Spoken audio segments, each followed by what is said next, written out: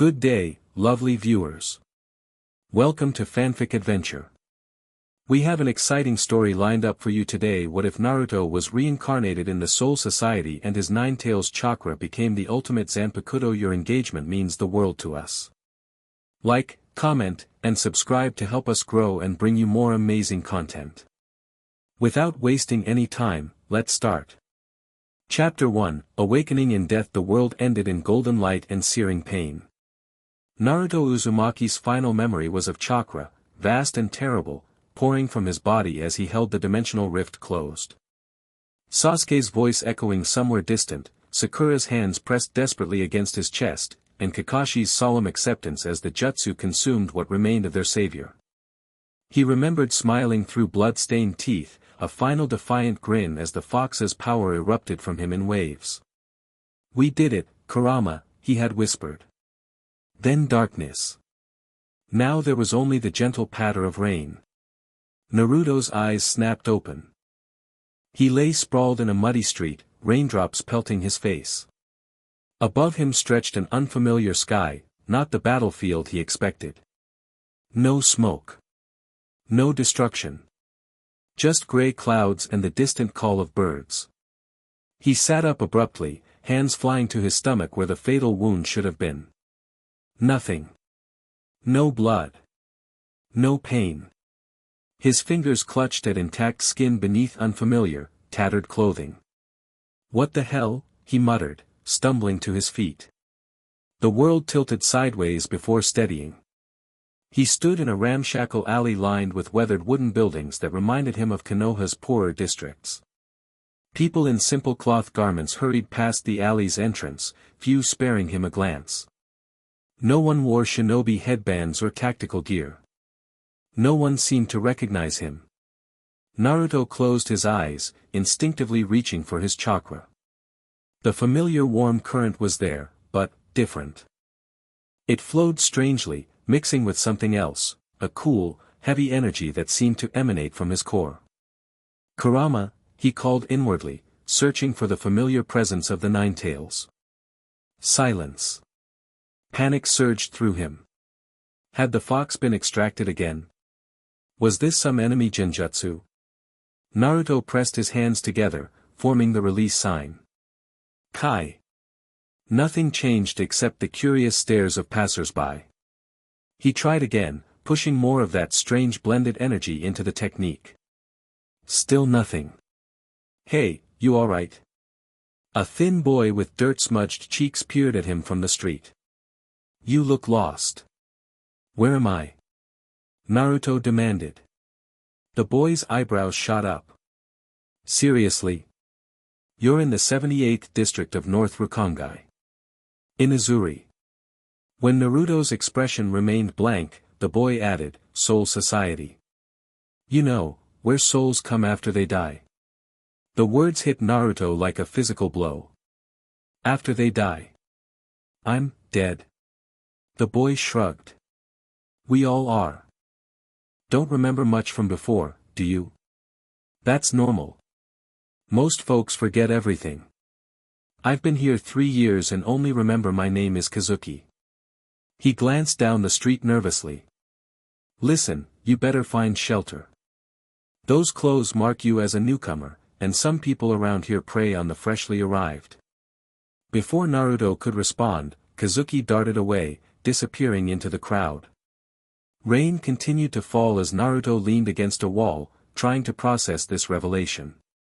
Dead. He was dead. The final battle, the dimensional rift, he had sacrificed himself. But if this was the afterlife, where was everyone else who had died? Where was Jiraiya? His parents? And where the hell was Kurama? A sudden wave of exhaustion hit him, his knees buckling. Hunger gnawed at his insides, a sensation he hadn't expected in death. He slid down the wall until he sat in the mud, head spinning. "I need to find shelter. Figure out what's going on." As the thought formed, something pulsed at his side. Naruto looked down, noticing for the first time a weight at his hip. A sheathed sword hung there, a katana with a deep crimson handle wrapped in black cord, its guard shaped like a swirling flame pattern. It hadn't been there moments ago, he was certain. When his fingers closed around the hilt, power surged through him. Familiar power. Kit. The voice echoed through his mind, deep, resonant, and unmistakable despite its strange new timbre. Kurama. Naruto gasped aloud. Don't draw the blade. Not yet. We're different now. Where are you? What's happening? I'm here. The sword. I've become part of you in a new way. Before Naruto could question further, screams erupted from down the street. He staggered to his feet, instinct overriding confusion. The strange new energy inside him flared as he moved toward the commotion, hands still resting on the sword's hilt. People fled in all directions as something massive crashed through a building. Through settling dust, Naruto glimpsed a monstrous form, towering, skeletal, with a bone-white mask covering its face and a gaping hole through its chest. It roared, the sound vibrating the very air. What is that thing? Naruto whispered. Hollow, Kurama's voice supplied. Corrupted soul. Dangerous. The creature swung a massive arm, sending debris flying as it seized a fleeing woman. She screamed, struggling in its grip as it lifted her toward gaping jaws. Naruto didn't think. He moved.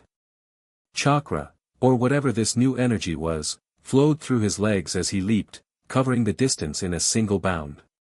His hand found the sword, drawing it in one fluid motion. The blade gleamed orange-red in the rain, trailing what looked like flames as he slashed downward. The hollow's arm separated at the elbow. The woman fell, scrambling away as the creature howled in rage. It turned baleful eyes on Naruto, who landed in a crouch before it. Hey ugly, Naruto called, grinning despite himself. The familiar rush of battle flowed through him. Picking on civilians. Bad move. The hollow lunged. Naruto sidestepped, surprised by his own speed. This body felt lighter, somehow more responsive than his living one. The sword in his hand hummed with energy, almost guiding his movements. Channel me through the blade, Kurama instructed. Like you would chakra through a kunai, but deeper. Naruto focused, directing the swirling energy down his arm and into the sword. The blade erupted with crimson-orange light, flickering like flames around the metal. When the hollow attacked again, Naruto met it with a single upward slash. The blade passed through the creature's mask like it was paper. The hollow froze, then began to dissolve into particles of light that scattered in the rain. Naruto stood panting in the sudden silence, staring at the glowing sword in his hand. The light faded slowly, leaving ordinary-looking steel. What just happened? He asked aloud. That's what I'd like to know, came a woman's voice behind him. Naruto whirled. A petite figure stood in the rain, dressed in a black hakama and kimono. Similar clothing to his own sword hung at her waist, and she regarded him with violet eyes that missed nothing. Despite her small stature, power radiated from her like heat from a furnace. Who are you? She demanded. And how does an unsanctioned soul in Rukongai possess a Zanpakuto? A what? Naruto tightened his grip on the sword. That. She nodded at the blade. The soul cutter sword. Only soul reapers should have them, and they're not given, they're earned. So either you've stolen that weapon, or... Her eyes narrowed. Something very unusual is happening. Naruto hesitated, uncertain whether to fight or flee. Kurama's presence pushed against his consciousness, a warning. Careful, Kit. She's powerful. Different from the ninja we know, but dangerous. I'm Naruto Uzumaki, he said finally. I just woke up here. This sword appeared. And when that monster attacked, you killed it with a single strike, she finished, studying him closely. I saw. That's not normal for an untrained soul, even with a stolen Zanpakuto. She crossed her arms. I'm Rukia Kuchiki of the 13th Division. You need to come with me. To where? The Siriidii. Soul Society's court. The captains will want to see you. Her expression softened slightly at his obvious confusion.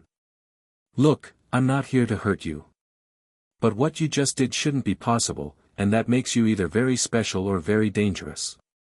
Naruto sheathed the sword slowly, feeling Kurama's energy settle into a low hum within the blade. And if I don't want to go with you? Rukia's lips twitched in what might have been a suppressed smile. Then we'd have a problem. But I don't think you want to make enemies on your first day in Soul Society, do you? Before he could answer, another presence materialized beside Rukia, a tall man with spiky red hair pulled into a ponytail and tribal-looking tattoos across his forehead. His hand rested on his own sword. Everything okay, Rukia? I felt the hollow vanish and then. He trailed off, staring at Naruto. Who's this? Our newest mystery, Rukia replied. Renji, meet Naruto Uzumaki. Apparently new to Soul Society, yet somehow in possession of a fully manifested Zanpakuto. Renji's eyes widened. That's impossible. Evidently not. Rukia gestured at Naruto's sword. He just took down a hollow with one strike. No training, no academy. So we're taking him in. We're escorting him to Captain Yukitake, Rukia corrected. This is above our pay grade. Naruto glanced between them, then at the ruined street around them. Rain-soaked civilians peered fearfully from doorways. The woman he had saved sat trembling against a wall, watching him with wide eyes. Whatever this place was, this Soul Society, he needed information more than he needed freedom right now. Fine, he said. I'll go with you. But I want answers too. Rukia nodded. Fair enough. Follow us, and try not to draw that sword again unless absolutely necessary. Your spiritual pressure is unusual. As they walked, Naruto felt dozens of eyes tracking their movement. Most belonged to the residents of Inazuri, but he sensed something else, a more focused attention from somewhere distant. Someone else had noticed his arrival. We're being watched, Kurama confirmed in his mind. So, Naruto said, falling into step beside Rukia, what exactly is a Soul Reaper? Across the Siriidii, in the darkened chambers of the 12th Division Research Facility, Captain Mayuri Kuratsuchi paused over his instruments. The monitors before him displayed a fluctuating spiritual pressure signature unlike any he had previously catalogued, a blend of Shinigami Ryatsu with something foreign, something that shouldn't exist in Soul Society. Captain, his lieutenant, Nimue, spoke from behind him.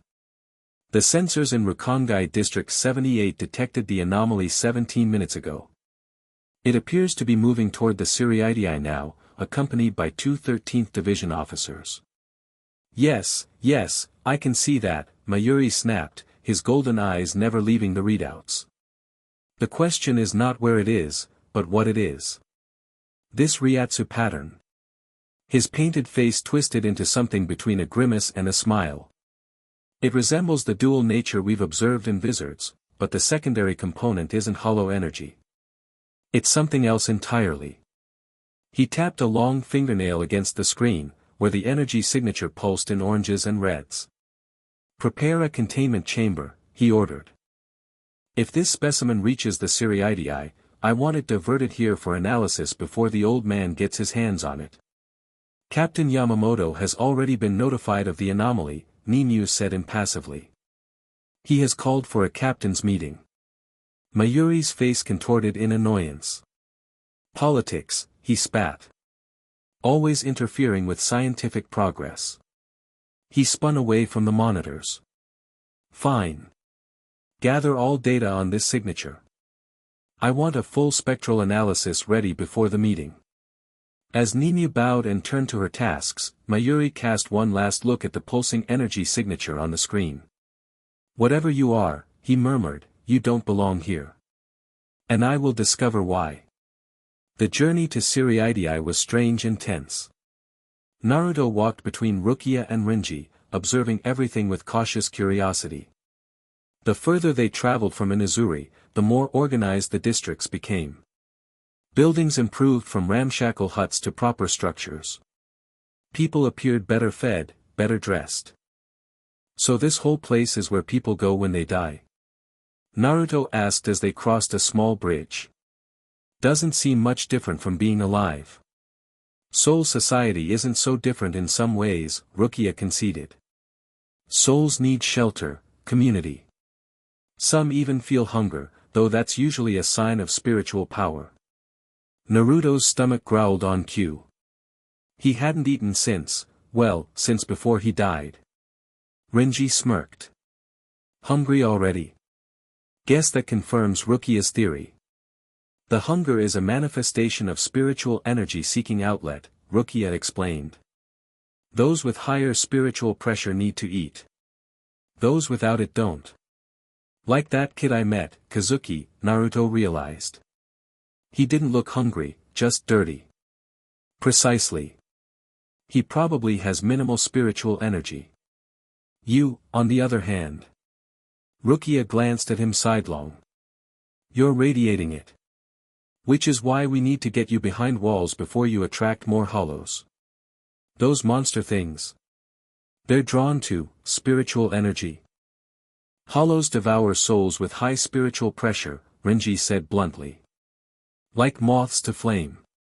Naruto digested this information, hand resting on Kurama's hilt. The fox had been unusually quiet since the hollow attack. The sword, he ventured. You called it a Zanpakuto. What exactly is it? Rukia's pace slowed slightly. A Zanpakuto is the manifestation of a soul reaper's power, a part of their soul-given form. They're born from years of training at the academy, where students learn to communicate with the spirit dwelling within their own soul. But I never trained at any academy, Naruto pointed out. This sword just appeared when I needed it. Which is precisely why we're taking you to the captains, she replied. Either you're lying about your origins, or something unprecedented has happened. She doesn't know the half of it, Kurama rumbled in his mind. What happens to people who come to soul society without spiritual pressure? Naruto asked, thinking of the thin-faced Kazuki. They live out their afterlife in the Rukongai districts, Rukia said. Some find peace. Others struggle. The outer districts especially can be rough. And soul reapers? What do they do exactly? We maintain balance, Renji answered. Guide pluses, normal souls, to soul society. Cleanse hollows so they can be reborn. Protect the living world from spiritual threats. We're the gatekeepers between worlds, Rukia added. Death gods, some call us. Naruto fell silent, processing this information. It sounded nothing like the pure land he'd been taught about in Konoha. Where were all the shinobi who had fallen before him? Where were his parents? Jiraiya? Eventually, they approached a massive wall that seemed to stretch endlessly in both directions. A giant gate loomed before them, flanked by a figure so enormous Naruto initially mistook him for a summoning jutsu. Jidanbo, Rukia called up to the giant. We return with a guest for Captain Yukitake. The massive gatekeeper peered down at Naruto, then at the sword at his hip. Another stray, Kuchiki. The captains won't be pleased. This one's different, she replied. Open the gate, please. With a grunt, the giant seized the massive door and heaved it upward. Beyond stretched a city of white walls and tiled roofs, vastly different from the Rukongai districts. It reminded Naruto vaguely of the Hyuga compound in Konoha, but expanded to the scale of an entire city. As they passed through the gate, Naruto felt a subtle shift in the air, a pressure that seemed to press against his skin from all sides. What's that feeling? He asked. Siriidii is saturated with condensed Reisher, spirit particles, Rukia explained. What you're feeling is the collective spiritual pressure of thousands of soul reapers. It's like walking through thick chakra, Naruto murmured. Rukia shot him a curious look. Chakra? What's that? Before he could answer, a black butterfly fluttered down, landing on Rukia's outstretched finger. She listened to some message Naruto couldn't hear, her expression growing serious. "Change of plans," she announced. "We're to take you directly to the 1st Division headquarters. Captain Commander Yamamoto has called a captain's meeting. Concerning you." Renji whistled low. "Already? News travels fast. Is that bad?" Naruto asked. "It means your arrival has caused quite a stir," Rukia said carefully. "The captain commander doesn't call meetings for trivial matters." They altered course, heading toward a prominent building at the city's heart. Soul Reapers they passed turned to stare at Naruto, conversations dying as they noticed the sword at his hip and the strange spiritual pressure emanating from him. "They sense me," Kurama observed. "And they don't know what to make of us. What should I tell them?" Naruto asked silently. "About you, about where we're from."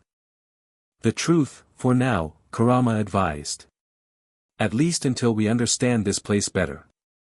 But be cautious, Kit. Power structures are the same everywhere, they fear what they don't understand." "We're here," Rukia announced, stopping before an imposing building. "Remember to bow when you enter, and speak only when addressed directly." Naruto nodded, squaring his shoulders. He'd faced down gods and monsters, he could handle a meeting of captains. Still, as massive doors swung open to reveal a long hall lined with imposing figures in white haori, he felt the weight of their collective power press down on him like a physical force. At the end of the hall sat an elderly man with a long beard, leaning on a gnarled wooden staff. Despite his age, his spiritual pressure dwarfed everyone else's in the room, a banked inferno waiting to erupt. "Rukia Kuchiki, Renji Abarai," the old man's voice resonated through the chamber. "You have brought the anomaly as instructed." "Yes, Captain Commander," Rukia bowed deeply. "This is Naruto Uzumaki, recently arrived in Rukongai. He manifested a Zanpakuto without training and defeated a hollow with a single strike." Murmurs rippled through the assembled captains. Naruto felt their scrutiny like physical touches, particularly from a skeletal-faced captain who stared at him with undisguised scientific interest. "Step forward, Naruto Uzumaki," the commander ordered. Naruto obeyed, bowing as Rukia had instructed, though not as deeply. He straightened to find 13 pairs of eyes fixed on him with expressions ranging from curiosity to open hostility. "I am Genryusai Shigekuni Yamamoto, Captain Commander of the Godiai 13, the old man stated. "You stand before the captains of Soul Society, boy. Your arrival has disturbed the spiritual balance in ways we have not seen before. Explain yourself." Naruto met the ancient Soul Reaper's gaze steadily. "My name is Naruto Uzumaki. I was a shinobi of Konohagakure. I died sealing a dimensional rift that threatened my world. When I awoke here, this sword appeared," he gestured to Kurama's blade, "and I used it to stop that hollow creature from killing a woman." "Shinobi?" A white-haired captain with a gentle demeanor stepped forward.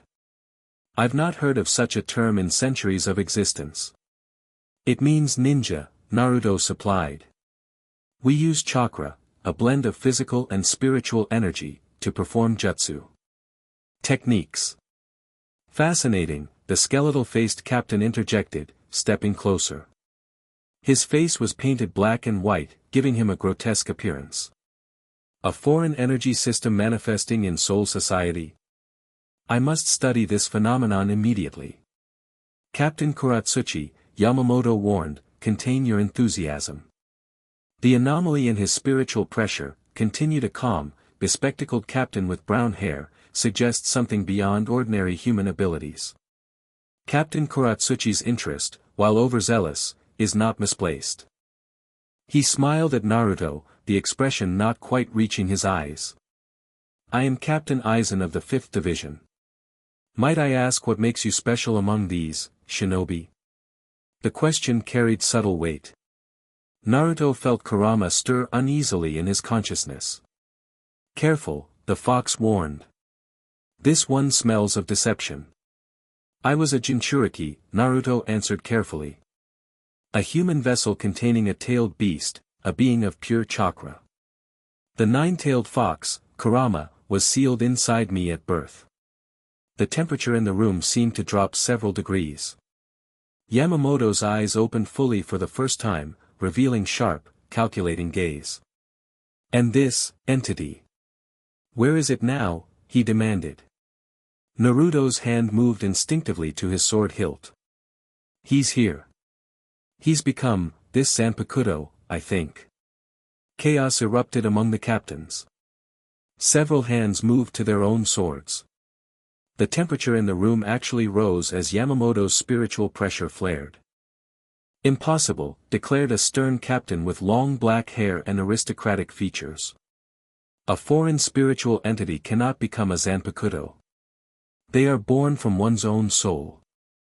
Unless, ventured Aizen thoughtfully, the entity had merged completely with the boy's soul before death. Kurama's voice rumbled through Naruto's mind. Let me speak to them. How? Naruto asked silently. Draw the blade, just an inch. I'll do the rest. Naruto hesitated, aware of the tension his revelations had caused. But keeping Kurama silent would only increase suspicion. Slowly, deliberately, he pulled the crimson-hilted blade a finger's width from its sheath. Orange-red energy erupted from the partially drawn sword, swirling around Naruto like flames. It coalesced beside him into a translucent, miniature version of Kurama, still fox-shaped, but smaller, more concentrated, his 9 tails fanning behind him. I am Kurama, the fox's voice echoed through the chamber, deep and powerful despite his reduced size. The 9-tailed fox of the shinobi world. This boy and I fought, died, and arrived here together. Our souls have been connected since his birth. The captain stared in stunned silence. Even Yamamoto seemed momentarily at a loss for words. Extraordinary, Captain Kuratsuchi breathed, his golden eyes gleaming with scientific avarice. This is unprecedented, said the white-haired captain who had spoken earlier. A manifested Zanpakuto spirit appearing physically beside its wielder, without achieving Bankai. I am no mere spirit, Kurama growled. I existed for centuries before this kit was born. I am power incarnate, shaped into this form by the transition to your realm. Regardless of origins, Yamamoto's voice cut through the commotion, the fact remains that an unregistered soul has manifested extraordinary powers within soul society. This represents either a valuable asset or a significant threat. I vote for containment and study, Kuratsuchi suggested eagerly. My facilities are perfectly equipped, the boy should be enrolled at the academy, interrupted a white-haired woman with a gentle but authoritative presence. Captain Unohana of the 4th Division, she added with a nod to Naruto. Unusual as your situation is, proper training would benefit both Soul Society and yourself. Training under supervision, amended the black-haired aristocratic captain. Perhaps within a division rather than the General Academy. An excellent suggestion, Captain Kuchiki, Aizen agreed smoothly. My division would welcome such a unique individual. Naruto glanced between them, increasingly uneasy with being discussed like property rather than a person. Kurama's manifestation faded as he resheathed the blade, but the fox's agitation remained a steady pulse against his consciousness. With respect, Naruto interjected, silencing the debate, I'd like to understand this world better before committing to anyone's service. Where I'm from, shinobi choose their path. Several captains frowned at his boldness, but the white-haired captain who had recognized the term shinobi smiled. A reasonable request, he said. I am Captain Yukitake of the 13th Division. Perhaps a compromise? You could reside within the Siriidii under observation but be granted limited freedom to learn about Soul Society before formal decisions are made. Yamamoto considered this, his ancient eyes evaluating Naruto.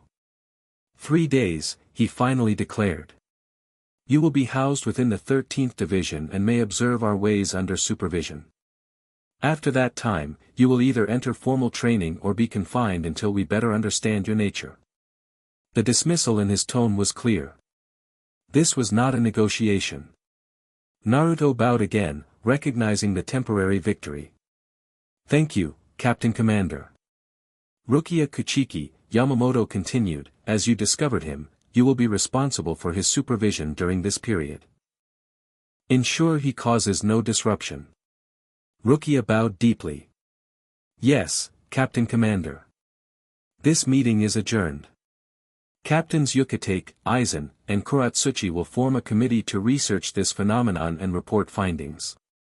As the captains dispersed, Naruto caught fragments of their discussions, speculation about his origins, debates about the implications of Kurama's existence, and concerns about security.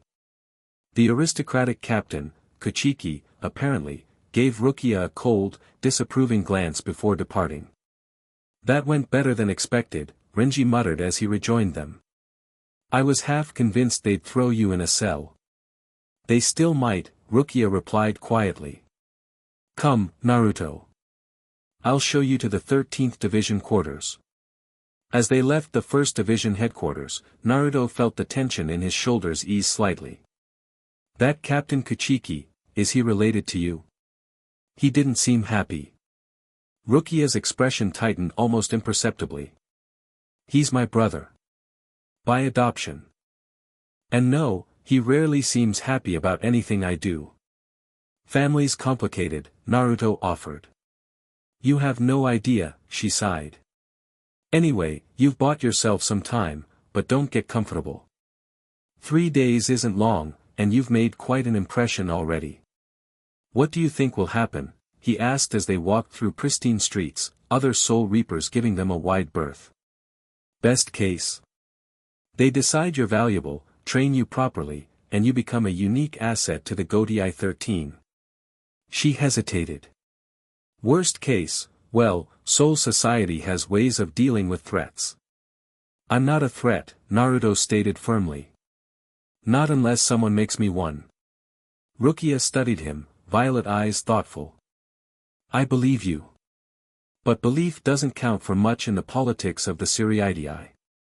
Actions do. She gestured ahead to a complex of buildings bearing the symbol for 13 on their gates. This is the 13th Division. Your home, at least for now. As they entered the division grounds, a tall man with spiky white hair approached, smiling warmly. Captain Yukitake moved with grace that belied his frail appearance. Ah, our guest arrives, he greeted. Welcome, Naruto Uzumaki. I hope you'll find our accommodations satisfactory while you're with us. Thank you for speaking up for me, Naruto replied, instantly warming to the captain's genuine kindness. Not everyone seems so willing to give me a chance. Soul Society has existed for millennia with certain unchanging truths, Yukitake said, leading them toward the barracks. Your arrival challenges several of them. Change is always met with resistance. He coughed briefly into his hand before continuing. But I've found that challenges to our understanding often lead to growth. Rukia's respect for her captain was evident in her expression. Captain Yukitake has arranged quarters near mine so I can fulfill my supervision duties. Which I expect to be light, Yukitake added with a smile. I sense no malice in you, Naruto, despite your unusual power. He glanced at the sword at Naruto's hip. A tailed beast becoming a Zanpakuto, fascinating. I look forward to learning more about your world. I have questions too, Naruto admitted. Like why I'm here specifically. Why not the Pure Land? And where are all the other shinobi who died before me? Yukitake's expression grew thoughtful. Souls arrive in Soul Society from many realms, not just one world. Perhaps your Pure Land exists elsewhere in the spiritual cosmos.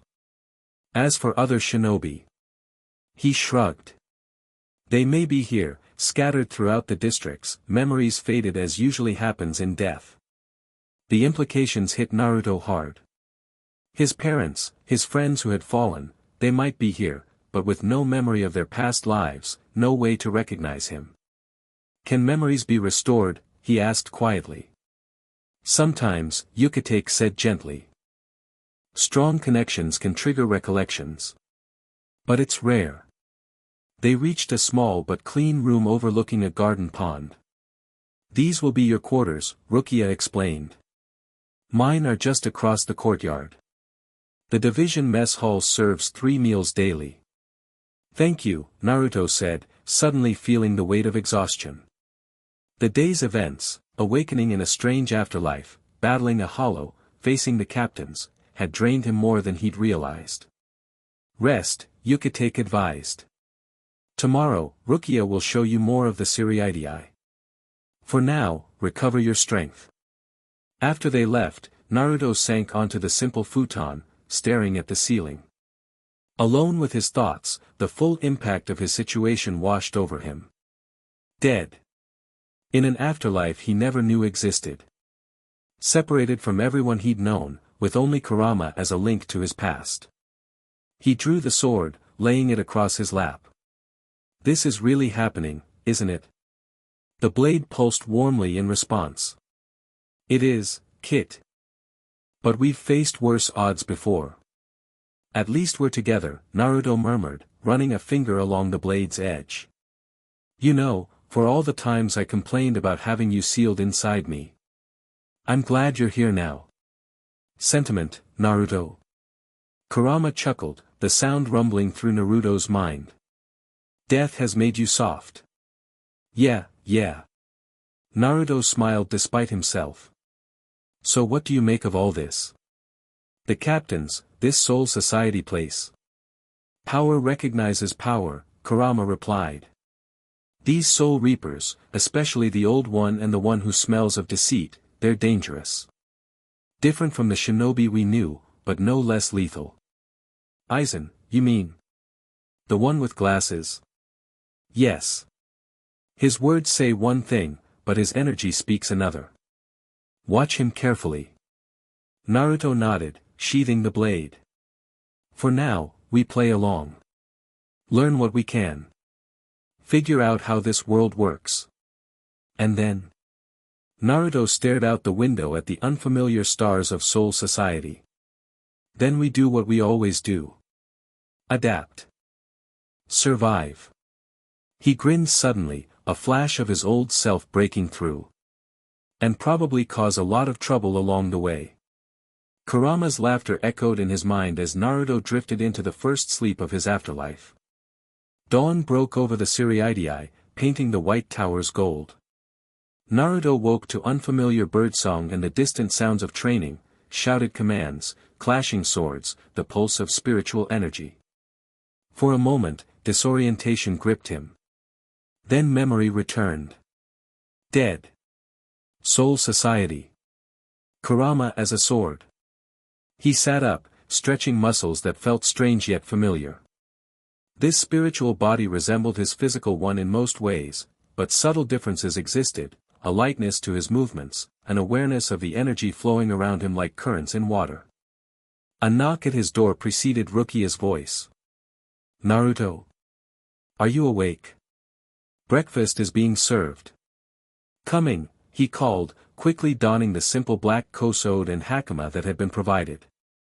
The uniform of a Soul Reaper trainee, Rukia had explained, though without the formal academy designation. Kurama's sword lay beside his futon. When he strapped it to his waist, the fox's presence stirred in his mind, alert and watchful. Rukia waited outside, already dressed in her uniform. She looked him over critically. You'll blend in better now. How did you sleep? Better than expected for someone who just learned they're dead, Naruto replied with a half-smile. A flicker of amusement crossed her face. Most souls don't remember their deaths. Your awareness makes you unusual even beyond your companion. She nodded toward his sword. The division mess is this way. As they walked, Naruto absorbed the activity around them. Soul Reapers performed drills in courtyards, flash-stepped between buildings, or carried stacks of papers between offices. It reminded him oddly of Konoha's daily rhythm, the familiar patterns of a military organization at peace. So what exactly do Soul Reapers do all day when they're not fighting those hollow things? He asked. Administrative work, mostly, Rukia admitted with a grimace. Reports, patrols, training. Each division has specific responsibilities. The 13th handles hollow suppression in the human world. Others focus on intelligence, healing, special operations. Sounds like the village system back home. We had divisions too, ANBU, Medical Corps, Intelligence. Rukia glanced at him curiously. Your memories are remarkably intact. Most souls remember only fragments, if anything. Maybe it's because of Kurama, Naruto suggested. We were linked in life. That connection might have preserved my memories in death. Perhaps. Or perhaps you simply haven't been dead long enough for memories to fade, she replied pragmatically. Either way, the captains will want to interview you more thoroughly about your origins. They reached a large hall where dozens of soul reapers sat eating at long tables. Conversations paused briefly as they entered, all eyes turning to Naruto before resuming with increased intensity. He caught fragments, speculation about his unusual Ryatsu, questions about the captain's meeting, and more than a few comparisons to someone named Ichigo. Who's Ichigo?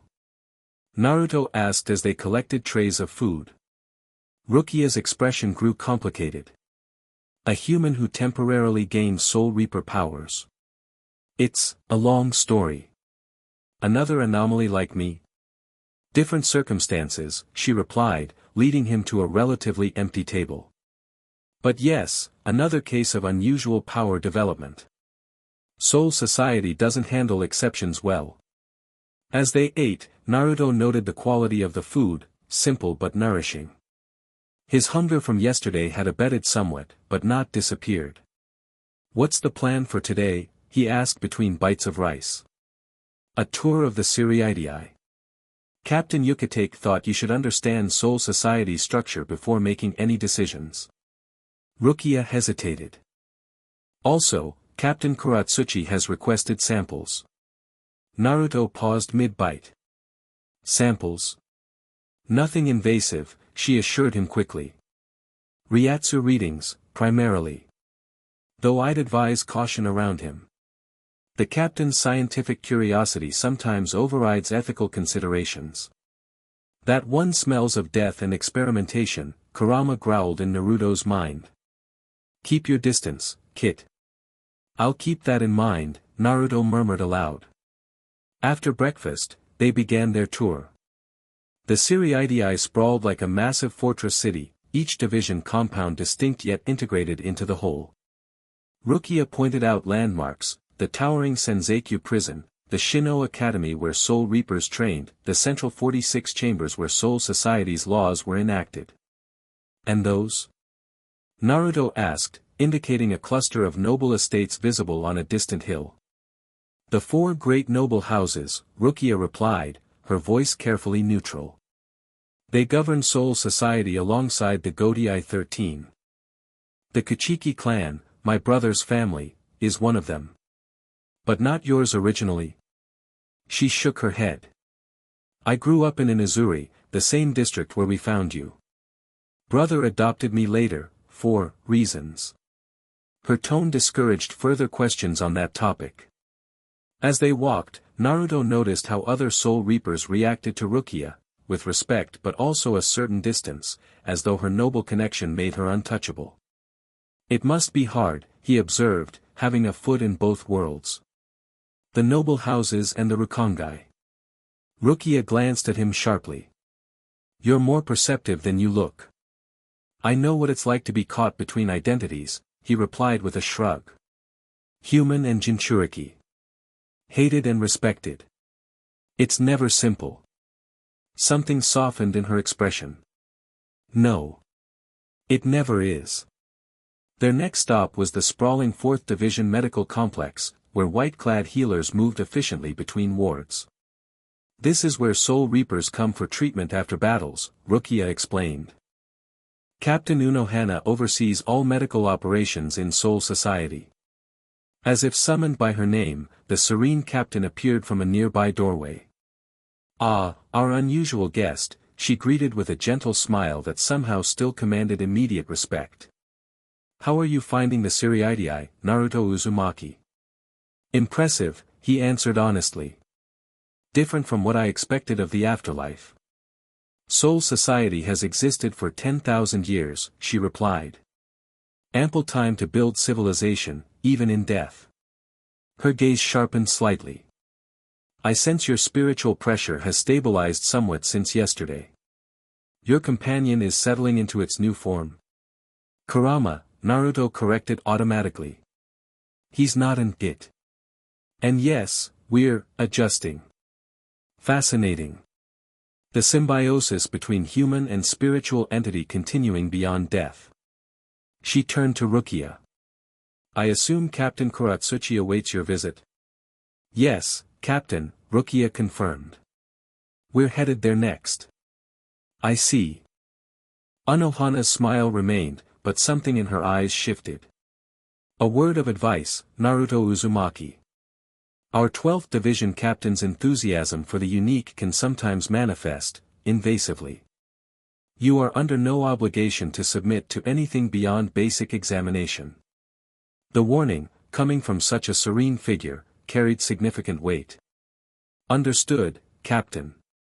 Thank you. As they departed, Naruto glanced back to find Unohana watching them thoughtfully.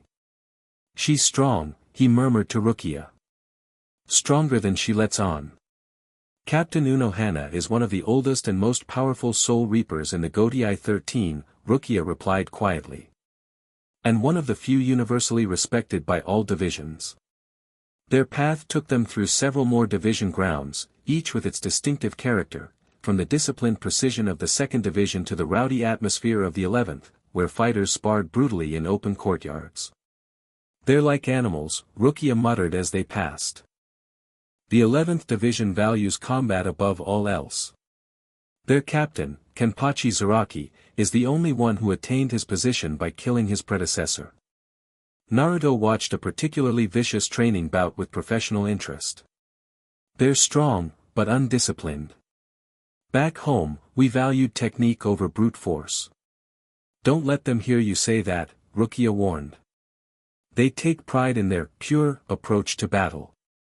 Finally, they reached a complex marked with the symbol for 12, a collection of laboratories and research facilities surrounded by unusual security measures. Even from outside, Naruto could feel strange energies emanating from within. The Research and Development Institute, Rukia explained. Captain Kuratsuchi's domain. Be vigilant, Kurama cautioned. This place reeks of experimentation and death. They were met at the entrance by the emotionless Lieutenant Naruto had glimpsed at the captain's meeting, a young woman with an artificial quality to her movements. I am Lieutenant Nimue Kuratsuchi, she stated flatly.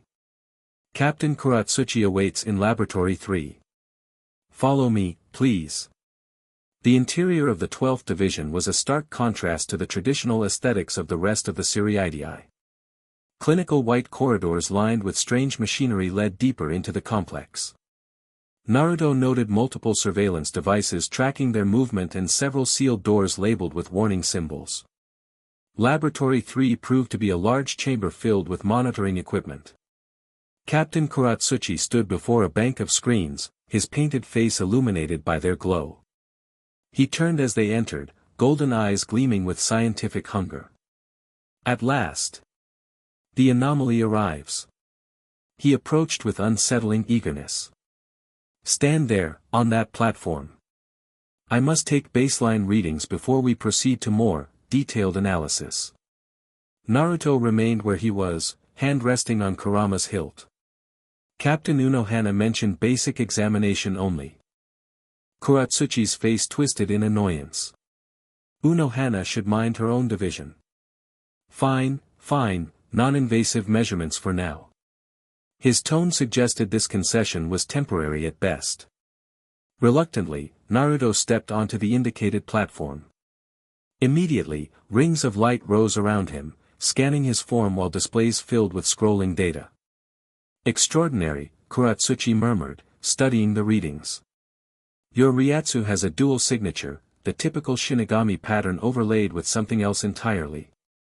And your sword. He focused on Kurama's blade. It already contains an imprint comparable to a fully realized Zanpakuto, yet you've had no training. He manipulated controls, intensifying the scan. I must see this entity that claims to be a tailed beast. Draw your sword, boy. His name is Naruto, Rukia interjected, earning a venomous glare from the captain. Fine. Naruto, draw your sword. I must observe this phenomenon directly. Naruto hesitated, consulting silently with Kurama. The fox's reluctance was palpable, but so was his curiosity about these readings. Let's see what he can detect, Kurama decided. But be ready to move if he tries anything. Slowly, Naruto unsheathed the crimson-hilted blade.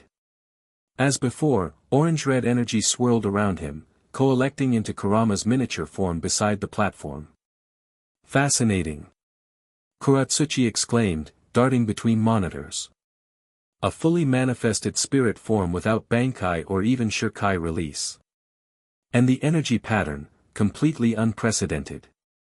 He turned to Kurama directly. You claim independent existence before binding to this boy. Explain your composition. Kurama's tails swished irritably. I am Chakra given consciousness, created at the dawn of the shinobi world when the Ten Tails was split into 9 entities. I existed for centuries before being sealed in this kit. Chakra. Kuratsuchi repeated, testing the word. This energy your wielder mentioned. Not quite Reisher, not quite Ryuryoku, something else. He turned to Naruto. Can you demonstrate this chakra in its pure form? Naruto glanced at Rukia, who nodded slightly. I can try, he said, sheathing Kurama and stepping off the platform. He formed the familiar hand sign, focusing the blended energy within him. It responded differently than in life, heavier, more resistant to shaping, but still malleable to his will. A blue-orange sphere formed between his palms, a Rasengan, but shot through with traces of spiritual energy that hadn't been present in life. Kuratsuchi's eyes widened. Compressed spiritual energy without a Zanpakuto as focus? Impossible. Not where I'm from, Naruto replied, maintaining the swirling sphere. Every shinobi learns to manipulate chakra. This is just one application. Show me another, the captain demanded, scientific hunger evident in his voice. Naruto dispersed the Rasengan, then formed different hand signs. Shadow Clone Jutsu. The technique felt strange in this spiritual body, but energy still split and materialized beside him, 3 perfect copies of himself, each with their own consciousness connected to the original. Kuratsuchi's shock was almost comical. Self-replication without a Zanpakuto? This contradicts fundamental principles of spiritual physics. He circled the clones, scanning them with a handheld device. Each possesses its own Ryatsu signature, nearly identical to the original. Rukia stared openly. I've never seen anything like this. Because it shouldn't be possible, Kuratsuchi muttered, continuing his examinations. Soul division is only achievable through specific Zanpakuto abilities or forbidden Kido. Yet this boy does it with mere gestures. Naruto dispelled the clones, feeling the drain on his energy. His techniques worked, but required more concentration in this form. I have hundreds more where that came from, he said, partly to see Kuratsuchi's reaction. Transformation techniques, elemental manipulation, sealing arts. The captain looked like he might explode with scientific excitement. You must remain for complete analysis. These abilities could revolutionize our understanding of spiritual energy manipulation. Another time, perhaps, Rukia intervened smoothly. We have other divisions to visit today, and Captain Yucatake expects us back by evening. Kuratsuchi scowled but didn't argue. Fine. But you will return, anomaly. These readings are merely preliminary. I require tissue samples, energy extractions, basic examination only, Rukia repeated firmly, steering Naruto toward the exit. Thank you for your time, Captain Kuratsuchi. As they hastily departed the 12th Division, Naruto exhaled in relief. I think he wanted to dissect me. He absolutely did, Rukia confirmed grimly. Captain Kuratsuchi views most beings as potential research subjects. Be glad Captain Unohana warned you. They walked in silence for a while, Naruto processing all he'd seen.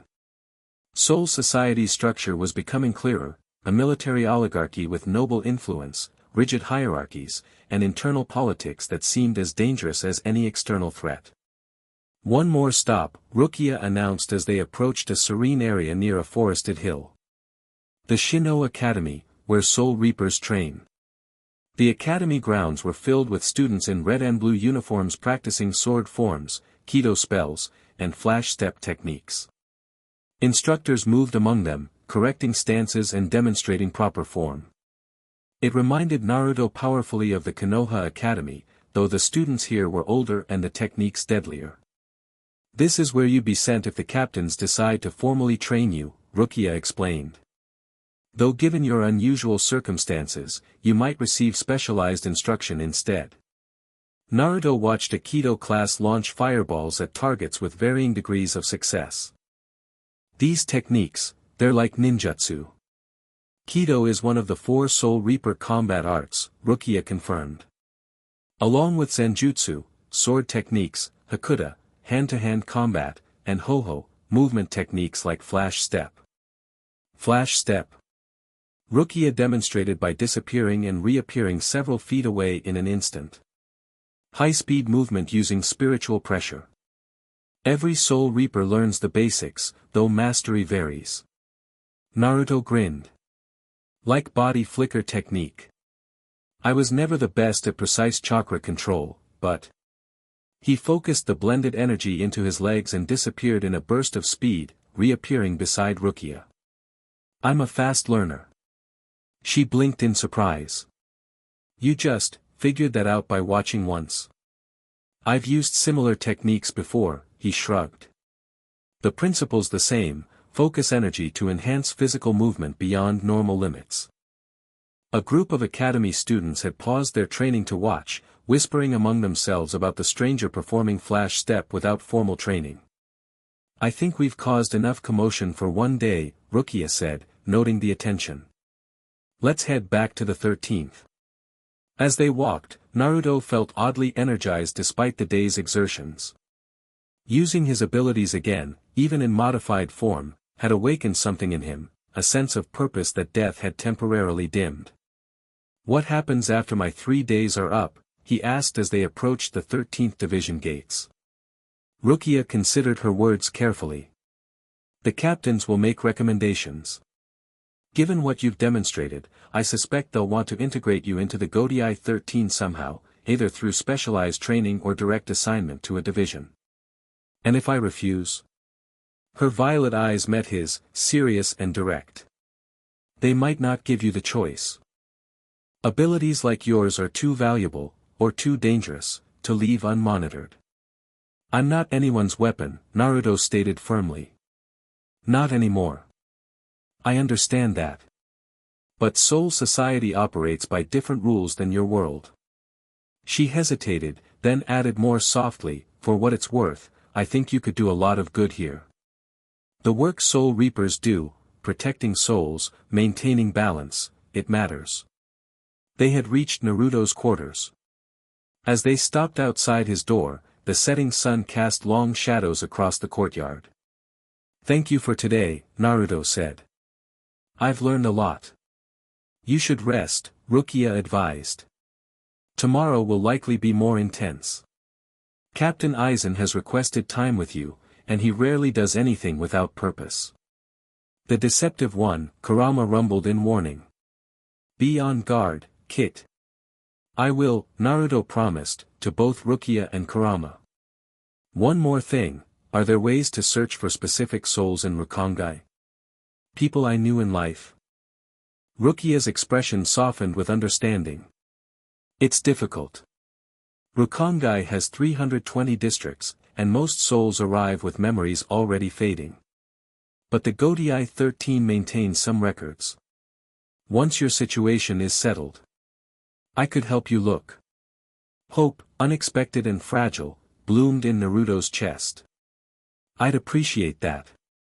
After Rukia departed, Naruto sat cross-legged on his futon, Kurama's sword laid across his lap. The day's experiences swirled in his mind, this strange afterlife with its own rules, powers, and conflicts. What do you make of all this? He asked aloud. Kurama manifested partially, just his head and upper body this time, conserving energy. It's a system as rigid as the shinobi world, but older. More entrenched. These soul reapers have power, but they're bound by traditions they barely question. Just like the ninja villages before Pain's attack, Naruto mused. Set in their ways until something forces change. And we might be that something, Kurama observed. Our presence alone disrupts their understanding of how souls and powers work. Naruto stared out the window at the darkening sky. I never wanted to start another revolution. I just wanted peace. Peace rarely finds those with power, Kit. You should know that by now. Yeah. Naruto sighed. So what's our play? Do we join them? Fight them? Run? For now, we learn, Kurama advised. This world has existed for millennia. Rushing in without understanding would be foolish, even for you. Hey! Kurama chuckled, the sound rumbling through Naruto's mind. Some things never change, even in death. Naruto smiled despite himself. Then another thought sobered him. Do you think they're here? Jiraiya-sensei, my parents.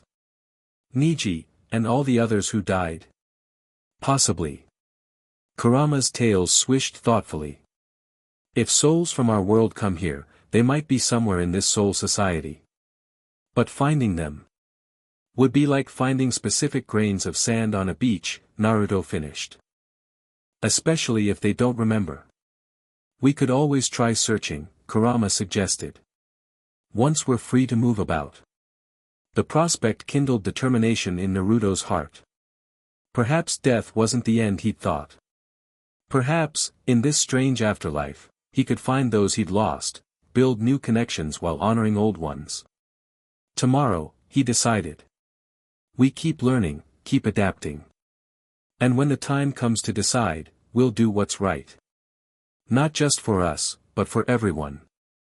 Just like always, Kurama rumbled approvingly. As night fell over the Siriidii, Naruto settled into meditation, synchronizing his spiritual energy with Kurama's. Whatever challenges this afterlife held, they would face them together, the boy who became a hero and the beast who became his friend. Death had changed their forms but not their bond. Across the Siriidii, in chambers both grand and modest, 13 captains contemplated the anomaly in their midst, each with their own designs for the boy with the nine-tailed Zanpakuto. On a rooftop overlooking the 13th division, a cloaked figure observed Naruto's quarters with calculating eyes. Dark hair fluttered in the night breeze as a slim hand tightened around the hilt of a Zanpakuto whose guard resembled a six-pointed star. So it's true, the figure murmured. A shinobi in Soul Society, with the nine tails no less. The observer had waited centuries for this moment, for confirmation that souls from the shinobi world could indeed reach this realm. Now, plans long dormant could finally proceed. With a whisper of flash step, the figure vanished into the night, leaving no trace except a single character painted in chakra-infused ink on the tile where they had stood, the symbol for shinobi. In his meditation, Naruto's eyes snapped open, sensing the faintest disturbance in the spiritual atmosphere around him. For a moment, he could have sworn he felt something familiar, a trace of chakra, pure and undiluted by Soul Society's erasure. But when he extended his senses, there was nothing to find but the quiet night and the distant hum of Soul Reaper activity throughout the Siriidii. Still, as he returned to meditation, a new wariness settled over him. Someone was watching. Someone who knew what he was. And in this unfamiliar afterlife, that knowledge could be either salvation or doom. Chapter 2, The Fox and the Blade. The sound of clashing steel echoed across the training field as dawn broke over Siriidii. Naruto stood at the center of a circle of opponents, Kurama's crimson-hilted blade a blur of motion as he deflected attacks from 4 directions simultaneously. Sweat beaded on his forehead, his breath coming in controlled bursts as he pivoted between strikes. Again! Barked the instructor, a battle-scarred Soul Reaper with a perpetual scowl. Faster this time. Uzumaki, stop relying on power, focus on precision. Naruto gritted his teeth as the training squad attacked once more. 2 weeks had passed since his arrival in Soul Society, and the captain's decision had been swift: specialized training under the joint supervision of the 13th and 5th divisions. No standard academy curriculum for the anomaly, instead, an accelerated program designed to harness his unique abilities while integrating him into the Godai 13 structure. It was brutal, exhausting, and exactly what he needed. He sidestepped a downward slash, countering with a strike that stopped just short of his opponent's ribcage. Point, he declared, before spinning to block another attack from behind. The movements came more naturally now. His shinobi training had always emphasized adaptability, and the transition to Zenjutsu, Soul Reaper swordsmanship, proved less difficult than expected. The real challenge was recalibrating his energy control for this new existence. As the exercise concluded, Naruto sheathed Kurama with a practiced motion. His training partners bowed respectfully before dispersing, their expressions a mixture of wariness and grudging admiration. "Your footwork is improving," noted a calm voice from the sidelines. Naruto turned to find Captain Aizen observing, his expression mild behind rectangular glasses.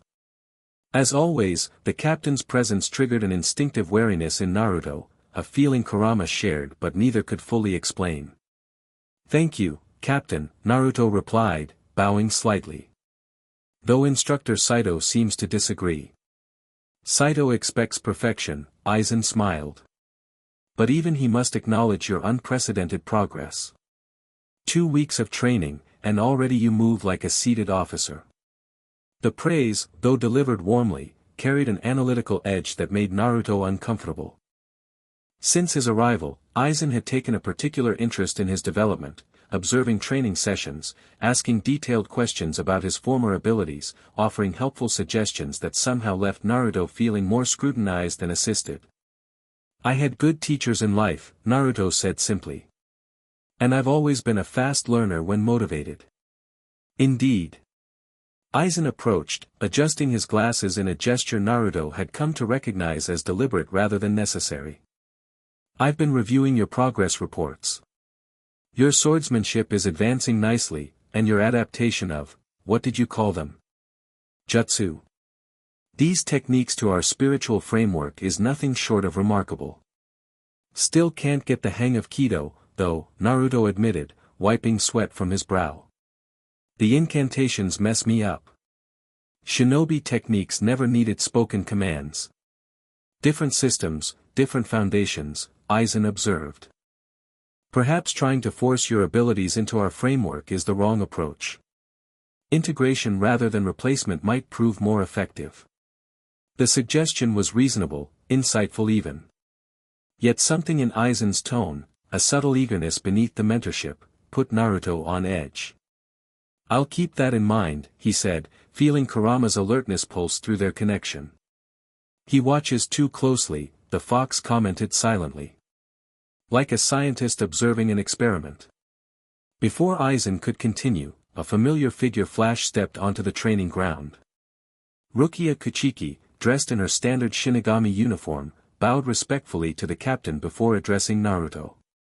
"Pardon the interruption, Captain Aizen, but Captain Yukatake has requested Uzumaki's presence for the afternoon training session."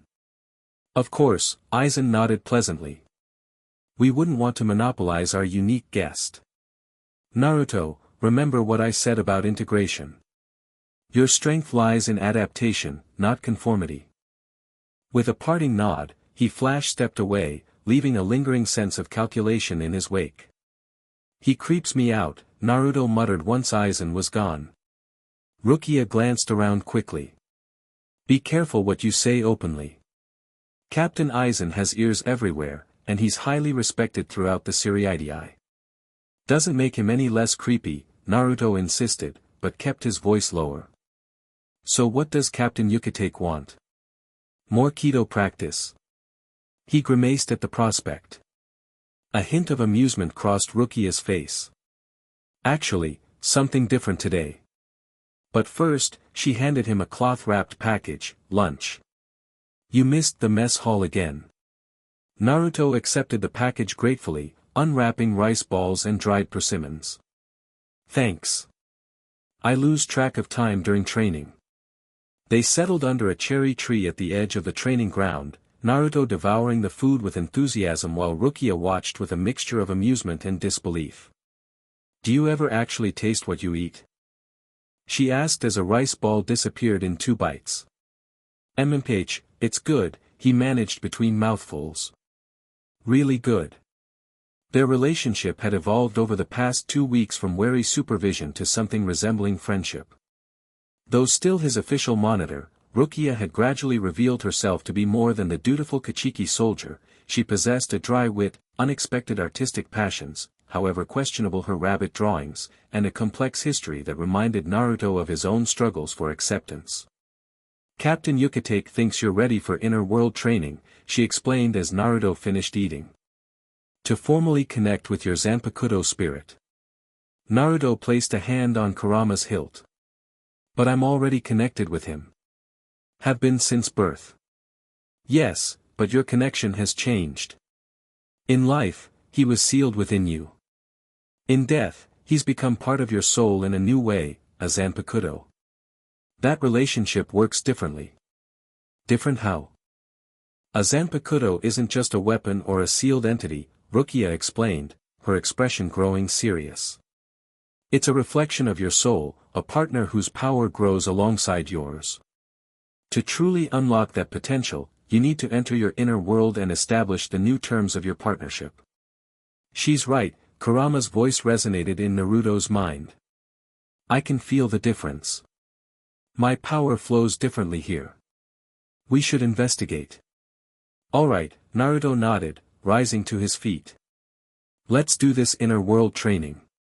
Captain Yukitake's private training grounds were secluded within a grove of ancient plum trees, their gnarled branches creating a natural barrier around a circular clearing. When Naruto and Rukia arrived, they found the white-haired captain kneeling beside a small pond, seemingly lost in contemplation. Captain, Rukia called softly. We're here. Yukitake turned, his serene smile belying the sharpness of his gaze as he evaluated Naruto.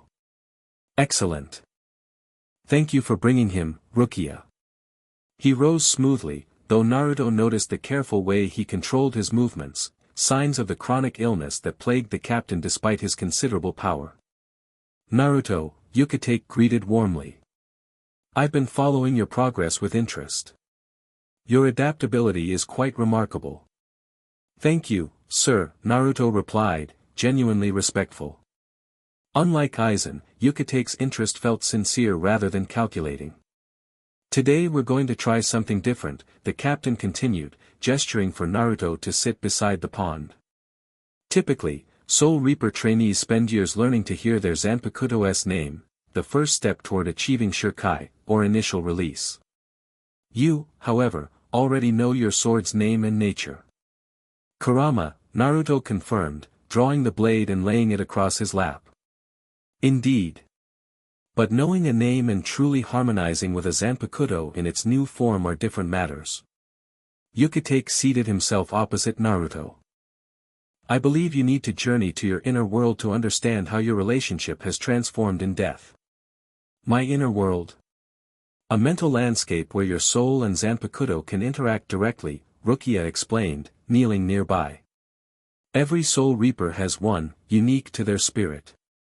Like my mindscape where Kurama was sealed, Naruto realized. In life, that space had manifested as flooded corridors and a massive cage, a reflection of the forced imprisonment that had defined their early relationship. Similar, perhaps, but likely changed now, Yukitake said. Death transforms us all. Place your Zanpakuto across your lap, close your eyes, and focus your Ryatsu inward. Search for the connection that binds you to Kurama, and follow it to its source. Naruto nodded, settling into a meditative pose he practiced thousands of times as a shinobi. He closed his eyes, breathing deeply as he turned his awareness inward. The flow of energy felt different in death, heavier, more fluid than the sharp precision of chakra, but the basic principle remained the same. He reached for the familiar presence of Kurama, following the thread of connection that had been with him since birth. The world around him faded as he sank deeper into meditation. "This way, Kit," Kurama's voice guided him, stronger now, closer. Naruto felt a sudden shift, a sensation of falling inward, and opened his eyes to find himself in a landscape unlike anything he'd expected. Gone were the flooded corridors of his living mindscape. Instead, he stood atop a massive tree that dwarfed even Konoha's largest. The trunk beneath his feet was wide as a street, its bark the color of sunset. The tree rose from the center of a vast forest that stretched to the horizon in all directions, its highest branches piercing low-hanging clouds. And everywhere, on branches, trunk, and surrounding landscape, ceiling formulas glowed with golden light, intricate patterns that seemed both familiar and transformed. No longer the restrictive barriers they had once been, they now appeared to be channeling energy rather than containing it. "What is this place?" Naruto whispered, turning slowly to take in the panoramic view. "Our inner world," came Kurama's voice, deeper and clearer than ever before. Naruto turned to find the fox lounging on a nearby branch, still massive, but nowhere near his original size. His 9 tails flowed like living flame behind him, and the ancient shackle that had once bound his neck was gone, replaced by a collar of ornate script that glowed the same crimson as the sword's hilt. "You're smaller," Naruto observed, approaching cautiously. Kurama snorted. "More concentrated. In this form, my power flows differently, more focused, less overwhelming." He stretched, claws digging into the bark. "It's not unpleasant." Naruto studied his partner carefully. "You don't mind being a weapon?" "I am not merely a weapon," Kurama's eyes narrowed. "I am part of your soul now, as you are part of mine. Our energies have merged in ways neither of us fully understand yet." He gestured with a tail to the forest below. "This inner world reflects that merger." Naruto looked down, truly seeing the forest for the first time. Amid the trees, he glimpsed familiar landscapes, fragments of Konoha, training grounds, battlefields where pivotal moments had occurred, but all transformed, growing from the forest floor like memories taking root. "It's beautiful," he admitted. "Better than the sewer, anyway." Kurama chuckled, the sound rumbling through the branches. "The sewer reflected your subconscious understanding of our relationship, something unwanted, hidden away. This." He swept a paw across the vista, "reflects our new reality. Partners, truly. No seal forcing compliance, no cage restricting movement." "But these markings," Naruto indicated the glowing formulas, "they're still sealing jutsu." "Transformed," Kurama corrected. "They channel our combined power now, rather than restraining mine. The knowledge your father imparted, adapted to our new existence." Naruto knelt, running his fingers along one of the glowing patterns.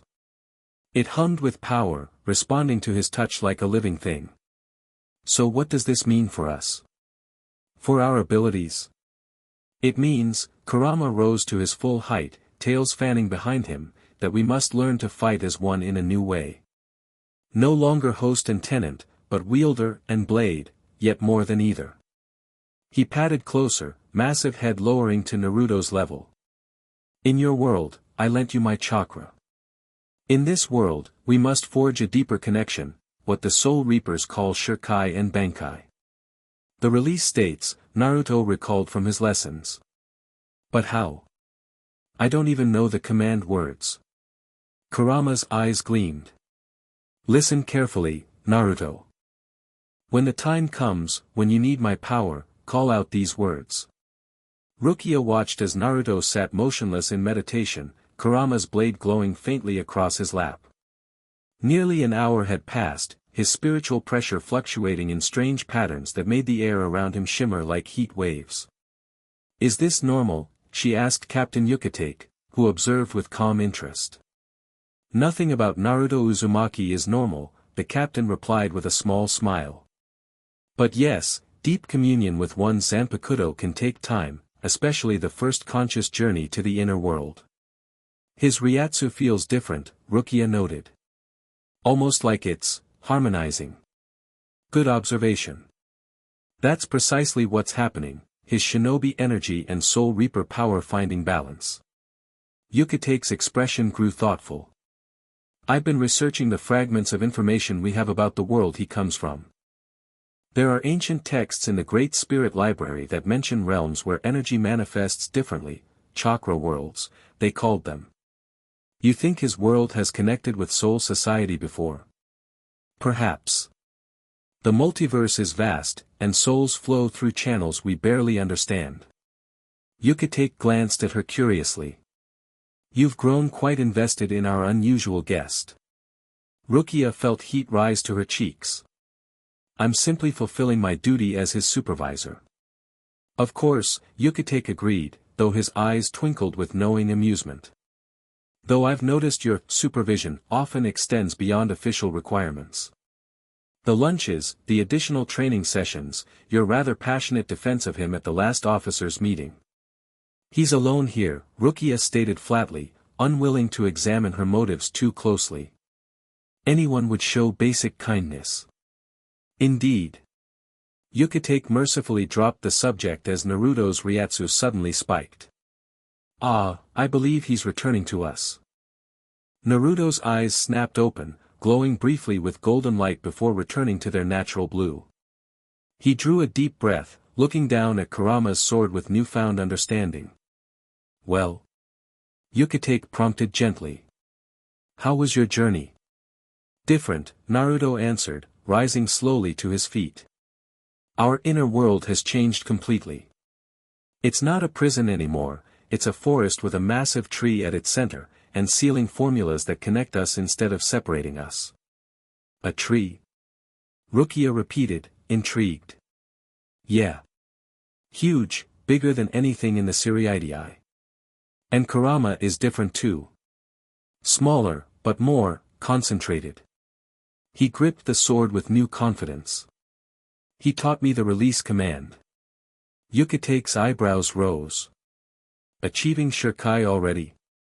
Most soul reapers train for years before reaching that stage. I want to try it, Naruto said, stepping toward the center of the clearing. Can I? Yukate considered for a moment, then nodded. The space here is warded against spiritual discharge. Proceed, but carefully.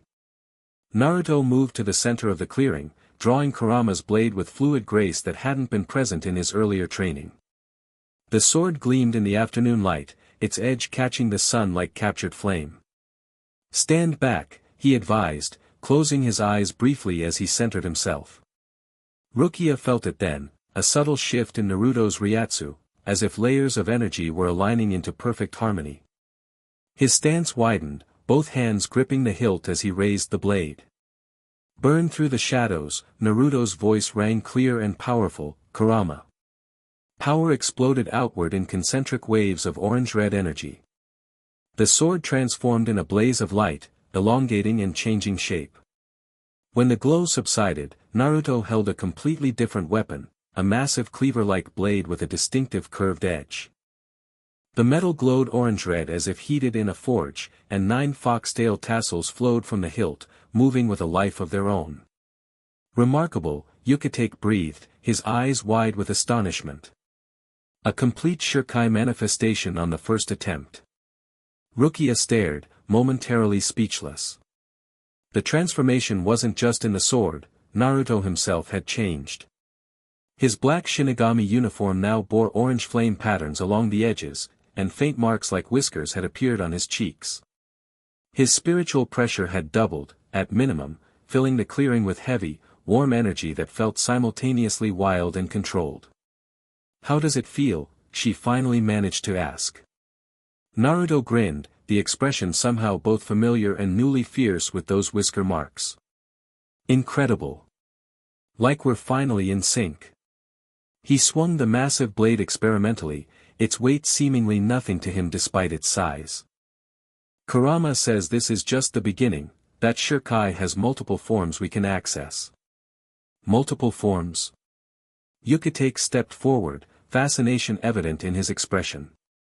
Most Zanpakuto maintain a single Shikai configuration. Watch this, Naruto closed his eyes briefly, his Ryatsu fluctuating. Sage form. The massive cleaver shimmered, contracting and transforming into dual trenched knives connected by a glowing chain of energy. The orange glow remained, but now interspersed with natural patterns resembling wood grain. Incredible, Yucatake murmured. Your Zanpakuto adapts to different fighting styles. Just like my abilities did in life, Naruto confirmed, shifting the knives with practiced ease. Kurama says each form corresponds to different modes of power I accessed while alive. As fascinating as the demonstration was, Rukia didn't miss the toll it was taking. Sweat beaded on Naruto's forehead, and his breathing had grown heavier. You should revert to sealed form, she suggested. First Shikai release drains considerable energy. Naruto nodded, releasing the transformation with a sigh. The dual knives reverted to Kurama's standard katana form, which he sheathed with practiced ease. Despite the momentary fatigue, his eyes shone with excitement. That was just a fraction of what we can do together, he declared. Kurama says with practice, we could access all my former abilities through Shikai, and eventually reach Bankai. One step at a time, Yucatake cautioned, though he smiled at Naruto's enthusiasm. Achieving Shikai so quickly is already unprecedented. You should rest and allow your spirit energy to replenish. Captain Yucatake is right, Rukia added. Even prodigies need recovery time. Naruto looked ready to argue, but a massive yawn betrayed his exhaustion. Fine, fine. But tomorrow we train with Shikai, right? Tomorrow, Yucatake agreed, we begin integrating your new abilities into formal combat training. But for now, return to your quarters and rest. That's an order, he added with gentle firmness. As they left the training ground, Rukia couldn't help but marvel at Naruto's progress. 2 weeks in Soul Society, and already he'd achieved what took most Soul Reapers years, if not decades. His adaptive capabilities, combined with Kurama's power, made for a combination unlike anything in Soul Society's recorded history. It was impressive, certainly. And increasingly worrying. Power like his attracted attention, not all of it benevolent. You're frowning, Naruto observed as they walked. Not impressed by my awesome Shikai? Rukia composed her features. It's not that. I'm just concerned about the pace of your development. The faster you advance, the more scrutiny you'll face from certain quarters. Like Aizen. Or your brother. Among others. She hesitated, then added, there are elements within Soul Society that view exceptional power as a potential threat rather than an asset. Captain Yucatake and I can shield you to an extent, but I need to be careful, Naruto finished. I get it. It's not so different from my village. Power always makes people nervous. They walked in companionable silence through the 13th Division grounds. The afternoon was waning, casting long shadows across the immaculate gardens and training fields. Other Soul Reapers nodded respectfully as they passed, though Rukia noticed the curious glances directed at Naruto. Word of his unique status had spread throughout the division. So, Naruto finally broke the silence. What do normal Soul Reapers do when they're not training or fighting hollows? Is it all work all the time around here? The question caught Rukia off guard. Well, there are recreational activities. The divisions hold competitions, there are festivals during certain seasons, some frequent the sake houses in the Siriidi's central district. And you? What do you do for fun? Rukia faltered, realizing she rarely thought about leisure time. Between division duties, Kuchiki family obligations, and now supervising Naruto, her personal time was limited. I draw, she admitted finally. And read. The Siriidii has excellent libraries. Naruto grinned. Drawing, huh? Those rabbit sketches in your notebook. Heat rose to Rukia's cheeks. You saw those? They're just practice pieces. They're cute, Naruto insisted, his grin widening at her embarrassment. Seriously. Way better than anything I could draw. Well, thank you, she replied stiffly, though secretly pleased by the compliment. What about you? Before all this, what did you do for enjoyment? Ramen, Naruto answered immediately, a wistful expression crossing his face. Ichiraku's had the best ramen in Konoha. My sensei would take me there after hard training days. His expression grew more contemplative. And just, being with friends. Team missions, festivals, even just watching clouds with Shikamaru sometimes. The longing in his voice struck Rukia unexpectedly. For all his rapid adaptation to Soul Society, he'd lost an entire world, friends, mentors, favorite places. She'd been so focused on his exceptional abilities that she'd sometimes forgotten the person beneath them. There's a decent noodle shop in the central district, she found herself offering. Not ramen exactly, but similar. Perhaps we could visit sometime, when you have a training break. The genuine smile that lit up his face made something warm unfurl in Rukia's chest. I'd like that, he said simply. They had reached his quarters.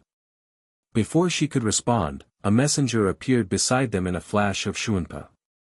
Kuchiki-san, the messenger bowed. Your presence is requested at the Kuchiki Manor immediately. Captain Kuchiki requires your attendance at a family gathering this evening. Rukia's expression cooled instantly. Please inform my brother I will arrive shortly. The messenger disappeared, leaving an awkward silence in his wake. Duty calls? Naruto asked. Family politics, Rukia sighed. I'd forgotten about this gathering. The Kuchiki elders enjoy parading the clan members periodically to discuss lineage and prospects. The distaste in her voice was evident. Sounds fun, Naruto remarked sarcastically. Good luck with that. Rest well, Rukia said, already mentally preparing for the ordeal ahead. Tomorrow's training will be intense now that you've achieved Shikai. As she flash-stepped away, Rukia found herself oddly reluctant to leave. The Kuchiki gatherings were always an exercise in carefully manufactured politeness, with undercurrents of judgment and evaluation. Naruto's straightforward company, in comparison, felt like a breath of fresh air.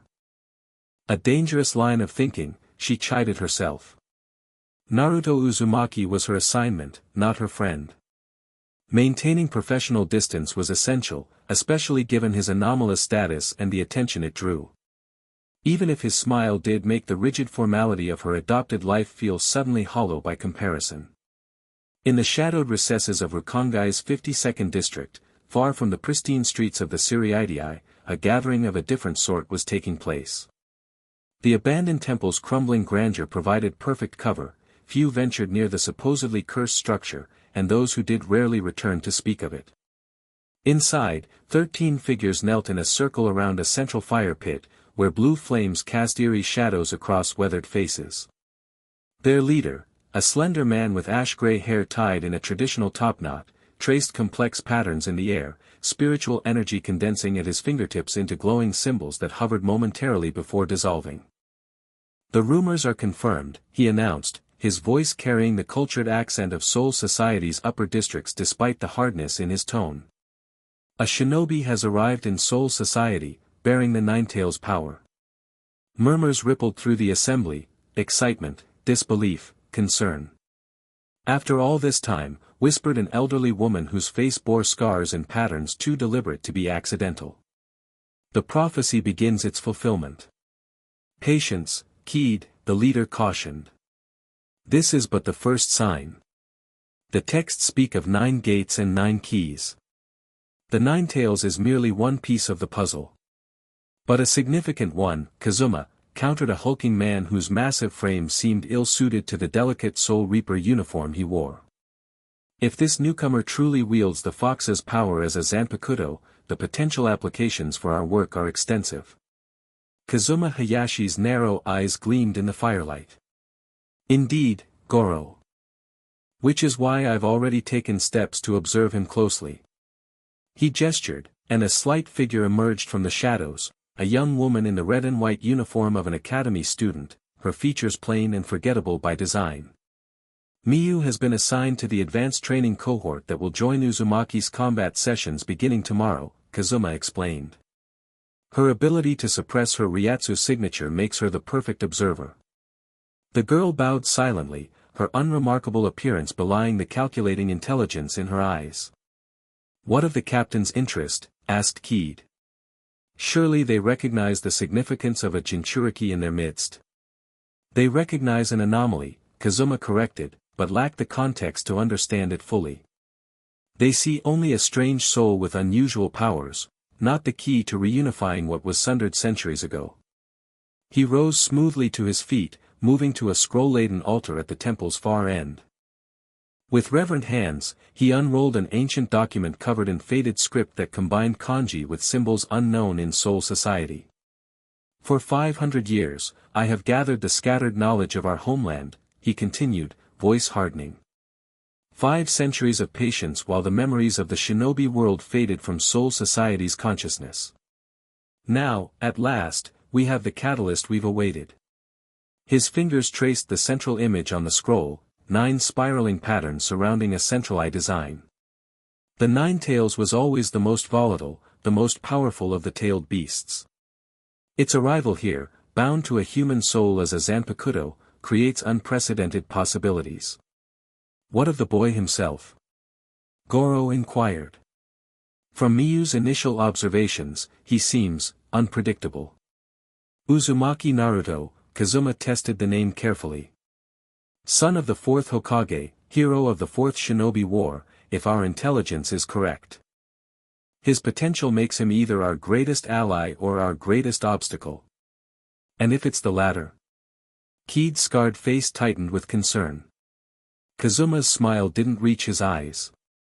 Then we proceed with the contingency. He turned to a silent figure kneeling at the circle's edge, a woman whose hollow-like mask concealed all but cold eyes. Hiniko stands ready with the separation protocol. If the boy cannot be persuaded, the 9 tails can be liberated. The masked woman inclined her head slightly, the gesture somehow conveying eagerness despite its subtlety. For now, we watch and wait, Kazuma concluded. Miyu will assess his character and potential receptiveness to our cause. The other pieces continue to fall into place as the spiritual boundaries between realms grow increasingly unstable. He closed the ancient scroll with careful hands. In the meantime, our work in the outer districts continues. Goro, report on the hollow fusion experiments. The large man straightened. Progress exceeds expectations, Master Hayashi. The latest subjects demonstrate 68% compatibility with the modified spiritual particles. They maintain consciousness through the hollowification process and respond to basic commands. Excellent. And the Kido Jutsu integration? Less stable, Goro admitted reluctantly. The energy patterns conflict at higher intensity levels. We've lost 3 researchers to feedback explosions this month alone. Kazuma's expression hardened. Unacceptable. The foundation of our work is the synthesis of shinobi arts with Soul Reaper techniques. Without that integration, we merely replicate existing forms rather than transcending them. Perhaps, ventured another follower hesitantly, the newcomer's hybrid energy could provide the missing catalyst. Precisely my thinking, Kazuma agreed, his mood lightening. Uzumaki's natural integration of chakra with Ryatsu may hold the key to stabilizing our formulas. He turned back to Miyu. You will focus particularly on his energy manipulation techniques. Record everything, hand signs, energy flow patterns, verbal components. The plain-faced girl bowed again. Yes, Master Hayashi. Remember, Kazuma addressed the assembled followers, our goal is not merely power, but transformation. Soul Society has existed in stagnation for 10,000 years, ruled by aristocrats who hoard knowledge and maintain artificial scarcity of spiritual resources.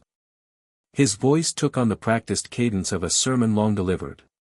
The shinobi system, for all its flaws, offered a path to advancement through merit rather than birth. By reunifying the sundered knowledge of our homeland with the spiritual arts of this realm, we will create a new order, one where power flows to the worthy rather than the privileged.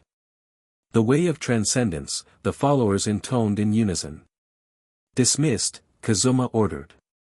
Return to your assigned positions and maintain absolute secrecy. We are closer than ever to our goal, but premature exposure would bring the full might of the Godai 13 against us. As the assembly dispersed, Kazuma motioned for Miyu to remain behind. When they were alone, his formal demeanor softened slightly. You understand the delicacy of your assignment? Yes, master, she replied, eyes downcast. Observe without engaging, record without interfering. This goes beyond mere surveillance, Kazuma corrected, lifting her chin with one finger. Uzumaki Naruto is not simply a subject of study, he is potentially the final piece of our grand design. I need to know not just his abilities, but his character. His motivations. His vulnerabilities. I understand. Good. He released her. If he proves receptive to our cause, approach him, carefully, gradually. He died a hero, and heroes often carry their idealism into death. Appeal to that idealism. And if he's opposed to our methods? Kazuma's expression hardened once more. Then identify his weaknesses so that Hiniko can separate him from the Nine Tails cleanly. He turned away, dismissing her with a wave. Now go. Dawn comes early, and you must be in position when the training cohort assembles. After she departed, Kazuma returned to the ancient scroll, unrolling it fully in the blue firelight. The central eye design seemed to pulse with its own inner luminescence, a trick of the light, perhaps, or something more. 500 years, he murmured to the empty temple. 5 centuries since I awakened in this realm with memories intact, since I began gathering the scattered fragments of our world's knowledge.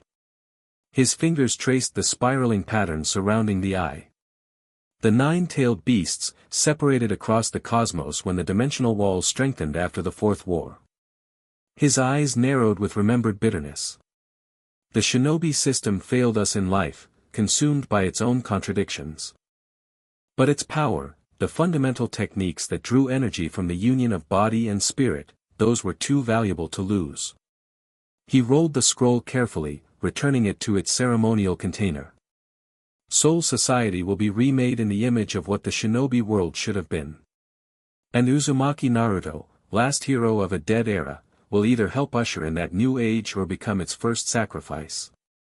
Morning arrived with the persistent chiming of a spirit bell outside Naruto's quarters. He groaned, rolling from his futon with bleary reluctance. 2 weeks in Soul Society had adjusted him to the daily rhythms of the Godai 13, but his appreciation for early mornings remained unchanged from life. I'm up, he muttered to the empty room. Barely, Kurama's amused voice commented in his mind. For someone who achieved Shikai yesterday, you're remarkably unenthusiastic about training with it. It's not the training I mind, Naruto yawned, donning his Shinigami uniform with practiced ease. It's the ungodly hour they schedule it for. He strapped Kurama's sword to his hip, feeling the comfortable weight settle against his side. Since yesterday's breakthrough, their connection felt stronger, more harmonious, the blade no longer just a container for Kurama's essence but a true extension of their combined power. The captains will be watching today, Kurama warned as Naruto stepped outside. Your display yesterday won't have gone unnoticed. Let them watch, Naruto replied, stretching in the morning sunlight. We've got nothing to hide. Not hide, perhaps. But caution remains advisable. Before Naruto could respond, a familiar spiritual pressure approached, the distinctive cool, precise energy that he'd come to associate with Rukia. She appeared around a corner, already fully uniformed and alert despite the early hour. You're late, she declared without preamble. Good morning to you too, sunshine, Naruto retorted with exaggerated cheerfulness. Sleep well at your fancy family gathering? A flash of annoyance crossed her face. The Kachiki clan functions are not about comfort or enjoyment. They're about duty. Sounds thrilling, Naruto fell into step beside her as they headed toward the main training field. So what's the plan today? More Shikai practice. Integration training, Rukia replied, her professional demeanor returning. You'll be working with a cohort of advanced academy students to develop team combat techniques incorporating your unique abilities. Naruto perked up. Finally.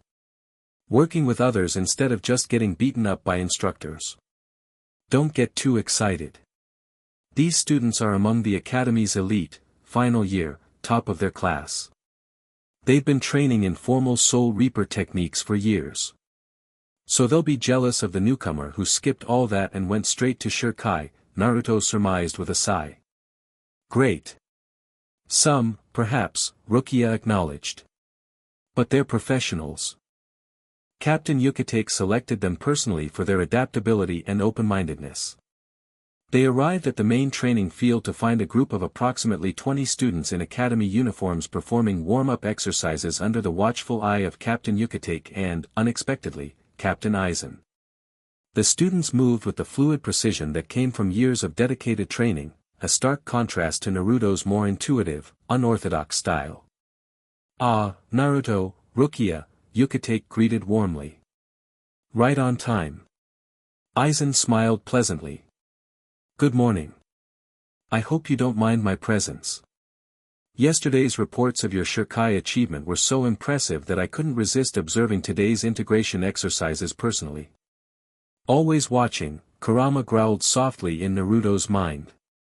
Not at all, Captain, Naruto replied with forced politeness. Happy to have the audience. Yucatake gestured toward the assembled students, who had stopped their exercises and now stood at attention. These are the top candidates from this year's Academy graduating class. All have achieved Shikai and demonstrated exceptional aptitude in the 4 combat disciplines. The students regarded Naruto with expressions ranging from curiosity to barely concealed resentment. One tall, broad-shouldered young man in particular fixed him with an openly hostile glare. Today's exercises will focus on incorporating your unique abilities into standard Soul Reaper tactical formations, Yucatake continued. Lieutenant Shiba of the 13th Division will oversee the practical demonstrations. On cue, a tall man with spiky black hair and an easy grin flash-stepped onto the field. Morning, everyone. Kaiin Shiba, at your service. He surveyed the group with experienced eyes. So you're the famous anomaly, he addressed Naruto directly. Captain Yucatake tells me you achieved Shikai after just 2 weeks. That's either incredible talent or incredible luck. Bit of both, Naruto admitted with a sheepish grin, instantly liking the lieutenant's straightforward manner. Well, let's see what you've got, Kaiin clapped his hands together. We'll start with basic formation drills, then move to situational response scenarios. Naruto, since you're our wild card, I want to see your Shikai first so we can plan around its capabilities. Naruto nodded, stepping forward as the students formed a semicircle at a respectful distance. He drew Kurama's sealed form, centering himself as he had the previous day. Burn through the shadows, Kurama. The transformation was smoother this time, power flowing outward in controlled waves as the katana shifted into its massive cleaver form. The whisker marks appeared on his cheeks as the 9 tassels flowed from the hilt, moving with independent life. Murmurs rippled through the assembled students. Even Kaiin looked momentarily taken aback by the dense spiritual pressure emanating from the transformed blade. Impressive, the lieutenant recovered quickly. That's a power-type Zanpakuto if I ever saw one. What can it do besides look intimidating? Multiple configurations, Naruto explained, focusing briefly. Sage form. The blade transformed into the dual trench knives connected by energy. And this is just the beginning. Kurama says we can access more forms with practice. A multi-configuration Zanpakuto, Aizen observed quietly to Yucatake. Truly unprecedented. Kaiin whistled appreciatively. Well, that opens up tactical options. Can you demonstrate some combat applications? Naruto grinned. Better set up some targets. The next hour consisted of Naruto demonstrating various techniques adapted from his shinobi days, Rasengan channeled through the blade, shadow clones wielding synchronized Zanpakuto copies, and a modified version of his wind-style techniques that now incorporated Ryatsu into slashing energy waves. The academy students watched with expressions of increasing astonishment as techniques they'd never imagined possible unfolded before them. Even Kaien, despite his experience, found himself repeatedly surprised by the unorthodox applications of spiritual energy. The clones are the real game changer, the lieutenant declared as Naruto's demonstration concluded. Most Zanpakuto with multiplication abilities create temporary copies with reduced power. Yours seem to maintain consistent strength across all duplicates. They divide my energy evenly, Naruto explained, dismissing the clones he'd created. Each gets an equal share of my power, but they can all wield Kurama's Shikai independently. Perfect for encirclement tactics, Kaien mused. Alright, let's integrate you into some standard formations and see how your abilities complement traditional Soul Reaper techniques. The training proceeded with Naruto joining different student groups for tactical drills. Some adapted quickly to his unusual fighting style, incorporating his clone abilities and transforming Blade into their formations with creative enthusiasm. Others struggled, their rigid adherence to academy teachings clashing with Naruto's more fluid, improvisational approach. The tall, hostile student, who Naruto learned was named Takeo Kojima, heir to a minor noble house, made his disdain increasingly obvious. Your technique lacks discipline, he criticized after a particularly chaotic exercise where Naruto's clones had successfully flanked a hollow simulation that Takeo's Kido barrier was supposed to contain.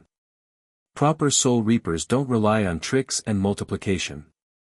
The hollow was neutralized, Naruto pointed out. Isn't that the objective? The objective is to follow proper protocol, Takeo insisted, his hand tightening on his own Zanpakuto. Something you wouldn't understand, having bypassed all standard training. Before the tension could escalate, Kaien intervened smoothly. Different techniques for different situations, Kojima. Adaptability is a virtue in real combat. With respect, Lieutenant, Takeo's voice was stiff with barely contained anger, there are traditions and standards that define what it means to be a Soul Reaper. Allowing exceptions undermines the entire system. Naruto recognized the argument all too well, he'd heard similar objections throughout his life as a Jinchuriki. The establishment pushing back against anomalies that challenged their orderly worldview. Perhaps, suggested Captain Aizen, who had been observing silently, a practical demonstration would be instructive. Kojima-kun has achieved an impressive Shikai himself, one of the Academy's finest this year. A sparring match might illuminate the strengths of both traditional and unorthodox approaches. Takeo straightened, clearly pleased by Aizen's recognition. I would welcome the opportunity, Captain. All eyes turned to Naruto, who shrugged. Fine by me. Rukia shot him a warning glance that clearly said don't overdo it. Kaien considered for a moment, then nodded. All right. A demonstration bout, first to achieve a clear victory point wins. Standard safety protocols apply. The training field cleared quickly as students formed a wide circle around the designated sparring area. Naruto and Takeo took positions at opposite ends, each evaluating the other with measured consideration.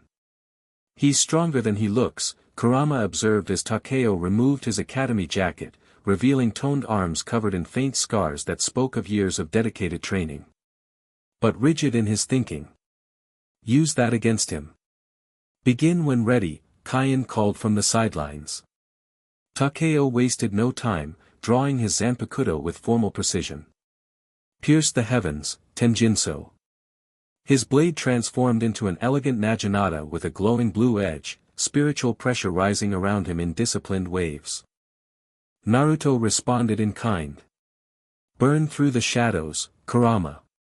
The massive cleaver materialized in his hands, orange-red energy flowing around him as the whisker marks darkened on his cheeks.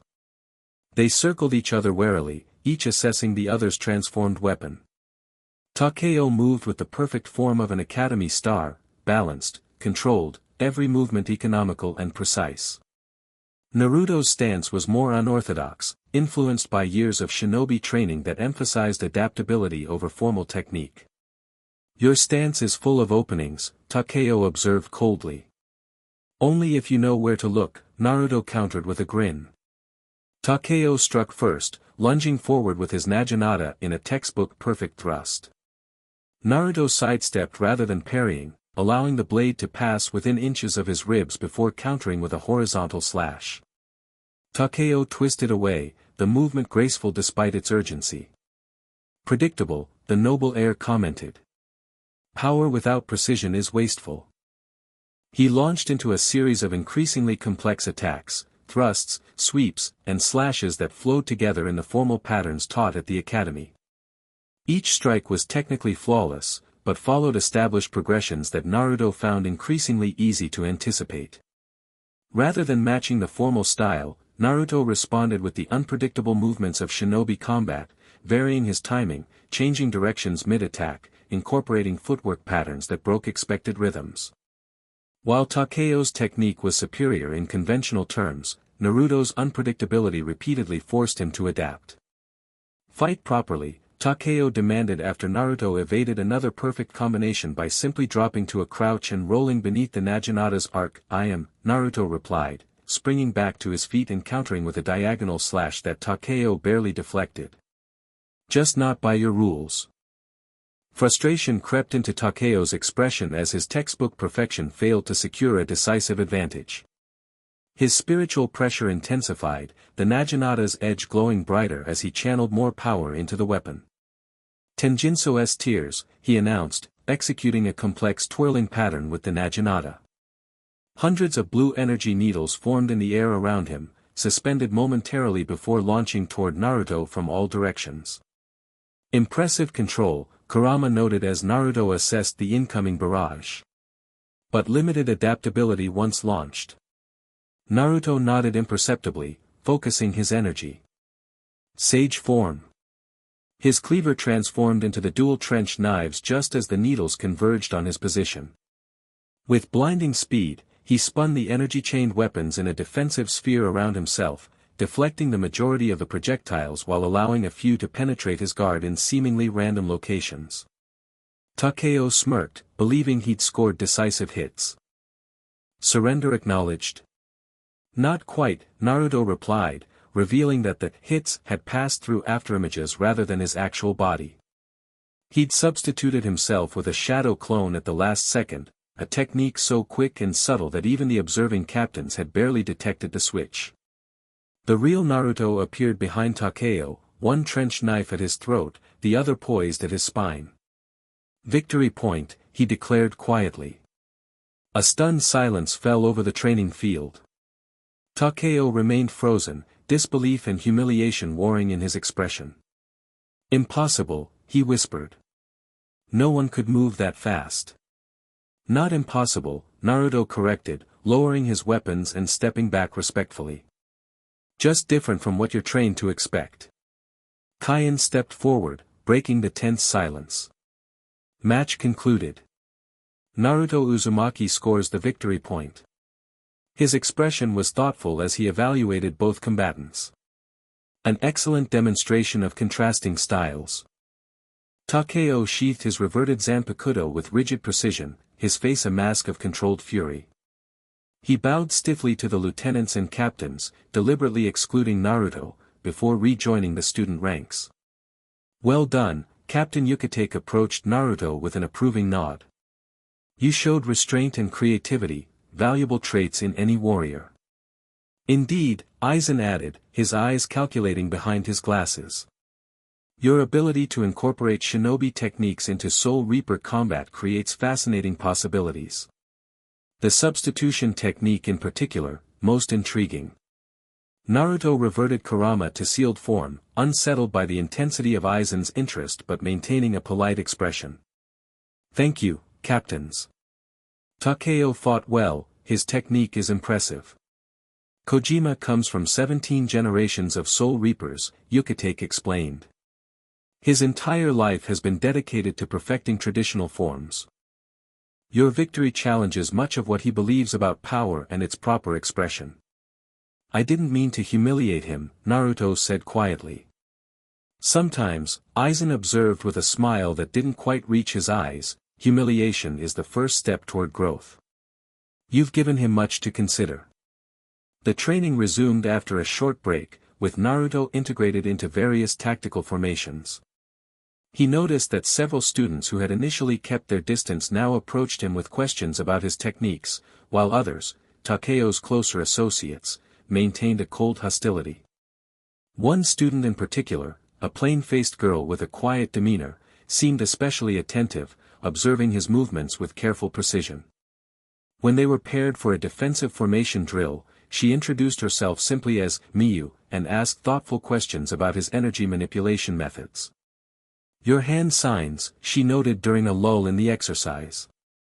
They help you shape spiritual energy without verbal commands. How does that work exactly? It's muscle memory from life, Naruto explained, demonstrating a basic seal. Each sign channels energy in specific patterns. After enough practice, the body remembers the flow. Miyu mimicked the sign with surprising accuracy. Fascinating. Much more efficient than Kido incantations. Throughout the morning, Naruto found himself working with various student groups, adapting his techniques to complement their more traditional approaches. By noon, even some of the initially skeptical students had begun incorporating elements of his style into their formations, using unpredictable timing or unorthodox angles that broke from standard academy patterns. You're having an influence already, Rukia commented during the midday break as they sat beneath a cherry tree at the training field's edge. For academy students to modify techniques they've spent years perfecting, that's rare. Naruto shrugged, sipping from a water flask. Good ideas are good ideas, no matter where they come from. Back in Konoha, we borrowed techniques from other villages all the time. Soul Society is more traditional, Rukia chose her word carefully. Change happens slowly here, when it happens at all. Maybe too slowly, Naruto mused, watching Takeo and his associates sitting apart from the others, their body language closed and defensive. Rigid systems break under pressure. Flexible ones adapt and survive. Rukia studied him thoughtfully. You speak from experience. The shinobi world went through massive changes during my lifetime, Naruto confirmed. Villages that couldn't adapt suffered most. People too, those who clung to old hatreds or rigid thinking usually ended up dead or alone. Before Rukia could respond, Lieutenant Kaien approached, his expression unusually serious.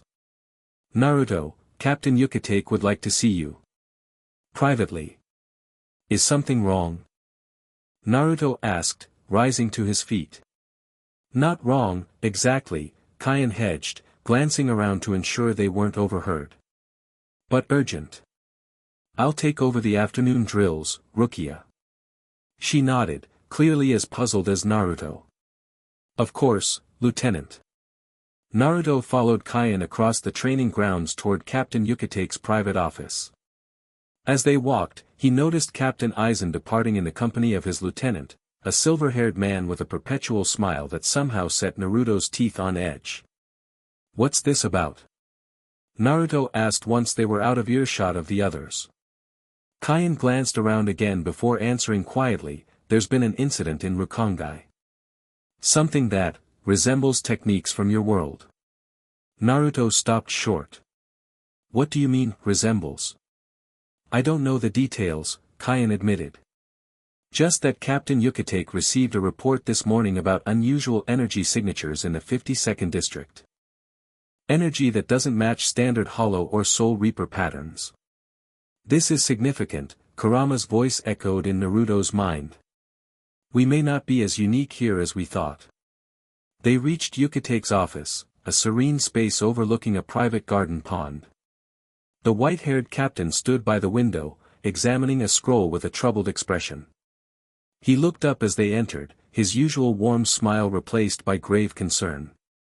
Naruto, thank you for coming, he greeted, setting the scroll aside. I apologize for the interruption to your training. Lieutenant Kaien mentioned something about an incident in Rukongai, Naruto said, cutting to the chase. Something that might be related to my world. Yukitake nodded, gesturing for Naruto to sit. Early this morning, a patrol from the 10th Division encountered an unusual phenomenon in the 52nd District of North Rukongai. A group of individuals were performing what appeared to be ritualistic movements, hand signs, the report specified, that generated energy patterns unlike standard Kido. Naruto tensed. Hand signs? Like these? He demonstrated a basic sequence used for chakra molding. Precisely like those, Yukitake confirmed grimly. When confronted, the individuals dispersed using high-speed movement that the patrol described as neither flash step nor hollow sonido, but something between the two. Before departing, they left this symbol burned into the ground. He unrolled the scroll to reveal a charcoal rubbing of a familiar character, the kanji for shinobi. Naruto stared at the symbol, shock and confusion warring within him. That's definitely from my world. But how?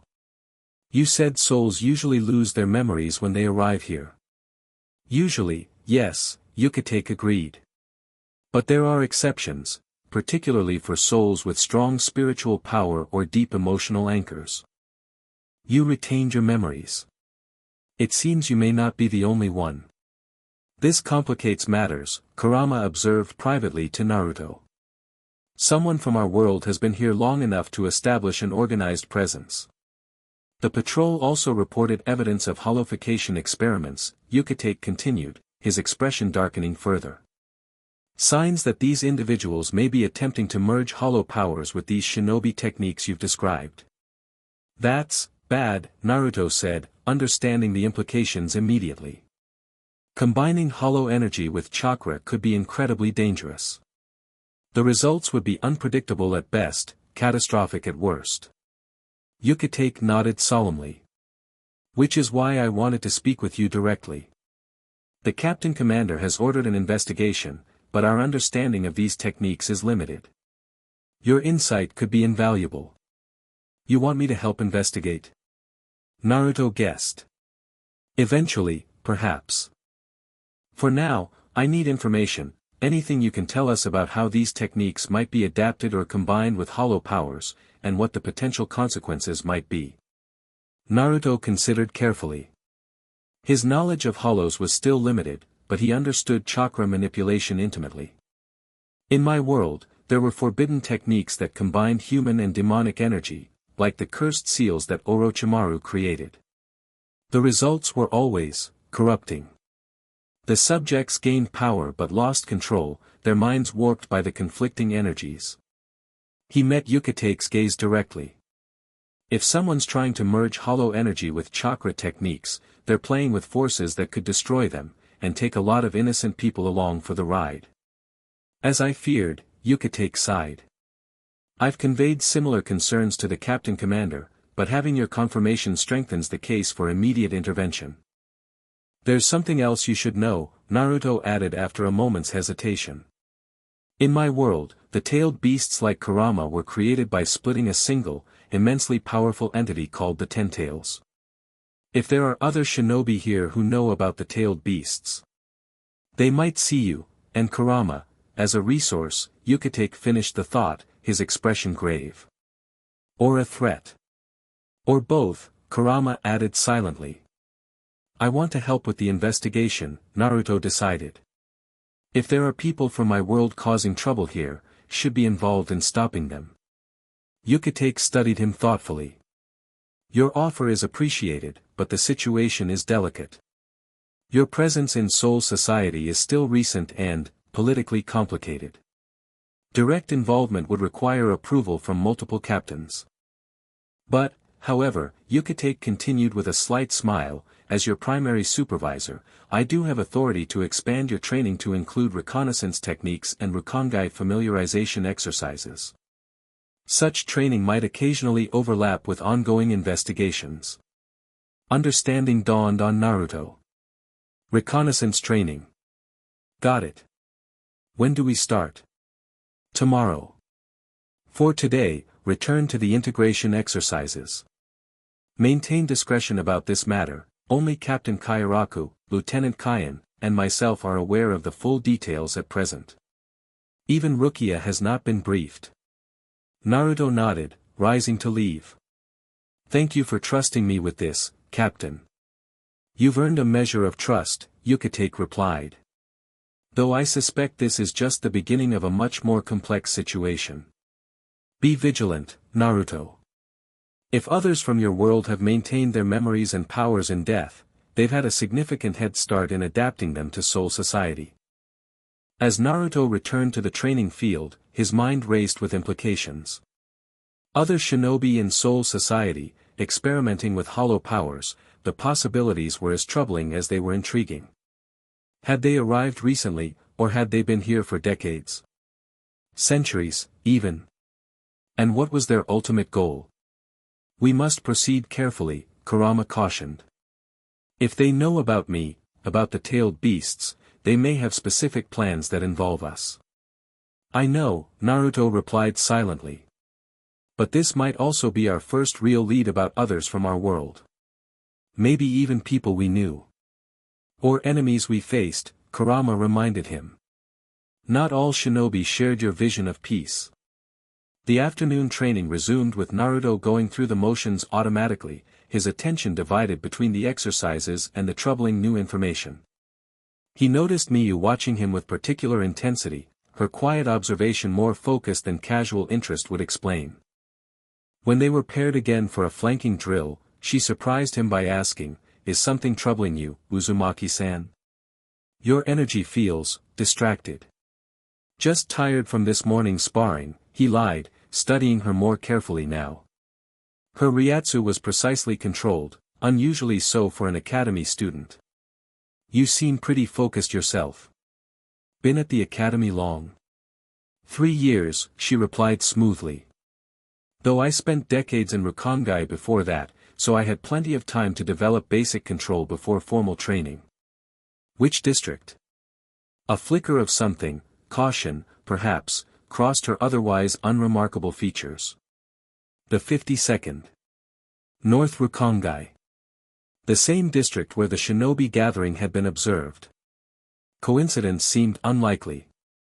She's hiding something, Kurama growled softly. Her energy fluctuated when she mentioned the district. Naruto maintained a casual demeanor while subtly extending his senses toward Miyu, searching for any trace of chakra beneath her controlled Reiatsu. There, almost imperceptible, was a faint signature that didn't quite match standard Soul Reaper energy patterns. The 52nd is pretty rough from what I've heard, he commented neutrally. Must have been hard growing up there. You adapt or perish, she replied, her eyes studying him with equal intensity. I imagine you understand that concept well, Uzumaki-san. Adaptation in the face of adversity. The word seemed loaded with meaning beyond casual conversation. Before Naruto could probe further, Kaien called for the groups to rotate, separating them.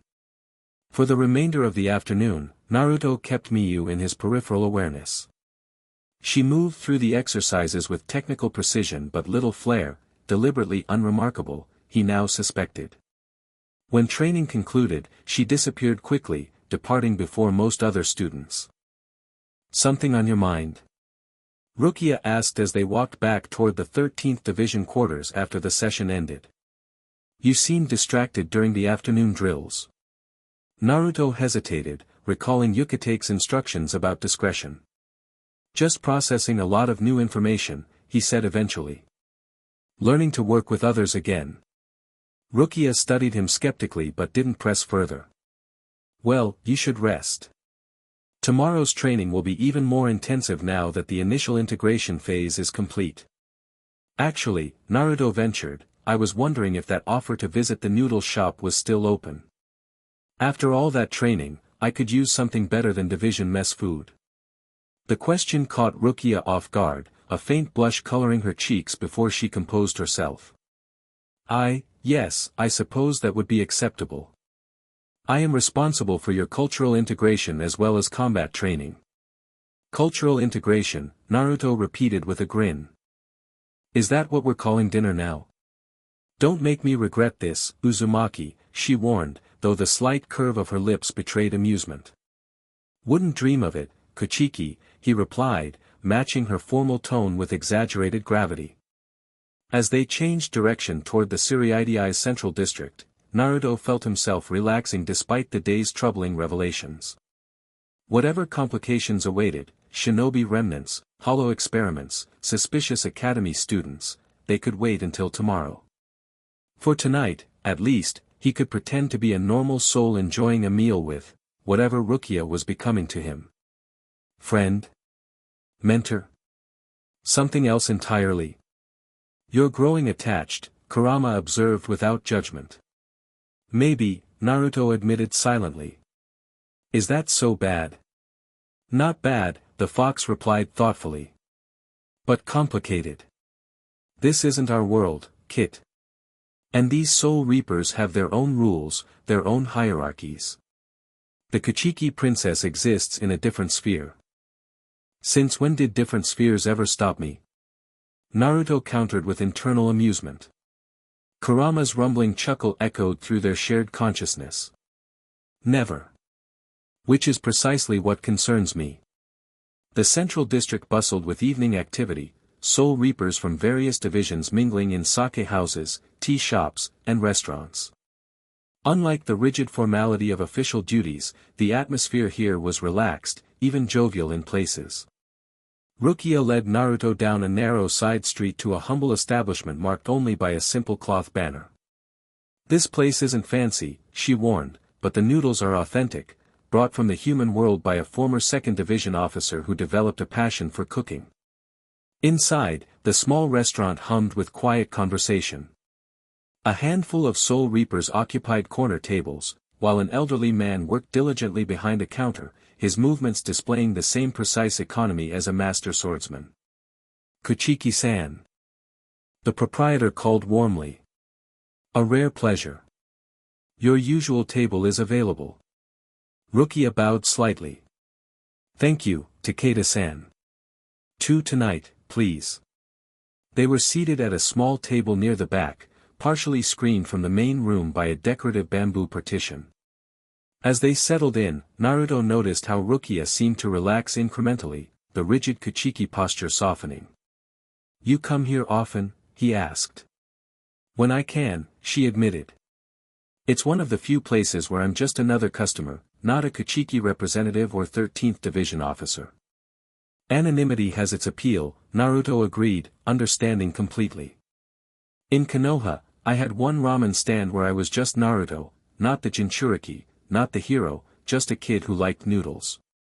Something softened in Rukia's expression. Ichiraku's, you mentioned before. You remembered, Naruto said, surprised and oddly touched. I pay attention, she replied simply. The proprietor brought steaming bowls of noodles in rich broth, topped with sliced pork, green onions, and a perfectly cooked egg. The aroma hit Naruto with unexpected force, not identical to Ichiraku's ramen, but close enough to evoke powerful nostalgia. Itadakimasu, he murmured automatically, the familiar ritual slipping out before he could catch himself. Rukia's eyes widened slightly. That's a human world Japanese custom. How did you? We had the same saying in my world, Naruto explained, surprised himself. Weird coincidence. Perhaps not coincidence, she mused. Captain Yucatake has theories about parallel development across dimensions, spiritual echoes that manifest similarly despite separate evolution. So our worlds might be connected somehow. Beyond just souls coming here after death. It's just a theory, Rukia cautioned. But there are striking similarities between certain human world cultures and aspects of your described shinobi society. They ate in contemplative silence for a moment, Naruto savoring the rich flavors that, while different from Ichiraku's, carried their own distinct quality. So, he ventured after finishing his first appreciative slurp, tell me something about Rukia that isn't in the official Soul Reaper file. Something personal. She arched an eyebrow. What makes you think there's an official file on me? There's always a file, Naruto grinned. Bureaucracy is the same everywhere, living or dead. A reluctant smile tugged at her lips. Fair enough. Something personal. She considered while delicately manipulating her chopsticks. I grew up in Inazuri, the 78th district where we found you, with a group of orphans. We survived by stealing, scavenging, whatever it took. You were a street kid? Naruto couldn't hide his surprise. Her refined mannerisms and formal speech patterns suggested aristocratic upbringing. Until Byakuya adopted me into the Kuchiki clan, yes. Her expression grew distant. My closest friend from those days, Renji, the red-haired lieutenant you met when you arrived, we entered the academy together. But our paths diverged when the Kuchiki clan found me. Found you? That sounds like there's a story there. Rukia hesitated, then continued quietly, they were looking for me specifically. I resemble my sister, apparently. Byakuya's dead wife, his Anna. She was my biological sister, though I have no memory of her from life. The revelation hung in the air between them, heavy with implications. So your brother adopted his wife's sister. That's complicated, Rukia finished for him. His Anna spent years searching for me before her illness claimed her. Adopting me was Byakuya's way of fulfilling his promise to her. That explains a lot about your relationship with him, Naruto observed. The formality, the distance. Byakuya Kuchiki is rigid in his adherence to duty and propriety, Rukia said carefully. Adopting me fulfilled his promise, but integrating me into the family has been challenging for us both. Naruto understood immediately. You never feel like you belong there. Her violet eyes widened slightly at his perception. Yes, she admitted softly. Even after decades, I remain an outsider in many ways. The Kuchiki elders tolerate me, but they never forget my Rukongai origins. Their loss, Naruto stated with firm conviction. You're one of the most capable soul reapers I've met, and definitely the most patient, considering you put up with me. The compliment brought a genuine smile to her face, transforming her features from merely beautiful to radiant. Patient is one word for it, she quipped. Long-suffering might be more accurate. They laughed together, the sound breaking through the last of the formality between them. As they continued their meal, the conversation flowed more naturally, Naruto sharing stories of his genin days, Rukia recounting academy misadventures with Renji. For a brief, precious time, the pressures of Soul Society politics and mysterious shinobi factions faded into the background. After the meal, they walked through the lanternlit streets of the central district. The evening air carried the scent of cherry blossoms from nearby gardens, and the distant sound of shamisen music drifted from a tea house. Thank you, Naruto said suddenly. Not just for dinner, but for everything since I arrived. You didn't have to make this transition easier for me, but you did. Rukia looked momentarily taken aback by the sincerity in his voice. I was assigned to supervise you, she reminded him, though without conviction. We both know you've done more than that, he replied quietly. You've been a friend when I needed one most. She glanced away, uncharacteristically flustered. Well, I understand what it's like to be out of place. To learn new rules while everyone watches, waiting for you to fail. We're not so different after all, Naruto observed.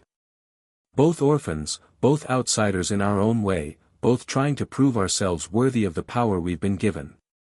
Before Rukia could respond, a messenger appeared before them in a flash of Shunpa, a member of the 2nd Division's Communication Corps, kneeling respectfully. Urgent summons for Uzumaki Naruto, the messenger announced formally. Captain Yukitake requests your immediate presence at the 13th Division headquarters. There has been another incident. Naruto and Rukia exchanged alarmed glances. What incident? Rukia demanded. I'm his assigned supervisor, I should be informed. I apologize, Kuchiki-san, but the details are classified. Captain Yukitake specifically requested Uzumaki-san alone. This must be connected to the shinobi sighting, Kurama surmised privately. Go, Rukia told Naruto, her expression shifting back to professional concern. I'll return to the division separately. Naruto nodded, turning to the messenger. Lead the way. As they flash-stepped across the Siriidii, Naruto's mind raced with possibilities. Had there been another sighting? An attack? Whatever awaited at the 13th Division headquarters, he suspected it would shatter the brief normalcy he'd experienced during dinner with Rukia. Some part of him, the part that had briefly allowed himself to imagine belonging in this afterlife, mourned the interruption. But the shinobi in him, the part that had always risen to meet threats against his precious people, surged forward with renewed purpose. If others from his world threatened Soul Society's peace, he would face them, not just as the Nine-Tails Jinchuriki or an anomalous Soul Reaper, but as Naruto Uzumaki, who protected those he cared about, regardless of which world they called home. And somehow, without his quite realizing when it had happened, Rukia Kuchiki had joined the ranks of those precious people. Focus, Kit, Kurama chided gently. Dinner dates can resume after we address whatever crisis awaits. It wasn't a date, Naruto protested automatically. Kurama's knowing chuckle was his only response as they flashed toward the 13th Division and whatever new complication awaited them in this strange, ever more complex afterlife. In the abandoned temple of the 52nd District, Kazuma Hayashi knelt before the ancient scroll, his expression tight with controlled fury. Blood dripped from a shallow cut across his palm onto the parchment, the crimson droplets forming patterns that glowed with unnatural light before being absorbed into the ink. Careless, he hissed to the assembled followers. Overconfident. You performed the chakra ritual in an unsecured location, and now the Godei 13 is aware of our existence. The patrol was unexpected, Goro defended, though he kept his massive head bowed in deference. The 10th Division rarely ventures that far into Rukongai. Unexpected? Kazuma's voice remained quiet, yet carried dangerous intensity. We have maintained secrecy for centuries precisely by expecting the unexpected. By planning for contingencies. By discipline. The last word cracked like a whip. The assembled followers remained silent, none willing to further provoke their leader's wrath. Fortunately, Kazuma continued after a tense moment, this setback may yet serve our purpose. Miyu reports that Uzumaki was summoned by Captain Yukitake immediately after the patrol's report was filed. They are connecting the dots, bringing the Jinchuriki into their investigation exactly as we anticipated.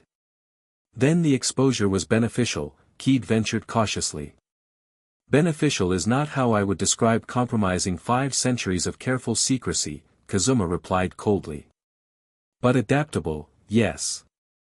We accelerate the timeline now. He rose smoothly, approaching a covered altar at the temple's far end. With ceremonial precision, he removed the silk covering to reveal a collection of artifacts, a cracked forehead protector bearing the symbol of Kirigakure, a tattered scroll with the kanji for, forbidden, barely legible on its weathered surface, and most prominently, a crystalline container holding what appeared to be swirling mist tinged with an ominous purple hue. The Three-Tails chakra remnant is stabilizing, he announced, lifting the container reverently. With the Nine-Tails' arrival in Soul Society, the resonance has strengthened considerably. Soon we will be ready for the first true synthesis. And the subject? Goro inquired. Kazuma's lips curved into a cold smile. Our noble friend from the academy has proven most receptive to our philosophical overtures.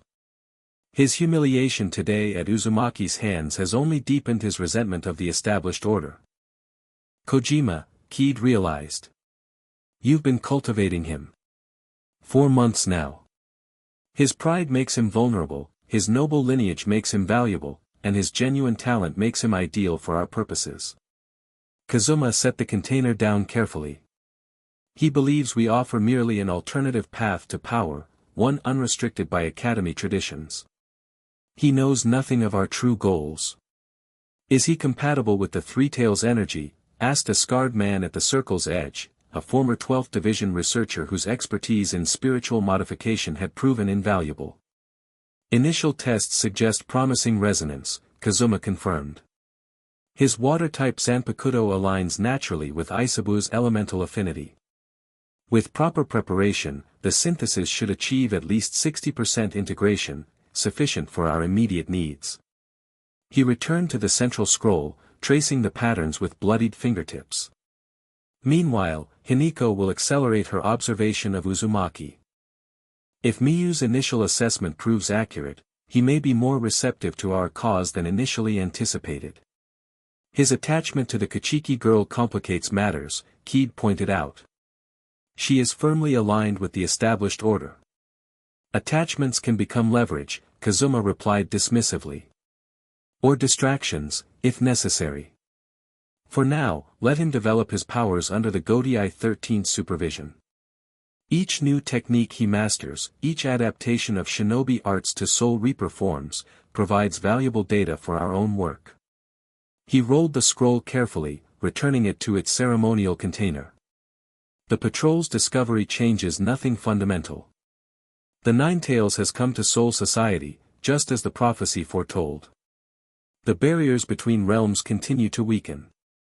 And soon, very soon, the true synthesis will begin.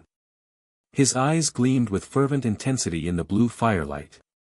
5 centuries I have waited, gathering knowledge, building our movement piece by piece. I will not be deterred by minor setbacks now, not when we stand at the threshold of transformation. The followers bowed their heads in unified acknowledgement, their shadows stretching long and distorted across the temple floor as the flames flickered, 13 silhouettes that bore little resemblance to human form, as though the fire glimpsed what they were becoming rather than what they appeared to be. And in the crystalline container, the purple mist swirled with increasing agitation, responding to an energy that only it could sense, the distant, powerful presence of another tailed beast within the walls of the Siriidii. Chapter 3, Hollow Echoes. The world was burning. Naruto stood amid flames that consumed the forest of his inner world, watching helplessly as the massive central tree blackened and cracked. Ceiling formulas flared and faded across its trunk as the fire reached higher, devouring branches that had previously pierced the clouds. Kurama. He called, searching desperately for the fox. Where are you? A pained roar answered him, distant, distorted. Through gaps in the flames, he caught glimpses of massive orange fur, of tails lashing in agony. Kurama was changing, his form elongating, bone-white material spreading across his face like a hollow's mask. What's happening to you? Naruto fought through the flames, ignoring the searing pain as he tried to reach his partner. Integration failure, a voice whispered, not Kurama's, but something older, colder. The synthesis rejects stability. Chaos is the only constant. The burning forest wavered like a mirage, momentarily replaced by a stark white chamber where masked figures surrounded a crystalline container. Inside, purple mist swirled violently. Then the vision shattered, returning Naruto to the inferno. Kurama emerged from the flames, but changed, half his face covered by a hollow mask, his eyes burning yellow instead of their usual red. They're calling me, Kit, he growled, his voice distorted. The echoes of what I once was, what we both might become. Who's calling you? Naruto demanded, reaching for his partner. Tell me. But the fox was dissolving, his form breaking into particles of light and shadow that scattered on hot wind.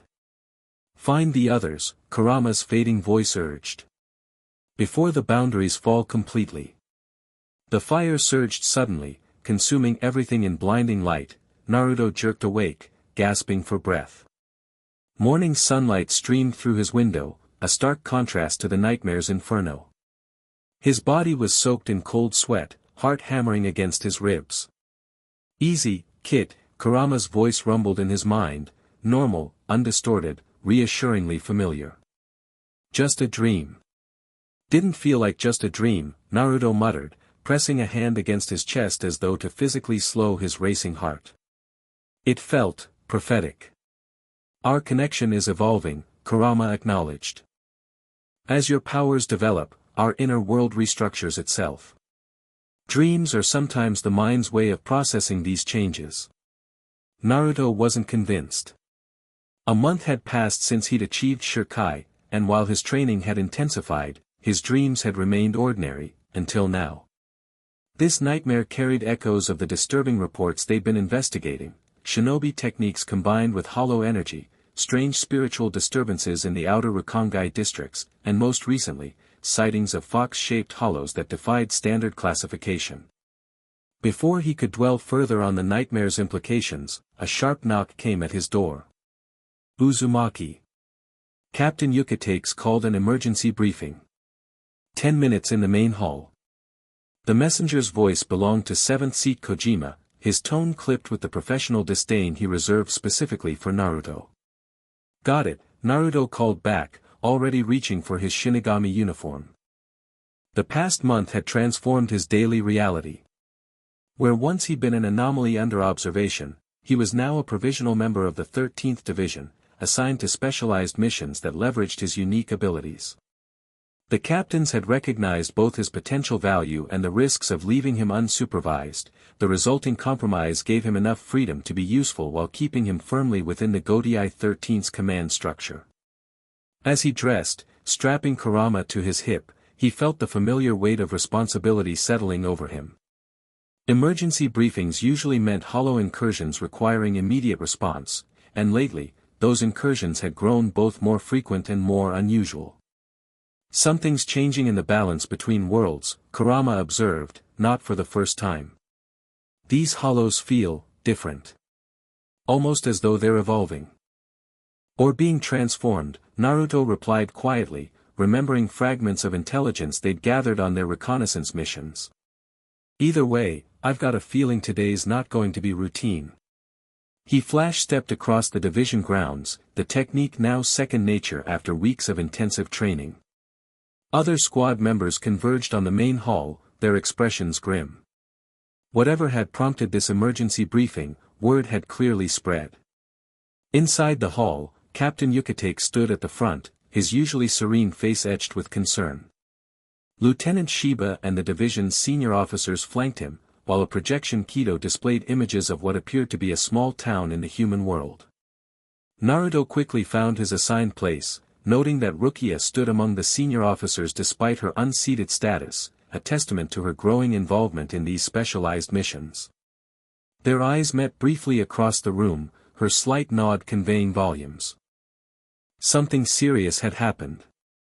Thank you all for responding quickly, Yukatake began once the hall filled. 2 hours ago, our advance team in Karakura town detected a massive spike in hollow activity centered around this shrine. The projection shifted to show a modest temple surrounded by cherry trees. However, these are no ordinary hollows. The image changed again, displaying a hollow unlike any Naruto had seen before.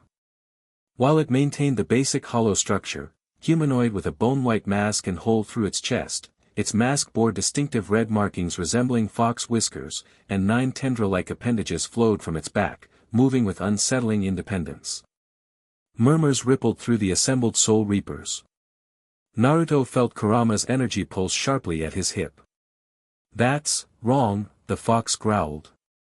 Something's twisting my spiritual signature. This new hollow type demonstrates unprecedented coordination and intelligence, Yukatake continued. More concerning still, it appears to be organizing lesser hollows into strategic formations. Our advance team was overwhelmed within minutes of engagement, forcing a tactical retreat. Lieutenant Shiba stepped forward. Intelligence suggests this entity is connected to human cult activity centered around the shrine. The cult calls itself Kitsune no Kage, Shadow of the Fox, and has been performing rituals that apparently thin the barriers between worlds. The projection displayed images of robed humans gathered around ceremonial fires, performing hand gestures that made Naruto stiffen with recognition. Those weren't random movements, they were degraded, imprecise versions of shinobi hand signs. These cultists appear to worship fox spirits, Shiba continued, but their rituals incorporate elements unknown to our Kido core experts. The spiritual pressure they've generated has created a localized weakening of the dimensional boundary, allowing specialized hollows to manifest. Captain Yukatake's gaze found Naruto. Given the fox-like characteristics of these hollows and the nature of the cult's activities, we believe there may be connections to the anomalies we've been investigating in Rukongai. Specifically, potential links to shinobi world techniques. The implication hung heavily in the air. Naruto felt dozens of eyes turn toward him, some curious, others suspicious. The connection to Kurama was obvious to anyone familiar with his situation. Our mission is threefold, Ukitake stated, returning attention to himself. Neutralize the hollow threat, stabilize the dimensional boundary, and gather intelligence on the cult's practices and origins. Given the specialized nature of this mission, I've selected a focus team rather than a full division deployment. He listed off names, mostly seated officers with particular skills in barrier techniques or intelligence gathering. Then, Rukia Kuchiki and Naruto Uzumaki will form our advanced reconnaissance team, leveraging their unique abilities and previous experience with these anomalies. Naruto caught Rukia's eye again, seeing his own mixture of concern and resolve mirrored there. Their partnership had deepened through several joint missions, evolving into a seamless combat duo that combined her precise Kido expertise with his unpredictable fighting style. Prepare for immediate deployment, Ukitake concluded. Team leaders, remain for detailed briefing. The rest of you, gear up and assemble at the Senkamen in 30 minutes. As the hall emptied, Naruto approached the captain's group, where Rukia was already reviewing the detailed mission parameters. Captain, he said, keeping his voice low, those hollows. They're not just similar to Kurama by coincidence, are they? Ukitake's expression grew grave. That's what we need to determine. The timing is certainly suspicious. These fox-type hollows began appearing shortly after your arrival in Soul Society. The research division has theories, Lieutenant Shiba added, but nothing conclusive. The most concerning possibility is that someone is deliberately creating these entities using knowledge of tailed beasts from your world. Or fragments of my power, Kurama suggested privately to Naruto. Remember, I was split from the Ten Tails originally. Division of spiritual entities is not unprecedented. Whatever their origin, Ukitake continued, these hollows represent a significant threat. They're stronger, smarter, and appear capable of affecting the barrier between worlds in ways we haven't seen before. Rukia unfolded a detailed map of the shrine area. The cult has approximately 40 active members, with a core group of 7 who lead the rituals. They've been active for just under a year, but their membership has grown exponentially in recent months. And they're using shinobi-like hand signs, Naruto observed. Corrupted versions, but definitely related to chakra molding techniques. Which is why you and Rukia will handle the initial reconnaissance, Ukitake confirmed. Your familiarity with these techniques may provide insights our standard protocols miss. But, his expression grew stern, exercise extreme caution. We don't know if these cultists are aware of your specific connection to the Nine Tails. If they are, Shiba added grimly, you could be walking into a targeted trap. Naruto nodded, the nightmare's fragments flashing through his mind again. When do we leave? Immediately, Ukitake replied. The situation deteriorates by the hour. Rukia has the full mission parameters. Report anything unusual immediately, do not engage the fox-type hollow without backup. As they left the briefing, Rukia fell into step beside Naruto, her expression tightly controlled. You're worried, she observed quietly. Something feels off about this whole thing, he admitted. Kurama senses it too. These hollows aren't just similar to him, they feel like distorted echoes of his energy.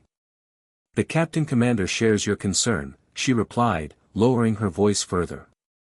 That's why he authorized this joint division mission so quickly. If someone is creating hollows modeled after tailed beasts, then they know about my world, about Kurama, and potentially about other spiritual entities with similar power, Naruto finished. Which brings us back to our mysterious shinobi faction in Rukongai. They reached the preparation area, where division members were collecting specialized equipment for the mission.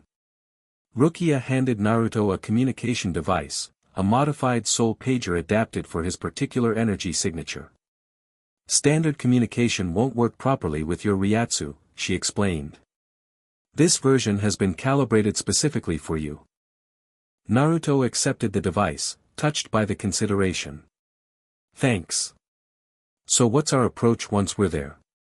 Initial surveillance only, she replied, checking her own equipment methodically.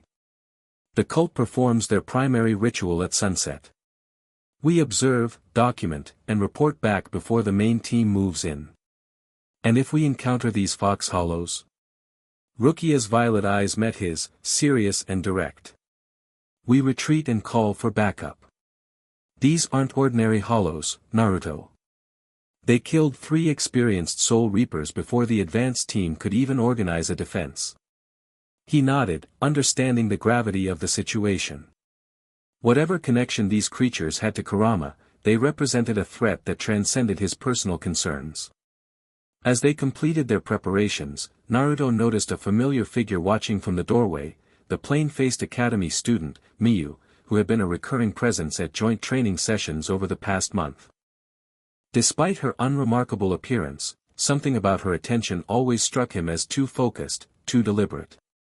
"What's she doing here?" he muttered to Rukia. Academy students aren't allowed in division deployment areas. Rukia glanced over, frowning slightly. She's been assigned as an observer for advanced field protocols. Captain Yukitake approved it, part of some new academy initiative for exceptional students. Convenient timing, Naruto observed. Every instinct told him Miyu was more than she appeared, but he'd found no concrete evidence despite subtle investigations. She was simply, always there, watching, particularly when discussions turned to his unique abilities or the strange occurrences in Rukongai. Focus on the mission, Rukia advised, though her own expression suggested similar suspicions. We have enough verified threats without looking for new ones. They joined the other team members at the Senkamen, the massive gate that would transport them to the human world. Captain Yukitake performed the final briefing, emphasizing again the reconnaissance priority and the unusual danger posed by the fox-type hollows. As the gate shimmered open, revealing the luminous pathway between worlds, Naruto felt Kurama's presence intensify within his Zanpakuto. "Be vigilant, Kit," the fox cautioned. "Whatever awaits us on the other side, it knows we're coming." Karakura town existed in perpetual twilight from Naruto's perspective. As a spiritual being in the human world, he perceived the physical environment as though through a veil, buildings and streets slightly transparent, colors muted except where spiritual energy concentrated. Humans moved about their daily lives, oblivious to the Soul Reapers moving among them or the looming spiritual threat gathering at the town's edge. "It's quieter than I expected," Naruto observed as he and Rukia flash-stepped across rooftops toward the shrine. "If there's a major hollow incursion, shouldn't we be seeing more activity?" "That's what concerns me," Rukia replied, her hand resting on her Zanpakuto's hilt. Hollows rarely show strategic patience. Something's controlling them, keeping them hidden until the optimal moment. They paused on a water tower overlooking the shrine grounds. From this vantage point, they could observe without being detected, their Ryatsu carefully suppressed. The shrine itself appeared ordinary, a modest complex of traditional buildings surrounded by a carefully maintained garden. A few humans moved about, tending to routine maintenance or offering prayers at the main hall. "They look like normal shrine attendants," Naruto noted, studying the humans through specialized binoculars. "Nothing obviously cult-like about them." "Appearances can be deceiving," Rukia reminded him. According to intelligence, the cult operates beneath a veneer of traditional shrine practices. Only at sunset do they reveal their true activities. Naruto scanned the surrounding area, extending his senses beyond visual range. "There's definitely spiritual disturbance nearby, but it's muffled somehow. Like it's being contained deliberately." "Let me try something." Rukia placed her hand on the tower's surface, closing her eyes in concentration. Bakudo 58, Kakushitsuijaku. Concentric circles of energy expanded from her palm, forming a detection grid that spread outward. "Underground," she announced after a moment, opening her eyes. "There's a massive spiritual concentration beneath the shrine, some kind of chamber or network of tunnels. That's where they're gathering. Can we get closer without being detected?" Rukia considered. The Eastern approach has minimal spiritual surveillance. If we suppress our Ryatsu completely, we should be able to reach the main shrine building undetected. They descended from the water tower, moving with the silent precision developed through weeks of joint missions. Naruto had adapted quickly to the stealth requirements of Soul Reaper Reconnaissance, combining his shinobi training with new techniques for spiritual concealment. As they approached the shrine grounds, Naruto felt an increasing pressure against his senses, not hostile, but disorienting, like moving through invisible currents that pushed and pulled in unpredictable patterns. The barrier between worlds is definitely weakened here, Kurama observed. I can feel echoes from elsewhere. Not just the human world and soul society, but fragments of other realms. What kind of ritual could cause this? Naruto whispered as they slipped between ancient trees that bordered the shrine. Nothing in standard Kido, Rukia replied softly. This feels more like what happens when a Garganta to Hueco Mundo is improperly opened, a thinning of dimensional walls rather than a directed pathway. They reached the main shrine building, concealing themselves beneath the engawa, the raised wooden flooring that surrounded the structure. From here, they could observe without being seen while listening to conversations inside. Preparations complete for tonight's awakening, a man's voice drifted through the paper walls. The vessel has been purified according to the text. And our special guest, a woman inquired. Has there been confirmation? The signs are unmistakable, the man replied confidently. The ninth guide has manifested in Soul Society, just as the prophecy foretold.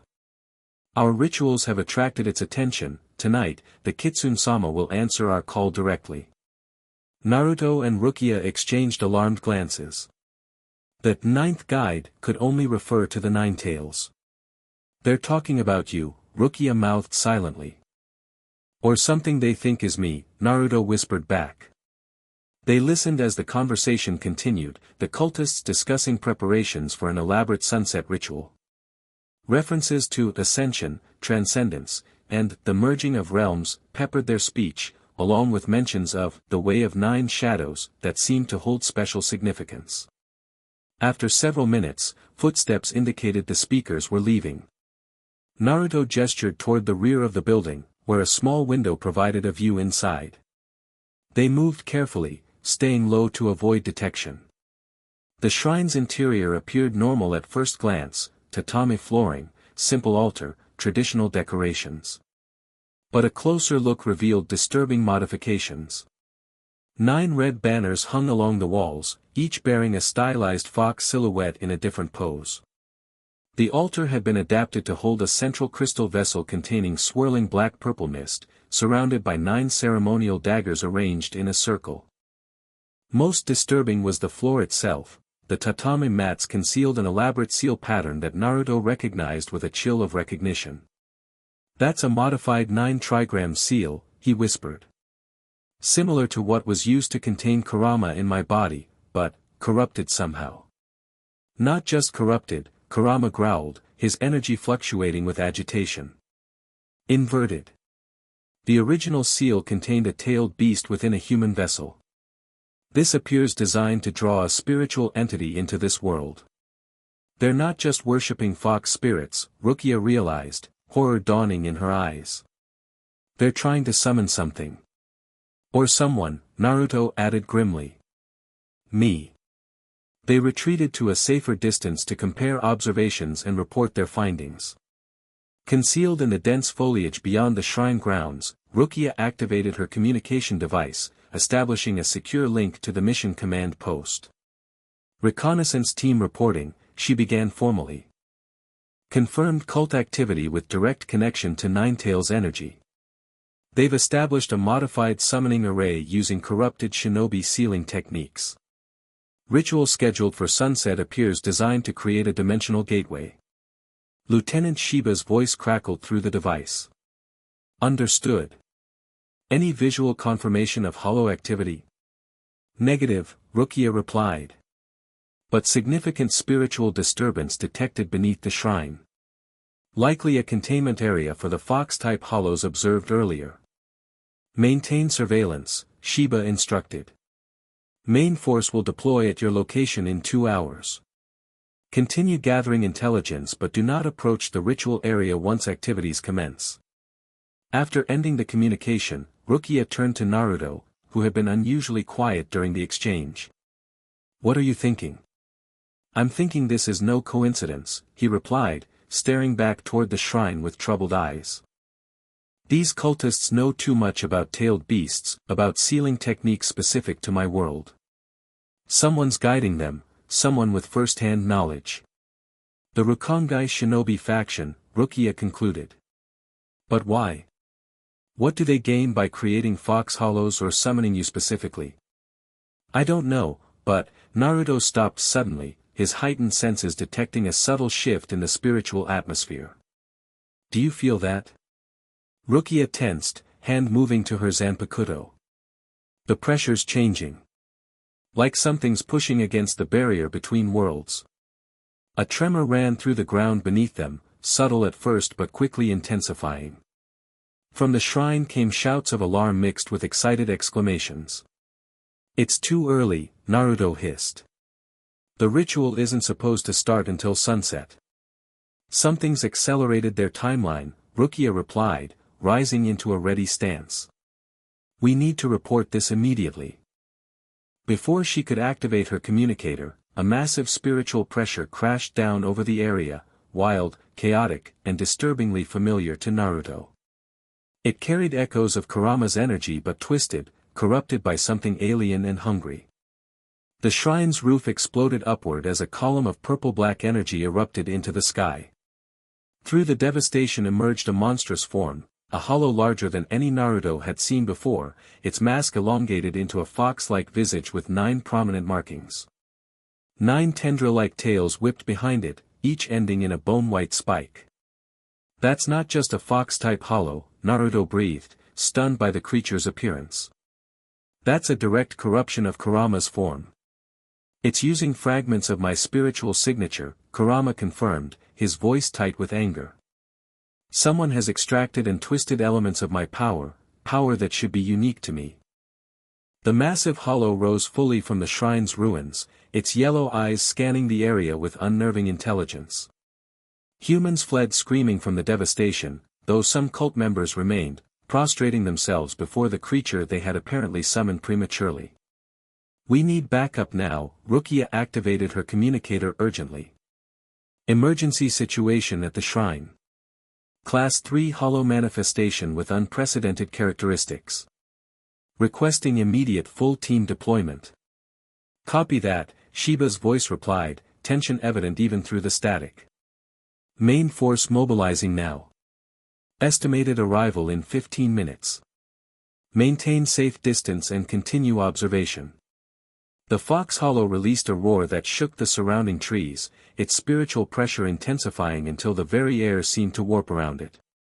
Naruto watched in horror as several cultists closest to the creature began to transform, their bodies contorting as hollow-like masks began forming across their faces.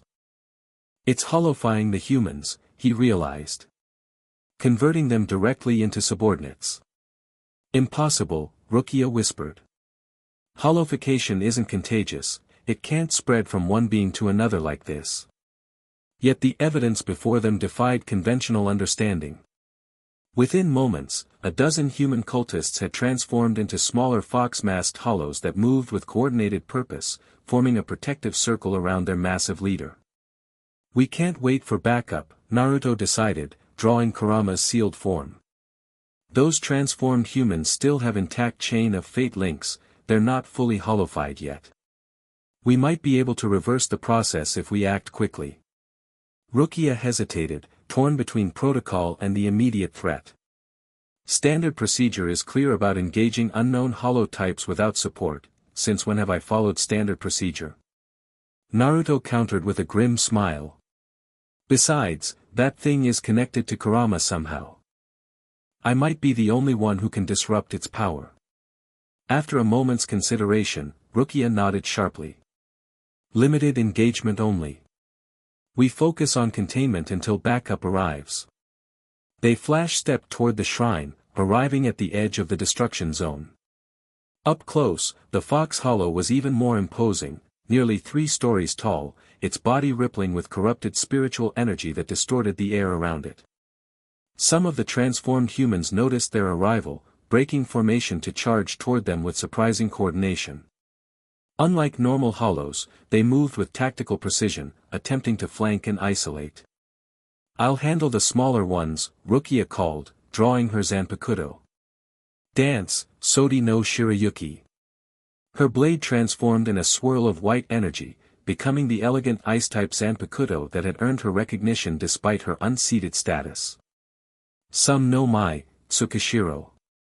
She executed a perfect circle with her blade, creating a cylindrical pillar of ice that engulfed 3 approaching hollow humans, freezing them in place without destroying them. Meanwhile, Naruto faced the massive fox hollow directly, Kurama's sealed form humming with agitated energy in his hand. "Burn through the shadows, Kurama." The transformation into Shikai was instantaneous, the massive cleaver blade materializing as whisker marks darkened on Naruto's cheeks. Power surged through him, but with it came a strange resonance, his energy responding to the corrupted echo before him. The fox hollow fixed its gaze on Naruto, its massive head tilting in what appeared to be recognition. Then, to his shock, it spoke, its voice a distorted growl that nonetheless formed coherent words. "Ninetails vessel," it rumbled. "You have come, as the masters foretold. Who created you?" Naruto demanded, raising his blade defensively. "Who gave you that form, that power?" The creature's mask split in a grotesque approximation of a smile. "The way of transcendence requires sacrifice. Your power calls to mine, fragment recognizing whole. Join us, vessel. Complete the circle that was broken." Not interested in cryptic recruitment pitches, Naruto shot back. "I want answers." The fox hollow's tails lashed forward suddenly, moving with independent intelligence to attack from multiple angles. Naruto flash-stepped between them, Kurama's blade slicing through one tendril that came too close. Where the blade cut, orange flame erupted along the wound, causing the creature to howl in pain. "Our energies are opposed," Kurama observed. "It may look like a corruption of my form, but it's fundamentally a hollow, and my power is particularly effective against such entities." Understanding flashed through Naruto. "Then let's press that advantage." He charged forward, weaving between lashing tails with the fluid grace developed through months of intensive training. The fox hollow responded with surprising agility for its size, coordinating its attacks with the smaller hollow humans that continued to emerge from the shrine ruins. Rukia maintained her position at the perimeter, systematically immobilizing the transformed humans with precision Kido and her Zanpakuto's freezing abilities. "Don't destroy them," she called to Naruto.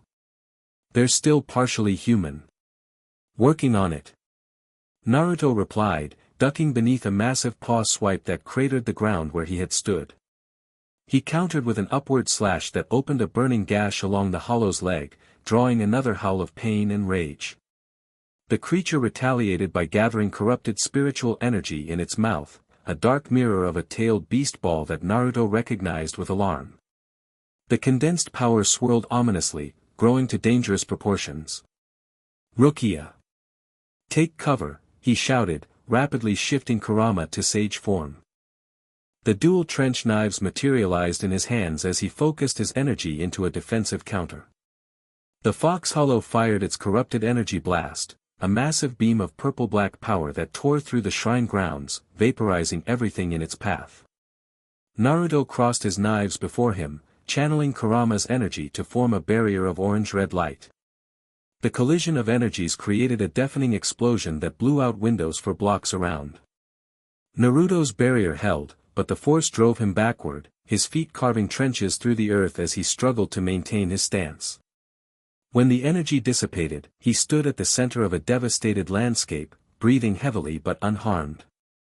The fox hollow regarded him with what appeared to be increased interest. "Impressive, vessel," it rumbled. "Your integration with the fragment is more complete than the masters predicted. You will make a worthy cornerstone for what comes." "I'm not interested in being anyone's cornerstone," Naruto countered, readying himself for another attack. And I'm definitely not joining whatever way of transcendence you're selling. The creature's mask shifted in what might have been amusement. Choice is an illusion, vessel. The boundaries thin. The fragments call to each other across dimensions.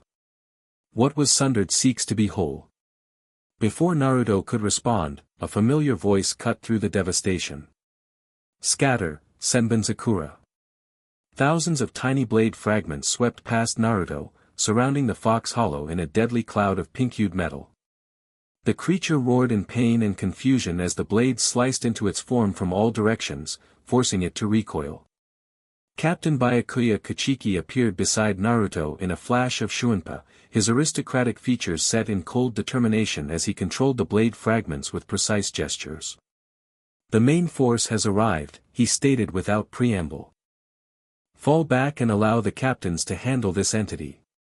Across the battlefield, Naruto saw other captains engaging, Captain Hitsugai's ice dragons constraining several hollow humans, while Captain Kamamura's massive Bankai struck at the Fox Hollow's flanks. Captain, those transformed humans, Naruto began, are being contained rather than destroyed, Byakuya finished dispassionately.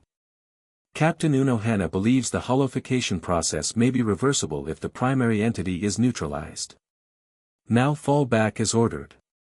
Naruto reluctantly withdrew to where Rukia was coordinating with newly arrived division members.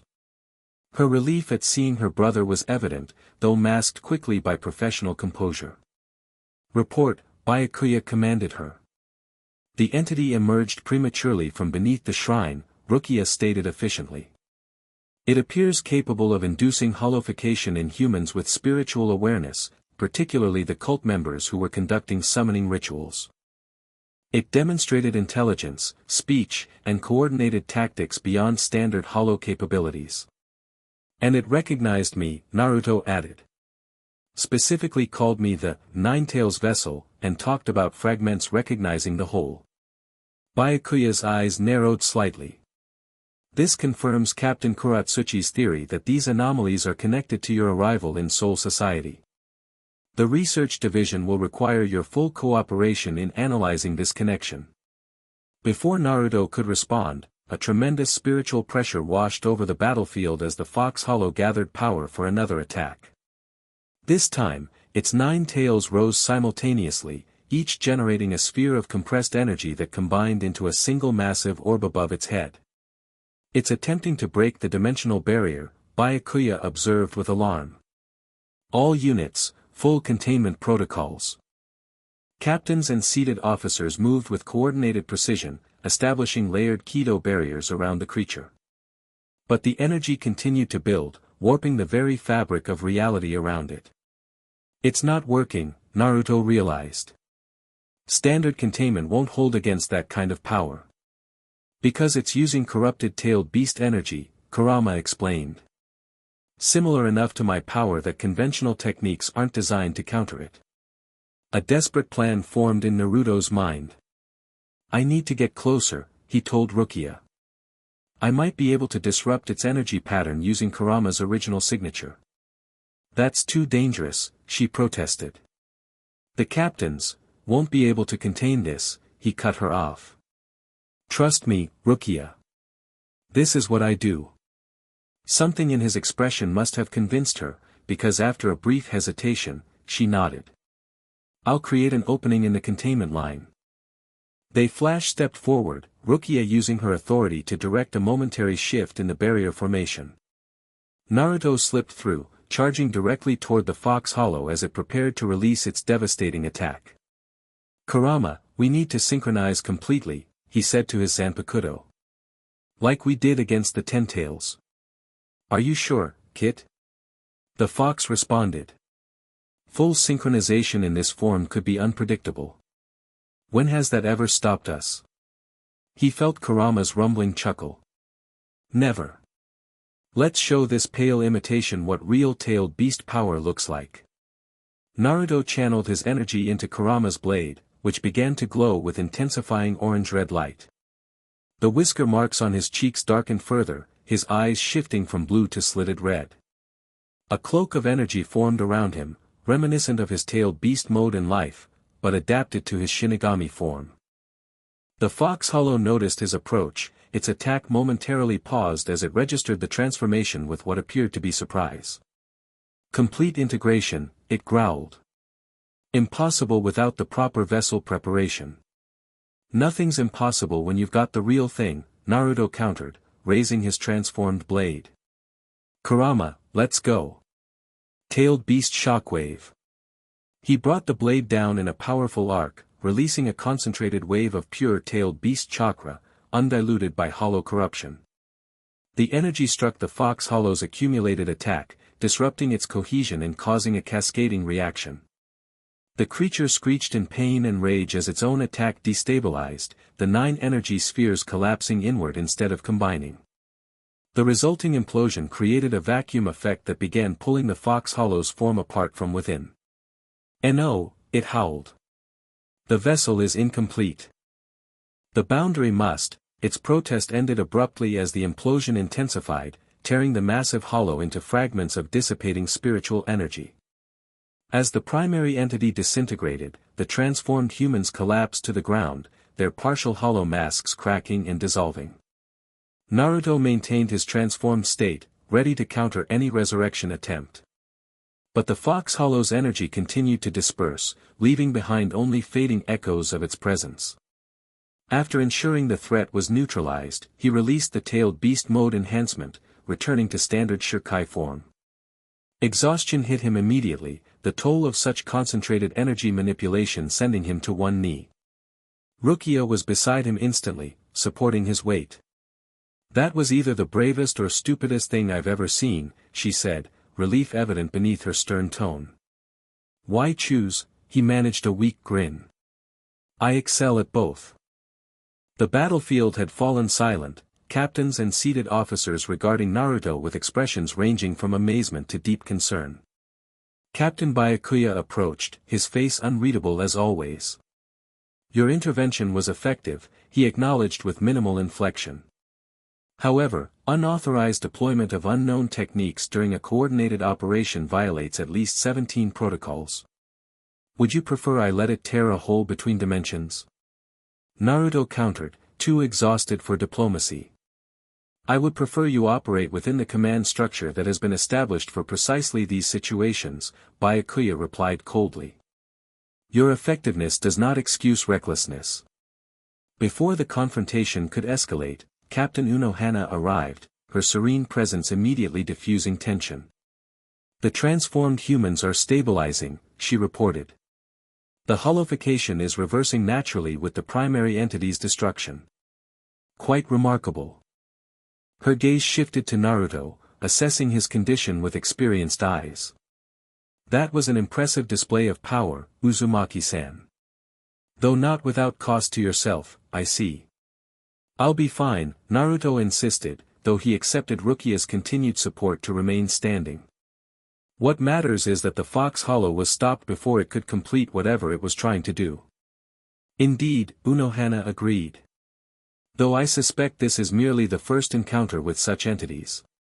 The spiritual residue suggests similar energy signatures exist elsewhere, perhaps in multiple locations."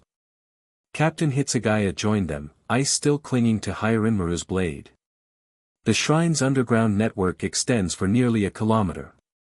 We've secured the immediate area, but many cult members escaped through what appear to be unauthorized Senkaman gates." "Impossible," Byakuya stated flatly. "Unauthorized Senkaman construction requires captain-level knowledge of dimensional Kido."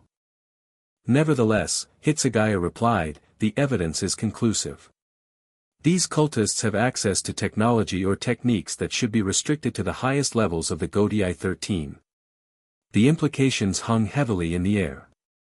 Someone with significant authority or knowledge was supporting these cult activities, whether directly or indirectly. "We're getting closer to the source," Kurama observed privately to Naruto. "These Fox Hollows, the cult, the shinobi faction in Rukongai, they're all connected." "But connected to what?" Naruto wondered. "What's the endgame?" Captain Yukitake arrived, looking graver than Naruto had ever seen him. After conferring briefly with the other captains, he approached Naruto and Rukia. The Captain Commander has ordered an immediate return to Soul Society, he informed them. The situation has been classified at the highest security level. A special investigation team will be formed to address these developments. Captain, Naruto straightened despite his exhaustion, that hollow knew me. It was expecting me specifically. I know, Yukitake replied solemnly. Which is why you'll be central to the investigation team. But first, you need medical attention and rest. That transformation taxed your spiritual energy significantly. Naruto wanted to protest, to push for immediate action, but his body betrayed him. The edges of his vision were already darkening, the strain of channeling tailed beast energy through his Zanpakuto catching up with him. The last thing he remembered was Rukia's concerned face as his consciousness faded, and Kurama's voice warning, "This is just the beginning, Kit. The echoes are growing stronger." Naruto awoke in the 4th Division's recovery ward, sunlight streaming through nearby windows. His body felt leaden, spiritual energy depleted but gradually recovering. According to the wall clock, nearly 24 hours had passed since the battle at the shrine. Finally rejoining us, I see, came Rukia's voice from beside his bed. She sat in a chair, a book open in her lap, dark circles under her eyes suggesting she'd been there for some time. "How long have you been watching me sleep?" Naruto asked, his voice raspy from disuse. "Bold of you to assume you're worth watching," she retorted, though relief softened her features. "Captain Unohana said you'd recover fully, but the energy expenditure was severe enough to warrant monitoring." Naruto pushed himself to a sitting position, noting the absence of Kurama's sword beside him. "Where's, here," Rukia indicated the blade, propped carefully against the wall within arm's reach. "Captain Kuratsuchi wanted to examine it while you were unconscious, but Captain Unohana was, quite firm in her refusal." She threatened him rather impressively, Kurama supplied, his mental voice weaker than usual but unmistakably amused. Something about demonstrating her own blade's capabilities on his person if he persisted. "What happened after I passed out?" Naruto asked, reaching for a water glass beside the bed. Rukia's expression grew serious. The captain secured the shrine area and transported the affected humans to a specialized facility. The cult's underground complex was extensively documented before being destroyed to prevent further use. And the Fox Hollow? Completely neutralized. Your attack disrupted its energy pattern so thoroughly that not even Captain Kuratsuchi could salvage samples for study.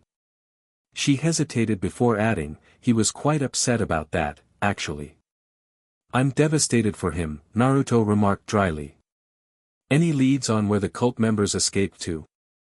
The unauthorized Senkaman left traces that the 12th Division is analyzing. Preliminary findings suggest they lead to various points in Rukongai, primarily the outer districts where Gotei 13 presence is minimal. Naruto absorbed this information, connecting it with what they'd learned over the past months. So our mysterious shinobi faction is definitely connected to the cult. They're using human followers to conduct rituals that create these fox hollows, which somehow relate to tailed beast energy. That's the working theory, Rukia confirmed.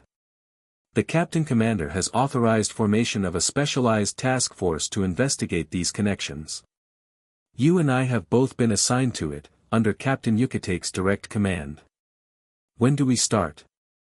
When Captain Unohana clears you for duty, came the captain's serene voice as she entered the recovery room. Which, given your remarkable recovery rate, may be sooner than initially expected. She approached the bed, her experienced hands checking Naruto's vital signs and spiritual pressure with practiced efficiency. The integration of tailed beast energy with your Zanpakuto release is quite extraordinary, she observed. Though clearly taxing on your spiritual reserves. It was the first time we'd attempted full synchronization in this form, Naruto explained. Back when we were alive, Kurama and I could merge our chakra completely for enhanced power. We're still adapting that technique to how our energies work now. Fascinating, Unohana commented, completing her examination. Your spiritual pressure has stabilized remarkably well. Another day of rest should restore you completely. A day? Naruto protested. But the investigation will proceed as planned, she cut him off gently but firmly. Captain Yucatec is gathering intelligence and assembling the team. Your unique insights will be invaluable, but only if you're at full strength. Recognizing the immovable authority behind her gentle demeanor, Naruto reluctantly nodded. One day. Then I want to be fully briefed on everything. Rukia will ensure you're updated, Unohana assured him before turning to leave. At the doorway, she paused. One more thing. Captain Aizen has requested to speak with you once you're recovered. He has particular interest in your transformation technique. After she departed, Naruto exchanged a concerned look with Rukia. Aizen again. He's been suspiciously interested in my abilities since I arrived. He's not the only one, Rukia replied quietly. Your display at the shrine has intensified attention from multiple quarters. The way you transformed, channeling the Nine-Tails power directly, it reminded many captains of holification, despite being fundamentally different. Great, Naruto sighed. So now I'm either a valuable asset or a potential threat, again. Some things never change, even in death. The task force assignment should provide some protection, Rukia offered. Captain Yucatec specifically requested authority over your deployment, citing your unique expertise regarding these anomalies. Naruto smiled faintly. Yucatec's been looking out for me since I arrived. I still don't entirely understand why. He sees potential where others see risk, Rukia replied simply. It's his gift, recognizing the person beneath the power.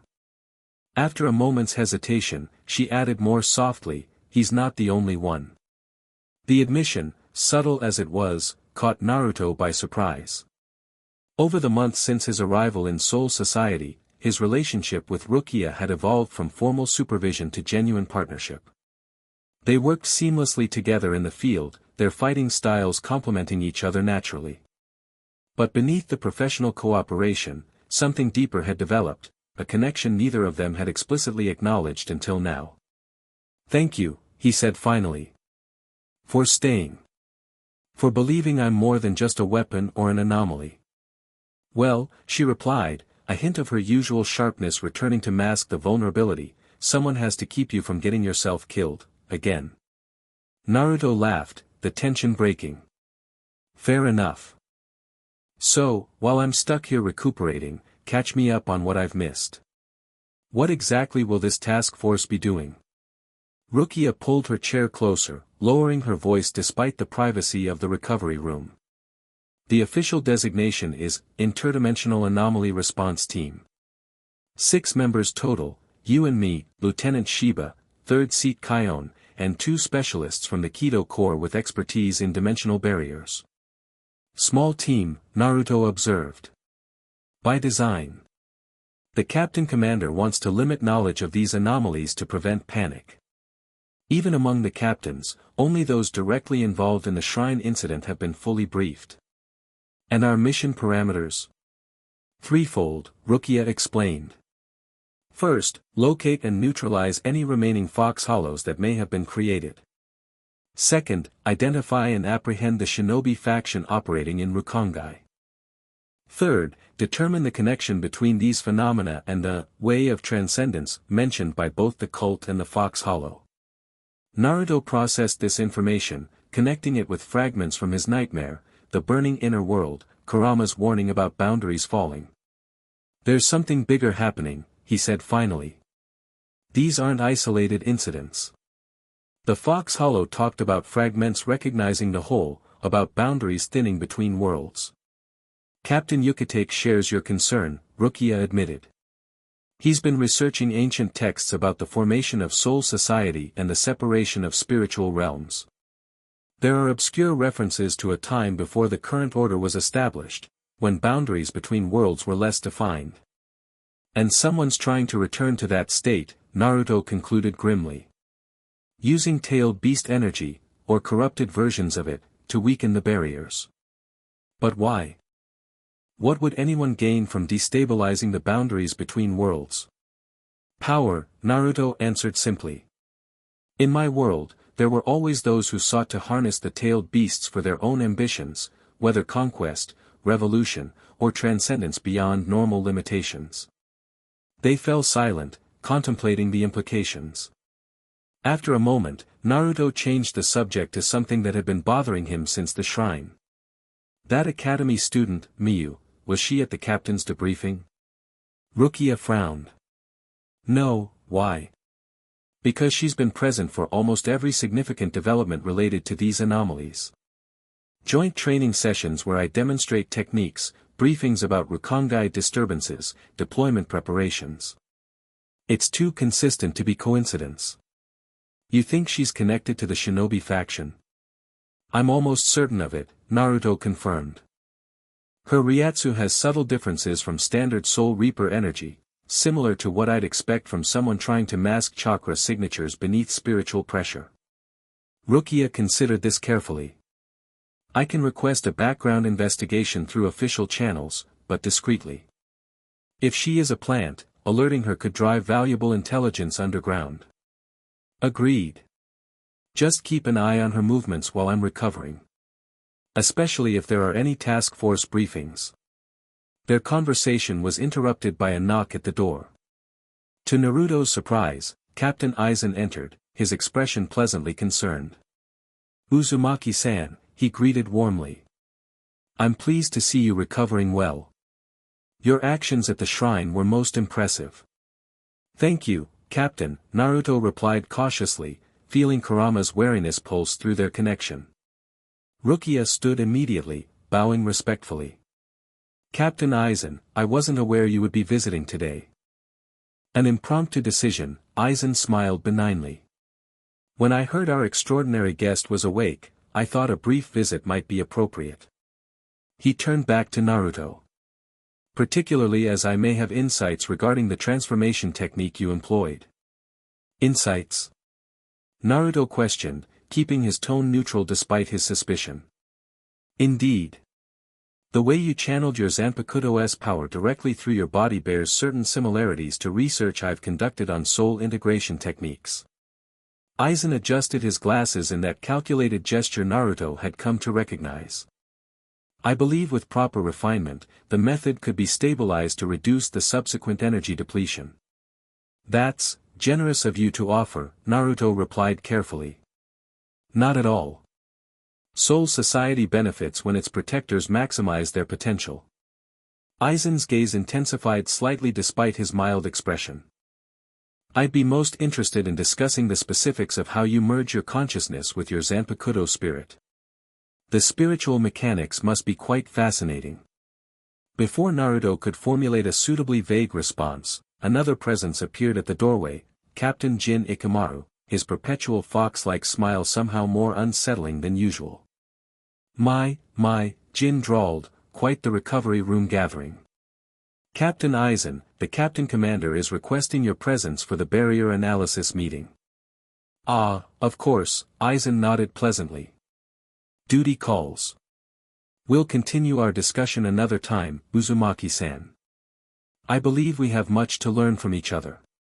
With a parting nod to Rukia, he departed, Jin following with a last enigmatic smile that raised the hairs on Naruto's neck.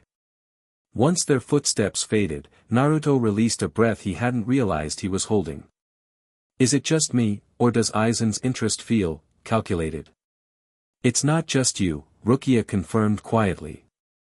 Captain Aizen rarely involves himself directly with individual Soul Reapers, especially those outside his division. His attention to your abilities has been noted by others as well. He wants to understand how we merge our energies, Kurama observed privately. The question is why? Nothing good, I'm betting, Naruto replied silently. Aloud, he said, keep me updated on any movements from Aizen's division related to the investigation. Something tells me his insights come with strings attached. Rukia nodded, then glanced at the wall clock. I should report to Captain Yukitake. The task force is meeting to analyze the shrine artifacts recovered before destruction. Go, Naruto encouraged. I'm fine here. Just bring me the details later. After a moment's hesitation, Rukia did something unexpected, she reached out and briefly squeezed his hand. Don't do anything reckless while I'm gone. One major spiritual depletion per week is my limit for worrying about you. The simple gesture carried more weight than any formal declaration might have. Naruto found himself momentarily speechless, warmth spreading through him that had nothing to do with spiritual energy recovery. I'll be the model patient, he promised with a smile. Kurama will keep me in line. I've never managed that before, the fox commented dryly in his mind. But perhaps death has made you more reasonable. After Rukia departed, Naruto settled back against the pillows, his mind racing despite his body's continued exhaustion. The Fox Hollow's words echoed in his thoughts, fragments recognizing the whole, boundaries thinning, the way of transcendence. Something fundamental was shifting in the spiritual fabric of Soul Society. He could feel it in the increasingly vivid nightmares, in Kurama's growing unease, in the strange resonance he'd experienced when confronting the Fox Hollow. Whatever force was manipulating these events had knowledge of his world, of tailed beasts, and specifically of Kurama. Which meant they likely knew about the other 8 tailed beasts as well, and possibly how to access or recreate their power in this realm. The implications were staggering. In life, the combined might of all 9 tailed beasts had nearly destroyed the shinobi world. In death, corrupted versions of that same power could potentially collapse the boundaries between Soul Society, Hueco Mundo, and the human world. We need to find the source, Naruto decided silently. Before more of these Fox Hollows appear, before the boundaries weaken further. Agreed, Kurama replied. But we must proceed carefully. Whoever guides these events has been planning for far longer than we've been in Soul Society. They know about us, while we know almost nothing about them. Naruto's hand drifted to his abdomen, where the seal containing Kurama had once been inscribed. Though physically gone, he could almost feel phantom echoes of the connection they'd shared in life, a connection transformed but unbroken by death. We'll find them, he murmured, both promise and determination. And we'll protect this world just like we did our own. Outside his window, cherry blossoms drifted on a gentle breeze, their peaceful passage belying the gathering storm. Somewhere in Soul Society, ancient forces were stirring, echoes of a world Naruto thought he'd left behind, resonating through the barriers between life and death, calling to the power he carried within his transformed soul. In the shadowed chambers beneath an abandoned Rukongai shrine, far from the Suriidai's watchful eyes, Kazuma Hayashi contemplated the crystalline container before him. Within, the purple mist that represented Isabu's essence swirled with increased agitation, responding to distant spiritual disruptions. The Nine-Tails vessel grows stronger, he observed to the assembled inner circle. His display at the Karakura shrine exceeded our projections. Kyubi-sama destroyed our primary summoning vessel, Keed noted with concern. Years of preparation, lost in moments. Not lost, Kazuma corrected calmly. Transformed. The vessel served its purpose, confirming the Nine-Tails integration level and combat capabilities. Its destruction was anticipated, if premature. He approached a wall covered in intricate diagrams, 9 interconnected circles surrounding a central eye, each containing symbols representing different tailed beasts. The circle representing the Nine-Tails now glowed with faint orange light. Uzumaki's victory accelerates our timeline, Kazuma continued. The Gotei 13 will form a specialized investigation team, bringing him directly into our sphere of influence. Miyu's reports confirm he already suspects her role, his shinobi instincts remain sharp despite transition to Soul Society. Should we extract her? Asked Goro, his massive frame tense with concern. No, Kazuma decided. Let him confirm his suspicions. When he inevitably attempts to follow her to our sanctuary, we'll be prepared to receive him, properly. From the shadows, a masked figure emerged, the woman known only as Hiniko, her hollow-like mask revealing nothing but cold, assessing eyes. The separation protocol is prepared, she reported, her voice distorted by the mask. The modified seal array incorporates elements from both the Uzumaki clan techniques and Hueco Mundo binding Kido. It should successfully isolate the Nine-Tails essence from its vessel. Without killing him? Kazuma questioned sharply. The vessel must survive the extraction, his unique soul composition is essential for the final phase. The process will be traumatic but survivable, Hiniko confirmed. Unlike in life, where extraction meant death, the spiritual nature of their current bond allows for separation without destruction, if performed precisely. Kazuma nodded, satisfied. Excellent. And the other preparations? Kojima's compatibility with the Three Tails essence has reached 65%, Goro reported. The modified fusion technique is stable in preliminary tests. He is eager to proceed with full integration. His hatred for Uzumaki proves most useful, Kazuma remarked with cold amusement. Nothing motivates like humiliation, especially for one raised to believe in his own superiority. He circled the chamber slowly, assessing each element of their plan with methodical precision. 5 centuries of patience, of gathering knowledge and resources, building a network that spanned Rukongai's shadows and reached even into the Siriidii itself. Now, finally, events accelerated toward the culmination he'd envisioned since awakening in this afterlife with memories intact. The way of transcendence requires 9 keys to unlock the final gate, he reminded his followers. The 9 tails is merely the first, the catalyst that enables access to the others. Once Uzumaki is secured and the extraction complete, the resonance pattern will guide us to the remaining fragments. And the boundary disruptions? Keed inquired. The Gotei 13 grows increasingly concerned about dimensional stability. As they should be, Kazuma smiled thinly. The barriers between realms were never meant to be absolute. In the primordial era, before Soul Society's current structure calcified into dogma, spiritual energy flowed freely between dimensions. That natural state will return, with us as the architects of a new order. He approached the crystalline container, placing his palm against its surface. The purple mist within responded, swirling toward his touch as though recognizing kindred purpose. Soon, Isabu, he murmured. Soon you will have a proper vessel, and your power will help bring your siblings home. Turning back to his followers, Kazuma's expression hardened with resolve. The Gotei 13 moves to counter what they don't understand. Let them. Each step they take brings Uzumaki closer to us. Each investigation narrows the distance between hunter and prey, though they mistake which is which.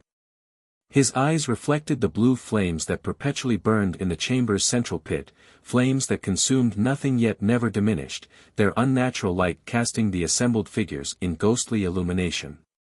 5 centuries ago, I died protecting techniques and knowledge too dangerous for the shinobi world. In death, I realized their true purpose, not as weapons of war, but as keys to transcendence. His voice took on the cadence of well-practiced conviction. The barrier between life and death is but one of many artificial constructs imposed upon existence. When they fall, as they must, a new reality will emerge, with those who understand standing as its architects. The followers bowed their heads in unified acknowledgement of the vision that had sustained their movement through decades of careful planning. Prepare the primary sanctuary for Uzumaki's arrival, Kazuma instructed finally. When he follows Miyu's trail, as he inevitably will, ensure his journey leads him precisely where we wish him to go. The 9 tails will soon return to its rightful place in the circle, as one part of a greater whole. As the meeting concluded, Kazuma remained alone in the chamber, studying the 9-circle diagram with the intensity of an artist contemplating his masterpiece. His fingers traced the symbol for shinobi, inscribed at the center of the design, the same symbol left as a calling card at sites of their operations. The shinobi world failed to understand your true purpose, he whispered to the distant memory of the Sage of 6 Paths, but here, in death, your vision will finally reach fruition. The scattered fragments will reunite, and the boundaries that separate worlds will dissolve like mist before the dawn. Above him, unknown to even his most trusted followers, a 10th circle remained hidden in the chamber's shadowed ceiling, a design that incorporated elements of all 9-tailed beast seals, surrounding a central Rinnegan eye that seemed to watch the proceedings with ancient, patient malevolence. 2 days later, Naruto stood before the assembled interdimensional anomaly response team in the 13th Division secure briefing room. Fully recovered and cleared for duty, he felt renewed purpose as Captain Yucatake outlined their first official mission. Intelligence has identified a potential gathering site for cult activity in District 52 of North Rukongai, Yucatake explained, indicating a location on the displayed map. Spiritual disturbances similar to those at the Karakura Shrine have been detected, though at a much lower intensity. Lieutenant Shiba continued the briefing. Our mission is surveillance and intelligence gathering only. We observe the location, document any ritual activities, and identify participants, particularly any with connections to either the human world cult or the shinobi faction we've been tracking.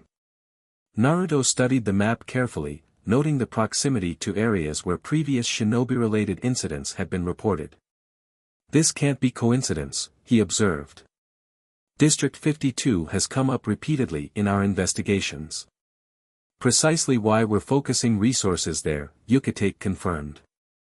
The pattern suggests a base of operations or at least a significant gathering point. Rukia, standing beside Naruto, added, we've also confirmed that Academy student Miyu claims origin from this exact district. Background checks reveal inconsistencies in her enrollment records, subtle but definitive signs of falsification. So she is connected, Naruto concluded grimly. Almost certainly, Yucatake agreed. Which is why we'll be using her as an unwitting guide. She's been placed under discreet surveillance by 2nd Division operatives. When she next travels to District 52, you'll follow at a safe distance. The plan made tactical sense, though Naruto couldn't shake a nagging suspicion. It seems too convenient, he voiced his concern. If Miyu is as careful as we think, she'd notice surveillance. What if she's deliberately leading us somewhere? Then we'll be prepared, Lieutenant Shiba responded confidently. The team composition has been designed for maximum adaptability. Kion and I will coordinate with the Kido Corps specialists to establish a spiritual perimeter that should detect any significant threats or ambush preparations. Naruto nodded, though his instincts continued to warn of complications. Throughout his shinobi career, apparently simple reconnaissance missions had frequently revealed deeper complexities, often with devastating consequences. When do we deploy? He asked. Immediately, Yucatake answered. Miyu requested temporary leave from the academy this morning, citing family obligations in Rukongai. She departed through the west gate approximately 1 hour ago. The timing felt rushed, but Naruto understood the necessity. Whatever connection existed between the Fox Hollows, the cult, and the shinobi faction, it was clearly accelerating toward some culmination. As the team prepared for deployment, Rukia approached Naruto privately. You're concerned, she observed quietly. Something feels off about this, he admitted. Too convenient, too orchestrated. I share your concern, she surprised him by agreeing. But even if it is a trap of some kind, this may be our best opportunity to identify the central figures behind these events. Naruto nodded slowly. Just promise me you'll be extra cautious. These people have knowledge of both shinobi techniques and soul society operations. That makes them doubly dangerous. I could say the same to you, she countered, violet eyes searching his face. Your connection to the Ninetales makes you their most likely target. She's right, Kurama commented privately. If they've gone to such lengths to create corrupted versions of my power, they almost certainly have designs on the original. We'll watch each other's backs, Naruto promised, both to Rukia and to Kurama. Like always. As they joined the rest of the team at the west gate, Naruto felt a familiar anticipation, the heightened awareness that preceded significant battles or revelations. Whatever awaited them in District 52, he sensed it would fundamentally change their understanding of the threats facing Soul Society. The gate opened to reveal the path to Rukongai, the vast expanse of afterlife where souls lived in varying conditions based on their distance from the Siriidii. Unlike the pristine streets and ordered architecture of the Court of Pure Souls, the Rukongai districts became progressively rougher and more chaotic the further one traveled from the center. District 52, while not among the most dangerous outer districts, existed far enough from Siriidii authority to allow considerable autonomy for its residents, and ample hiding places for those with secrets to protect. As the team moved through the gate, Naruto cast one last glance back at the Siriidii's white towers. In the months since his arrival, he'd found an unexpected place in this afterlife, forging new connections, adapting his abilities, and gradually building a sense of purpose that death had initially stripped away. Now forces from his previous existence threatened this newfound stability, using corrupted versions of the very power that defined him. The irony wasn't lost on him, even in death. The legacy of the tailed beasts continued to shape his path. "We'll face it together," Kurama reassured him, the sword at his hip pulsing with warm energy. "Whatever echoes of our past await us." Naruto nodded imperceptibly, squaring his shoulders as he turned toward the Rukongai districts stretching before them. Whatever lurked in the shadows of District 52, whatever plans had been set in motion centuries before his arrival, he would confront it as he always had, with determination, adaptability, and the unbreakable bond with the nine-tailed fox who had followed him even into death. The boundary between worlds might be thinning, but his resolve remained unshakable. The hollow echoes of corrupted power would find no easy victory against the original from which they had been derived. Chapter 4, Fractured Realms. Rukongai District 52 existed in perpetual twilight. Not from lack of sunlight, which streamed between weathered buildings in dusty shafts, but from the peculiar spiritual atmosphere that hung over the area like tainted fog. Naruto felt it the moment their team crossed the district boundary, a heaviness in the air that made each breath feel slightly wrong, as though the oxygen itself carried unfamiliar spiritual particles. "You feel it too," Rukia observed quietly as they navigated narrow streets cluttered with abandoned carts and discarded possessions. Not a question but a confirmation. Naruto nodded, hand resting instinctively on Kurama's hilt. "It's like the spiritual pressure is layered. As if something's bleeding through from elsewhere. The boundaries are thinner here," Kurama's voice rumbled in his mind. "Similar to what we felt at the Karakura shrine, but more diffuse. Less focused." Lieutenant Shiba, leading their 6-person team through the increasingly deserted district, halted at an intersection to consult a spirit tracking device. The small instrument, provided by the 12th Division, pulsed with fluctuating light as it detected Miyu's spiritual signature. "She's moving purposefully," he reported, brow furrowed. "No signs of evasive maneuvers or counter-surveillance awareness. Either she's exceptionally confident or she wants to be followed," Naruto finished. The same suspicion had been gnawing at him since they'd left Siriidii. Everything felt too convenient, too neatly arranged, like shogi pieces positioned exactly where an opponent desired. Kaion Kotetsu, the third seat of the 13th Division, adjusted her Zanpakuto nervously. "Could be a trap," she agreed, voicing what they all suspected. But Captain Yukitake believed the intelligence value outweighed the risk. "Which is why we proceed with maximum caution," Shiba decided. "Standard surveillance formation, spiritual pressure suppressed to minimum detection levels. Kuchiki, Uzumaki, take point. Your combined sensing abilities give us our best chance of detecting ambush preparations." Naruto and Rukia moved forward in perfect synchronization, their months of joint missions having forged an almost intuitive partnership. They navigated the derelict streets like shadows, present but unnoticed, their footsteps silent on weathered cobblestones. The district had clearly seen better days. Buildings that might once have housed thriving businesses stood empty, their doors hanging from broken hinges. Few souls moved about, and those that did kept their heads down, avoiding eye contact with the clearly alien presence of Shinigami in their midst. "This level of abandonment isn't normal," Rukia murmured as they passed yet another empty street. "Even in outer districts, communities form. People gather. This feels..." Deliberately cleared, Naruto finished her thought. Like someone wanted minimal witnesses. They continued tracking Miyu's signature as it led them deeper into the district, toward an area dominated by a forested hill. Atop the hill stood what appeared to be an ancient temple complex, its once grand architecture now crumbling, reclaimed by persistent vegetation. "That's our destination," Shiba confirmed, studying the tracking device. Her spiritual pressure is concentrating there, along with multiple other signatures. The Keto Core specialists, two solemn-faced men who had barely spoken during the journey, exchanged meaningful glances. "The spiritual disruption intensifies near that structure," one reported, his hands forming subtle detection signs. "Multiple energy types, not just Shinigami Ryatsu. There are irregularities.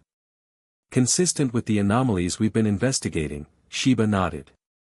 "We'll establish a perimeter at the forest's edge. Kuchiki, Uzumaki, proceed with close reconnaissance of the temple itself. Identify entry points, occupancy, and any ritual preparations. Do not engage unless absolutely necessary." Naruto met Rukia's eyes, finding his own determination reflected there. Months of investigation had led to this moment, their first direct contact with the shadowy faction manipulating events from behind the scenes. "Stay connected through the modified soul pagers," Shiba instructed as they prepared to separate. "Any sign of fox-type hollows or unusual energy manifestations, you retreat immediately." "That's a direct order from Captain Yukitake." "Understood," Rukia acknowledged for both of them. As they moved toward the temple, navigating through increasingly dense forest, Naruto felt a growing sense of familiarity, not with the location itself, but with the energy permeating it. Something about the spiritual pressure reminded him of chakra, yet distorted, as though viewed through warped glass. "They've been experimenting here for some time," Kurama observed. "The very atmosphere carries traces of hybridized energy, part chakra, part Ryatsu, part something else entirely." "I've seen places like this before," Naruto said quietly as they paused behind massive tree roots that provided both cover and vantage point. In the shinobi world, hidden temples often served as bases for forbidden technique research. Orochimaru had dozens scattered throughout the nations. "Your world's equivalent of a mad scientist?" Rukia asked, remembering fragments Naruto had shared of his past life. "Something like that. He experimented with combining different energy types, different bloodlines. The results were usually..." He trailed off, remembering cursed seals and grotesquely transformed test subjects. "Usually what?" Rukia prompted. "Monstrous," Naruto finished. "Power gained at the cost of humanity." They fell silent as they reached the temple's outer perimeter. Up close, the ancient structure revealed its true nature, not simply abandoned but repurposed. New ceiling formulas had been etched into crumbling stone, their patterns combining familiar shinobi designs with what appeared to be modified Kido script. Using hand signals developed during previous missions, Naruto and Rukia separated to circle the temple from opposite directions, cataloging entrances, guard positions, and energy concentrations. The temple complex was larger than it had appeared from a distance, a central shrine surrounded by subsidiary buildings that might once have housed priests or pilgrims. Most structures showed signs of recent occupation, cleared pathways, maintained roofing, subtle reinforcement of key support beams. Naruto counted at least 7 individuals moving purposefully through the complex, their spiritual signatures carefully masked but still detectable to his heightened senses. Each carried the same peculiar energy pattern, Shinigami Ryatsu overlaid with something that approximated chakra. As he completed his circuit, preparing to rejoin Rukia at their designated rendezvous point, a familiar signature caught his attention, Miyu, moving toward what appeared to be the temple's main entrance. But something had changed about her energy. The carefully maintained mask of unremarkable academy student had fallen away, revealing a much more substantial power beneath. "She's dropping her cover," Kurama observed. Either she believes herself unobserved, or, a sudden spike in spiritual pressure interrupted the fox's warning, a massive surge of energy erupting from beneath the temple that made the very air shudder. Naruto felt Rukia's Ryatsu flare in response from the opposite side of the complex, a brief pulse that signaled alarm. Their soul pagers activated simultaneously, Lieutenant Shiba's voice tense with urgency, multiple high-level spiritual signatures activating beneath the temple. Something's happening, retreat to rally point immediately. But before either could respond, a new presence materialized directly in Naruto's path, a slender woman with a hollow-like mask covering the upper portion of her face. She moved with lethal grace, Zanpakuto already drawn and glowing with ominous purple energy. Uzumaki Naruto, she spoke, her voice distorted by the mask.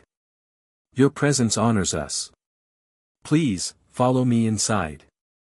Though phrased as an invitation, the naked blade in her hand made clear it was anything but. I'm guessing you're not the welcoming committee, Naruto replied, hand moving to Kurama's hilt. Who are you?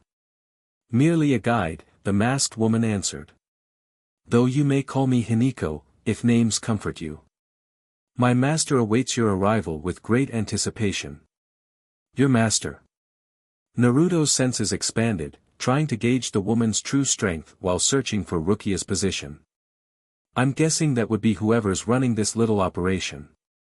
The one creating fox hollows and manipulating dimensional barriers. A slight tilt of Hiniko's masked head suggested amusement. You understand more than expected. Good. It will make the transition easier. Without warning, she attacked, her blade moving with blinding speed toward Naruto's chest. Only years of combat instinct saved him, Kurama's sealed form intercepting the strike with microseconds to spare. The collision of weapons created a shockwave that shattered nearby stone lanterns, spiritual energy cascading outward in violent ripples. Hiniko pressed forward, her fighting style combining traditional Zanjutsu with movements Naruto recognized from shinobi kenjutsu, a hybrid approach that spoke of extensive cross-training. Your resistance is anticipated but unnecessary, she stated calmly, disengaging only to launch a more complex attack sequence. The master wishes no permanent harm to your vessel. Vessel, Kurama growled. Always the same terminology. Naruto flash-stepped backward, creating distance to draw Kurama properly. Burn through the shadows, Kurama. The transformation into Shikai was instantaneous, the massive cleaver materializing as orange-red energy surged through Naruto's form. With the release came enhanced perception, and the disturbing realization that similar battles had erupted across the temple grounds. Rukia's spiritual pressure flared defensively on the far side, while Lieutenant Shiba and the others fought against multiple opponents at the forest perimeter. They were waiting for us, Naruto realized, blocking another lightning-fast strike from Hiniko. This entire setup was a coordinated ambush. Your companion fights admirably, Hiniko remarked conversationally, as though they were discussing the weather rather than engaged in lethal combat. Kuchiki Rukia, her ice-type Zanpakuto shows remarkable potential. A pity she serves a system built on lies and artificial restrictions. Save the recruitment speech, Naruto countered, driving forward with Kurama's massive blade. I've heard better from actual cult leaders. His attack forced Hiniko back momentarily, her masked face betraying no emotion as she adjusted her stance. Very well. Direct approach it is. She raised her Zanpakuto vertically before her face. Consume, Mugenkyo. Her Shikai release transformed the standard katana into a slender black blade that seemed to absorb surrounding light. More disturbing was the change to Hiniko herself, the hollow-like mask expanded, covering more of her face while sprouting fox-like ear projections. Interesting reaction, she noted, observing Naruto's shock. Yes, our modifications incorporate aspects of hollowification, but controlled, directed. The perfect synthesis of multiple spiritual paradigms. She vanished, reappearing instantaneously behind Naruto, faster than standard flash step should allow. Only Kurama's warning shout in his mind prevented a potentially fatal wound, allowing him to shift just enough that her blade carved a shallow gash across his shoulder rather than piercing his heart. Pain lanced through him, but more concerning was the immediate effect of the wound, a cold numbness spreading rapidly from the point of contact, his spiritual energy sluggish to respond. Poison, he gasped, flash stepping away to create distance. Energy disruption, Hiniko corrected. Mugenkyo doesn't simply cut flesh, it severs the connections between spiritual particles. Quite effective against beings of unusual composition, such as yourself. Naruto assessed the damage, feeling Kurama's energy working to counteract the spreading disruption. The fox's power had always granted him accelerated healing in life, in death, it manifested as exceptional spiritual resilience. But even with that advantage, the wound felt wrong, resistant to normal recovery processes. He needed to end this quickly and find Rukia, whose spiritual pressure continued to fluctuate in combat patterns nearby. Shifting strategies, Naruto created 3 shadow clones, each materializing with their own copy of Kurama's Shikai form. Hiniko paused, genuine surprise evident despite her mask. Replication without Zanpakuto command. Fascinating. The master will be pleased by your development. The clones attack simultaneously from multiple angles, forcing Hiniko into defensive maneuvers. While formidable, she couldn't track all 4 Narutos at once, creating an opening for the original to break away toward the temple's main structure, where the massive spiritual disturbance continued to build. Rukia first, he decided, changing direction toward her fluctuating spiritual pressure. He found her in a courtyard, facing off against 2 opponents, Miyu, now wielding a short Tonto-like Zanpakuto, and a hulking man whose massive frame seemed barely contained by modified Shinigami robes. Rukia had already released Sodi no Shirayuki, the elegant white blade leaving frost patterns in the air as she maintained a defensive perimeter against her attackers. Despite being outnumbered, she moved with practiced precision, her Kido barriers neutralizing the hulking man's brute force attacks while her blade kept Miyu at bay. Naruto, she called, spotting him as he landed at the courtyard's edge. Relief flashed across her face before immediately shifting back to combat focus. The entire complex is a trap, they're using some kind of modified Kido-Bakuto hybrid to prevent long-range communication. We can't reach the lieutenant. Working on it, Naruto assured her, his remaining clones leading Hiniko on a chase through another section of the temple. Any idea what they're after? You, the hulking man rumbled, his voice surprisingly cultured despite his brutish appearance. Or more specifically, what you contain.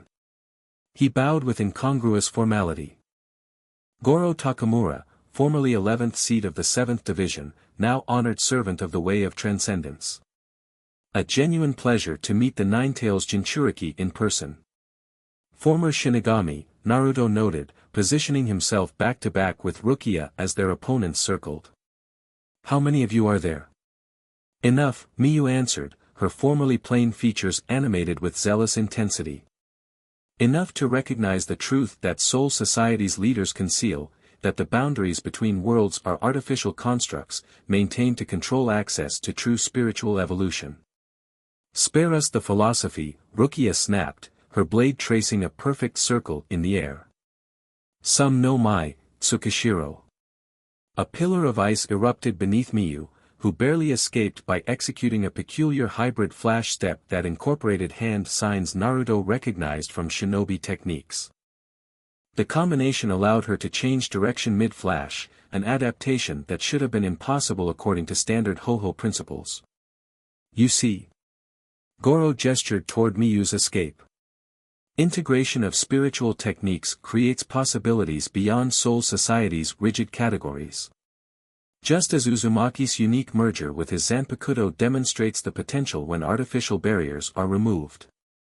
As if on cue, Naruto's clones dispersed in puffs of spiritual energy as Hiniko finally neutralized them. She appeared at the courtyard's edge, her masked face betraying no fatigue despite the extended combat. The master grows impatient, she informed her companions. Bring the vessel now. The boundary fluctuations accelerate with each passing moment. You're not taking him anywhere, Rukia declared, spiritual pressure intensifying around her as she prepared another attack. Tsugi no mai, Hakuren. A massive wave of ice surged forward, threatening to engulf all 3 opponents. Goro stepped forward, his Zanpakuto transforming into a massive Tetsubo war club that glowed with earthy brown energy. Rumble, Deikishinju, he intoned. The club struck the ground with earthquake force, creating a fissure that interrupted the ice wave's trajectory, splitting it around them like a river diverted by sudden stone. Naruto seized the momentary distraction to launch his own attack, flash-stepping directly toward Hiniko, the clearly most dangerous of the three. Kurama's massive blade collided with her light-absorbing Mugenkyo, creating a nexus of conflicting energies that distorted the surrounding air. "Your resistance only delays the inevitable," Hiniko stated calmly, holding her ground despite the immense pressure Naruto exerted. "The way of transcendence has waited centuries for your arrival. A few more minutes changes nothing." "Then you won't mind if I take those minutes to shut down whatever you're doing here," Naruto countered, disengaging only to attack from a different angle. The four-way battle intensified, spiritual pressure from multiple sources distorting the temple courtyard's very reality. Stone cracked beneath their feet, ancient pillars toppled, and the sky above seemed to waver like a mirage in desert heat. Throughout the chaos, Naruto maintained awareness of Rukia's position, their months of partnership allowing for seamless coordination without verbal communication. When Goro pressed too close, Naruto's blade would force him back. When Hiniko attempted to flank, Rukia's ice would block her path. But their opponents were equally coordinated, fighting with the smooth efficiency of long-established teammates. More concerning, they seemed unconcerned with achieving immediate victory, their tactics focused on containment and maneuvering rather than elimination. "They're hurting us," Kurama realized. "Driving us toward the temple's main hall." The observation proved accurate as Naruto found himself gradually forced back, each step bringing them closer to the central building where the massive spiritual disturbance continued to build. "We need to break through their formation," he called to Rukia. "Get back to Shiba and the others." Trying, she responded tersely, narrowly avoiding Miyu's blade while countering with a binding Kido that momentarily immobilized the former academy student. Naruto prepared to execute a mass shadow clone technique that might create enough confusion for escape, but before he could complete the necessary focus, the ground beneath them shuddered violently. Cracks spread across the courtyard stones, emitting an eerie purple-blue light that pulsed in rhythmic waves. "It begins," Hiniko announced with something approaching reverence. "The master commences the primary boundary dissolution sequence." The temple's main hall doors slid open of their own accord, revealing a chamber transformed by arcane modifications. Where traditional shrine architecture should have dominated, complex technological and spiritual adaptations had been integrated, Kido amplification arrays, modified ceiling formulas etched into strategic positions, and at the center, a raised dais surrounded by 9 crystalline pillars. Standing upon the dais was a slender man with ash-gray hair tied in a traditional topknot, his weathered face bearing the calm authority of someone accustomed to absolute obedience. He wore modified Shinigami robes accented with emblems Naruto recognized with shock, stylized representations of the 9-tailed beasts arranged in circular formation. But most disturbing was what floated before him, a swirling sphere of purple-tinged energy contained within a complex Kido barrier, pulsing in perfect synchronization with the light emanating from the courtyard cracks. "Uzumaki Naruto," the man called, his voice carrying easily despite the distance. "Your presence honors this historic moment. Please, join me as we begin the reunification process." "Careful, Kit," Kurama warned. "That energy signature, it resembles Isabu, the Three Tails." "Who are you?" Naruto demanded, maintaining his defensive stance beside Rukia. "What is this reunification you're attempting?" The man smiled, a gesture that conveyed intellectual appreciation rather than warmth. "Forgive my presumption. I am Kazuma Hayashi, formerly Jonin of Kirigakure, now architect of the Way of Transcendence." He gestured expansively at the chamber behind him. "As for what we attempt, nothing less than the restoration of the natural order that existed before artificial boundaries separated the spiritual realms." "You're the one creating Fox Hollows," Rukia realized aloud. "Corrupting souls with hybrid energy." Creation requires experimentation, Kazuma acknowledged without remorse. The Fox-type hollows were early prototypes, successful in some respects, flawed in others. Necessary steps toward perfecting the integration process. His gaze returned to Naruto, intense and evaluating. But now, with the Nine-Tails vessel before us, we can proceed to the primary phase. Your unique soul composition, shinobi essence merged with Shinigami evolution, carrying one of the 9 fragments, provides the catalyst we've awaited for centuries. He knows about all 9-tailed beasts, Kurama growled. And he has at least one other. Isabu's essence is definitely within that containment field. Naruto's mind raced, connecting fragments of information gathered over months of investigation. The fragments recognizing the whole, he quoted from the fox hollow they'd encountered. You're trying to collect the tailed beasts in Soul Society. Perceptive, Kazuma's smile widened slightly. Yes. When the 10 tails was originally divided, its 9 components were scattered not just geographically but dimensionally. Some remained in the physical world, others crossed to spiritual realms. The barriers between worlds prevented natural resonance, until recent fluctuations in the cosmic order created new possibilities. A flash of movement caught Naruto's peripheral vision, Lieutenant Shiba and the others, captured and restrained at the temple's perimeter by more robed figures bearing the same hybrid energy signatures. Your companions fought admirably, Kazuma noted, following Naruto's gaze. They will not be permanently harmed, provided cooperation prevails. If you know anything about me, Naruto replied, tightening his grip on Kurama's hilt, you know cooperation isn't likely when my friends are threatened. I know everything about you, Uzumaki Naruto, Kazuma stated with unsettling confidence. Your history, your abilities, your fundamental character. I've studied the chronicles of the Fourth Shinobi War extensively. Your determination is expected and respected, but ultimately irrelevant to the cosmic processes now in motion. He gestured toward the swirling purple energy. The 3 tails fragment responded to your arrival in Soul Society, its essence resonating across dimensional barriers. Soon, the others will follow, drawn by the natural affinity that binds the 9 components of the original whole. And I'm guessing you need me as some kind of catalyst, Naruto surmised, mind working through possible escape strategies. If he could create enough shadow clones to overwhelm their opponents while Rukia froze the courtyard. Not you, Kazuma corrected. The 9 tails. Your unique Zanpakuto transformation provides the perfect vessel for extraction and reintegration into our array. The implication struck Naruto like physical blow. You want to separate me from Kurama. A necessary step toward cosmic realignment, Kazuma confirmed without apology. Though unlike in life, the separation need not prove fatal. Your soul has evolved in death, becoming more resilient to such transitions. Don't count on it, Kurama snarled internally. The connection between us is fundamentally different now, not a seal that can be released, but a true integration. Naruto relayed this warning, adding defiantly, you're working with outdated information. Kurama isn't just sealed inside me anymore, we're truly bonded, 2 aspects of a single spiritual entity. Something like genuine curiosity flickered across Kazuma's weathered features. Fascinating. Your integration has progressed further than our models predicted. All the more reason to proceed immediately, before further evolution complicates the extraction process.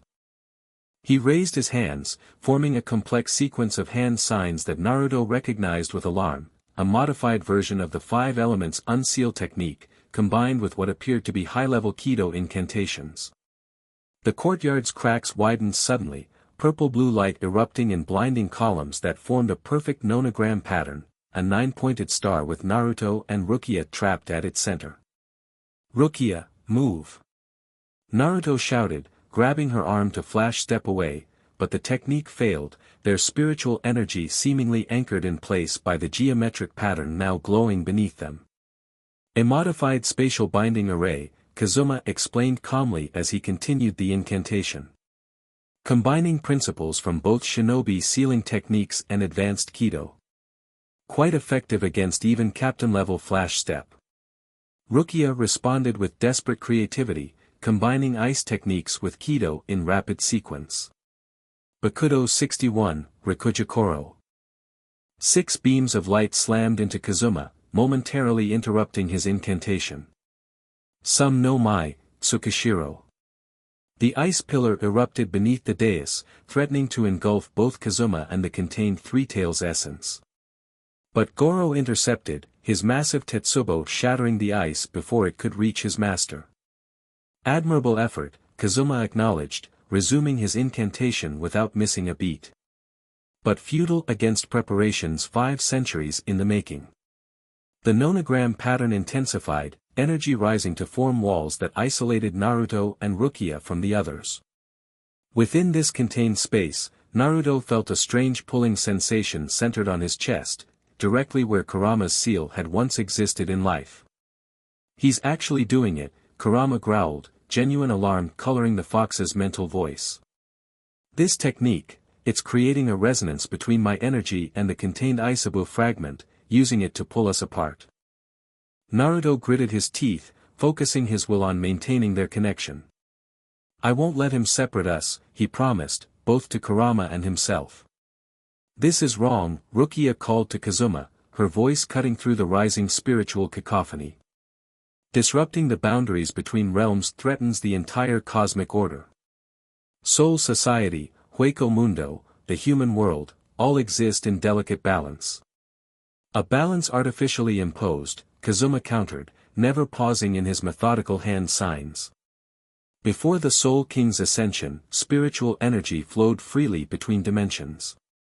What you call order is merely convenient restriction designed to maintain existing power structures. The pulling sensation intensified, becoming genuine pain as Naruto felt Kurama's energy begin to separate from his own. His Zanpakuto glowed with increasing brightness, orange-red energy leaking from the blade like blood from a wound. "I can't hold it," he gasped, dropping to one knee as the extraction technique grew stronger. Rukia moved to his side instantly, her hand on his shoulder channeling her own Ryatsu in support. "Focus, Naruto. Remember your training, synchronize your spiritual pressure." Her support helped, creating a momentary counterbalance to the extraction force. But Kazuma merely adjusted his technique, incorporating the new variable without breaking rhythm. "The Kuchiki girl's assistance is impressive but ultimately futile," he observed. "Though her presence may serve another purpose." Keyed. An elderly woman with ritual scarring across her face appeared at the nonogram's edge, hands already forming complementary signs to Kazuma's. "The secondary catalyst is prepared, Master Hayashi." "Secondary catalyst?" Naruto repeated, alarm spiking as Rukia was suddenly seized by invisible force, lifted several feet off the ground as Kido-like bindings materialized around her limbs. "Emotional resonance amplifies spiritual connection," Kazuma explained clinically. "Your concern for her creates exploitable fluctuations in your energy pattern. Quite useful for precision extraction work." Fury erupted within Naruto, cold, focused rage unlike his youthful outbursts. "Let her go." Each word emerged as a separate command, his spiritual pressure spiking despite the extraction technique's suppressive effects. "Your attachment becomes leverage," Kazuma observed with academic interest. "Just as planned." With a gesture from Kid, the bindings around Rukia constricted, drawing a pained gasp from her despite her obvious effort to remain silent. Blood appeared at her wrists where the energy bonds cut into flesh. Something snapped inside Naruto, not control, but limitation. The carefully maintained boundaries between his spiritual energy and Kurama's dissolved completely, creating perfect synchronization born of desperate need rather than careful training. "Enough." The shout carried power that transcended mere volume, his spiritual pressure exploding outward in waves that cracked the nonogram pattern beneath them. Kazuma's eyes widened fractionally, the first sign of genuine surprise he displayed. "Fascinating. Complete soul merger under emotional duress. Hiniko, Containment Protocol 7. The masked woman appeared at the array's edge, her Zanpakuto plunged directly into one of the geometric pattern's nodes. Mugenkyo, dimensional severance. Her blade's light-absorbing properties intensified, creating a localized distortion in the spiritual fabric around Naruto. The combined techniques, extraction pulling Kurama's energy outward while Hiniko's Zanpakuto disrupted the dimensional stability around them, created unprecedented spiritual turbulence. Reality itself seemed to warp, colors inverting briefly as conflicting forces battled for dominance. Within this chaos, Naruto fought to maintain his connection to Kurama while simultaneously reaching for Rukia, who remained suspended and bound several feet away. His vision blurred, doubling and then tripling as the dimensional stability continued to deteriorate. And then, suddenly, he wasn't seeing only the temple chamber anymore. Through gaps in reality, like tears in painted canvas, other places became visible. A forest with massive trees unlike anything in Soul Society. A village with buildings bearing the spiral symbol of Uzushiogakyure. A mountain with 4 faces carved into its side. Konoha, he whispered, recognizing his home with shock that momentarily overpowered even his pain. The boundaries between realms are fracturing, Kurama realized. The extraction technique combined with your resistance is creating unpredictable rifts. Yes. Kazuma exulted, observing the phenomenon with academic fervor despite the obvious danger. The primal connections reveal themselves. The artificial walls between dimensions begin to dissolve, just as the ancient texts foretold. The rifts widened further as the extraction technique reached critical intensity. Through one particularly large opening, Naruto glimpsed the Hokage Tower as it had stood during his lifetime, and for an instant, a spectral figure that looked hauntingly like Kakashi stood at its entrance, head tilted as though sensing something amiss. "Do you see?" Kazuma called over the mounting spiritual tempest. "Your world still exists, not destroyed as you believed, but separated by artificial boundaries. All realms exist simultaneously, connected through the great cosmic will that the Soul King's ascension fragmented." Whether truth or manipulation, Naruto had no time to contemplate the claim. The pain of partial extraction had become nearly unbearable. Kurama's energy pulled halfway out of their shared soul space while still desperately connected at crucial junctures. "I can't, hold on." He gasped, feeling their bond stretching to breaking point. In that moment of extremity, Rukia did something completely unexpected. Despite her bonds, she managed to angle her Zanpakuto toward the center of the nonogram pattern, using her own blood from her wounded wrists to empower a technique Naruto had never seen her attempt. "San no mai, Shirafune," she called, her voice strained but determined. Her blade glowed with intense white light before seemingly shattering, but instead of falling as broken fragments, the ice particles expanded explosively, forming countless blades that pierced the geometric pattern at precisely calculated points. Where each ice shard struck, the pattern's glow dimmed momentarily. The momentary disruption was enough.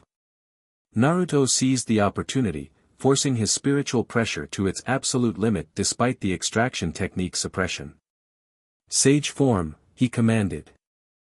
Kurama's blade transformed from the massive cleaver to the dual trench knives, the change in configuration temporarily disrupting the extraction's rhythm. In that brief window, Naruto flash-stepped, not away, but directly toward the dais where Kazuma continued his incantation. The unexpected direct assault forced Kazuma to adapt, shifting from offense to defense mid-technique. He formed new hand signs with blurring speed, raising a barrier just as Naruto's blade descended. The collision of energies, Naruto's synchronized power against Kazuma's hybrid barrier, created a shockwave that rippled through the already unstable dimensional fabric. The rifts widened dramatically, reality fracturing like glass struck by hammer. Through one massive opening, a landscape appeared that resembled no realm Naruto recognized, a barren plain beneath a crimson sky, where massive chains hung from clouds that wept what looked like blood.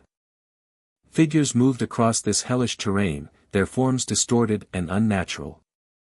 "The Dangai precipice world reveals itself," Kazuma observed, maintaining his barrier despite visible strain. The boundaries fall faster than anticipated. Excellent. His enthusiasm for cosmic collapse struck Naruto as the final confirmation of dangerous fanaticism.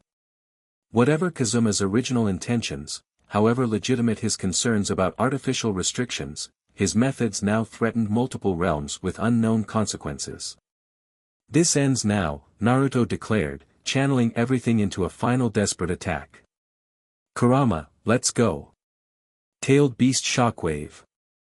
The concentrated burst of energy, Tailed Beast Chakra refined through Shinigami evolution, struck Kazuma's barrier with catastrophic force. Though it didn't break through completely, the impact staggered the former shinobi, interrupting his extraction technique long enough for Naruto to sever one of the main array nodes with his second blade. The nonogram pattern flickered, its power fluctuating wildly as the carefully balanced energy distribution collapsed. The binding around Rukia dissolved, dropping her roughly to the ground as the secondary catalyst function failed. Impressive adaptation, Kazuma acknowledged, recovering his stance with practiced efficiency. But merely a temporary setback. The boundaries continue to weaken. The process has achieved self-sustaining momentum. He was right. Despite the extraction technique's interruption, the dimensional rifts continued to widen, more realms becoming visible through reality's torn fabric. The temple itself began to warp, sections seemingly existing in multiple locations simultaneously. Rukia staggered to Naruto's side, her Zanpakuto reforming from scattered ice as she maintained combat readiness despite her injuries. "We need to stabilize the dimensional boundaries," she urged. "If they collapse completely, total dimensional convergence," Kazuma finished for her, sounding more fascinated than concerned. The natural state of existence before artificial separation. There was nothing natural about the chaos before cosmic ordering, came a new voice, authoritative, cold, and completely unfamiliar to Naruto. A figure appeared at the temple's main entrance, a woman in modified Shinigami attire bearing no division insignia. Her uniform incorporated unusual elements, silver pauldrons inscribed with complex Kido formulas, a visor-like device covering her eyes, and most notably, a medallion on her chest depicting a balanced scale superimposed over a dimensional gate. Captain Amari, Kazuma identified her with evident displeasure. "The Divine Judgment Squad arrives right on schedule." "Kazuma Hayashi," the woman responded formally. "By authority of Central 46 Special Directive 308, you are charged with unauthorized dimensional manipulation, prohibited soul modification, and cosmic order disruption. The sentence is immediate spiritual dissolution." 6 similarly attired Shinigami materialized behind her, each bearing weapons that pulsed with unfamiliar energy signatures. Their Ryatsu patterns felt strange to Naruto, highly regulated yet immensely powerful, as though shaped by centuries of specialized training. "The cosmic janitors arrive," Kazuma remarked sardonically. "Tell me, Captain Amari, does Central 46 still feed you the same lies about necessary separation and dimensional stability? Or have they finally admitted that the current order exists solely to maintain their control?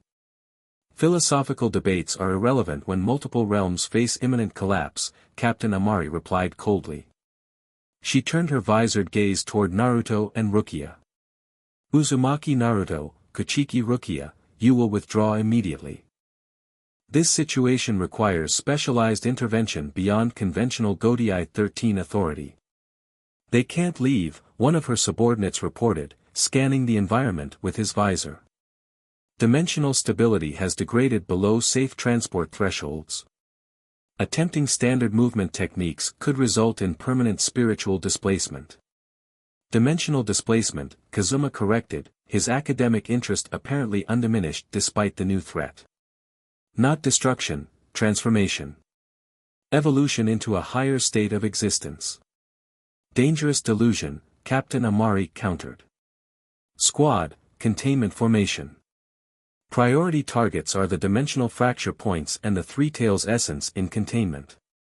Her team moved with perfect coordination, positioning themselves at strategic points throughout the chamber. Each drew a specialized tool from their equipment, devices that resembled tuning forks but glowed with concentrated spiritual energy. Naruto used the momentary focus shift to check on Rukia, whose wrist still bled from the binding injuries. "Can you move?" he asked quietly. "I'm fine," she insisted, though her pallor suggested otherwise. "But we're trapped in the middle of an increasingly complicated situation." "Who are these divine judgment people?" "Never heard of them," Naruto admitted. "But they seem to know exactly what's happening." Captain Amari approached them directly, her visor scanning their spiritual compositions with mechanical precision. "The Ninetails vessel has destabilized significantly," she reported, apparently to her squad rather than to Naruto himself. "Partial extraction damage evident. Recommend immediate containment for transit once dimensional stability permits." "I'm not going anywhere," Naruto stated firmly. "Not until I understand what's happening here." "Your understanding is irrelevant," Amari replied without emotion. "Your existence represents a fundamental anomaly in the cosmic order, a joining of energies that should remain separated. Once dimensional stability is restored, both you and the Ninetails' essence will be processed according to protocol." "Processed?" Rukia questioned sharply. "What exactly does that mean?" Before Amari could respond, Kazuma launched a sudden counterattack, not physical but spiritual. With blinding speed, he completed a new sequence of hand signs, slamming his palm against the chamber floor. Dimensional boundary collapse, stage 2. The temple shuddered violently as new cracks spread through reality itself, these glowing with sickly yellow light rather than the previous purple-blue. The rifts widened dramatically, entire sections of the chamber seemingly replaced by fragments of other realms. Through the largest opening, a tier that spanned the entire eastern wall, Naruto could see what appeared to be Konoha's training grounds, rendered in perfect detail rather than the spectral glimpses from before. More disturbing, figures moved through this landscape, people he recognized with shock. "Kakashi-sensei," he whispered, spotting his former teacher's distinctive silver hair. The man stood with his back to the rift, apparently unaware of being observed from another dimension. Beside him stood a pink-haired woman who could only be Sakura, gesturing animatedly as she spoke. "They're alive." Naruto took an involuntary step toward the rift, drawn by the impossible vision. "No," Captain Amari stated firmly. "What you see are dimensional echoes, moments in time preserved within the cosmic fabric. Your world ended as you remember. These are merely fragments of what once existed, given apparent form by the boundary collapse." "Don't believe her deceptions," Kazuma countered. "The Divine Judgment Squad exists to maintain the lie of separation.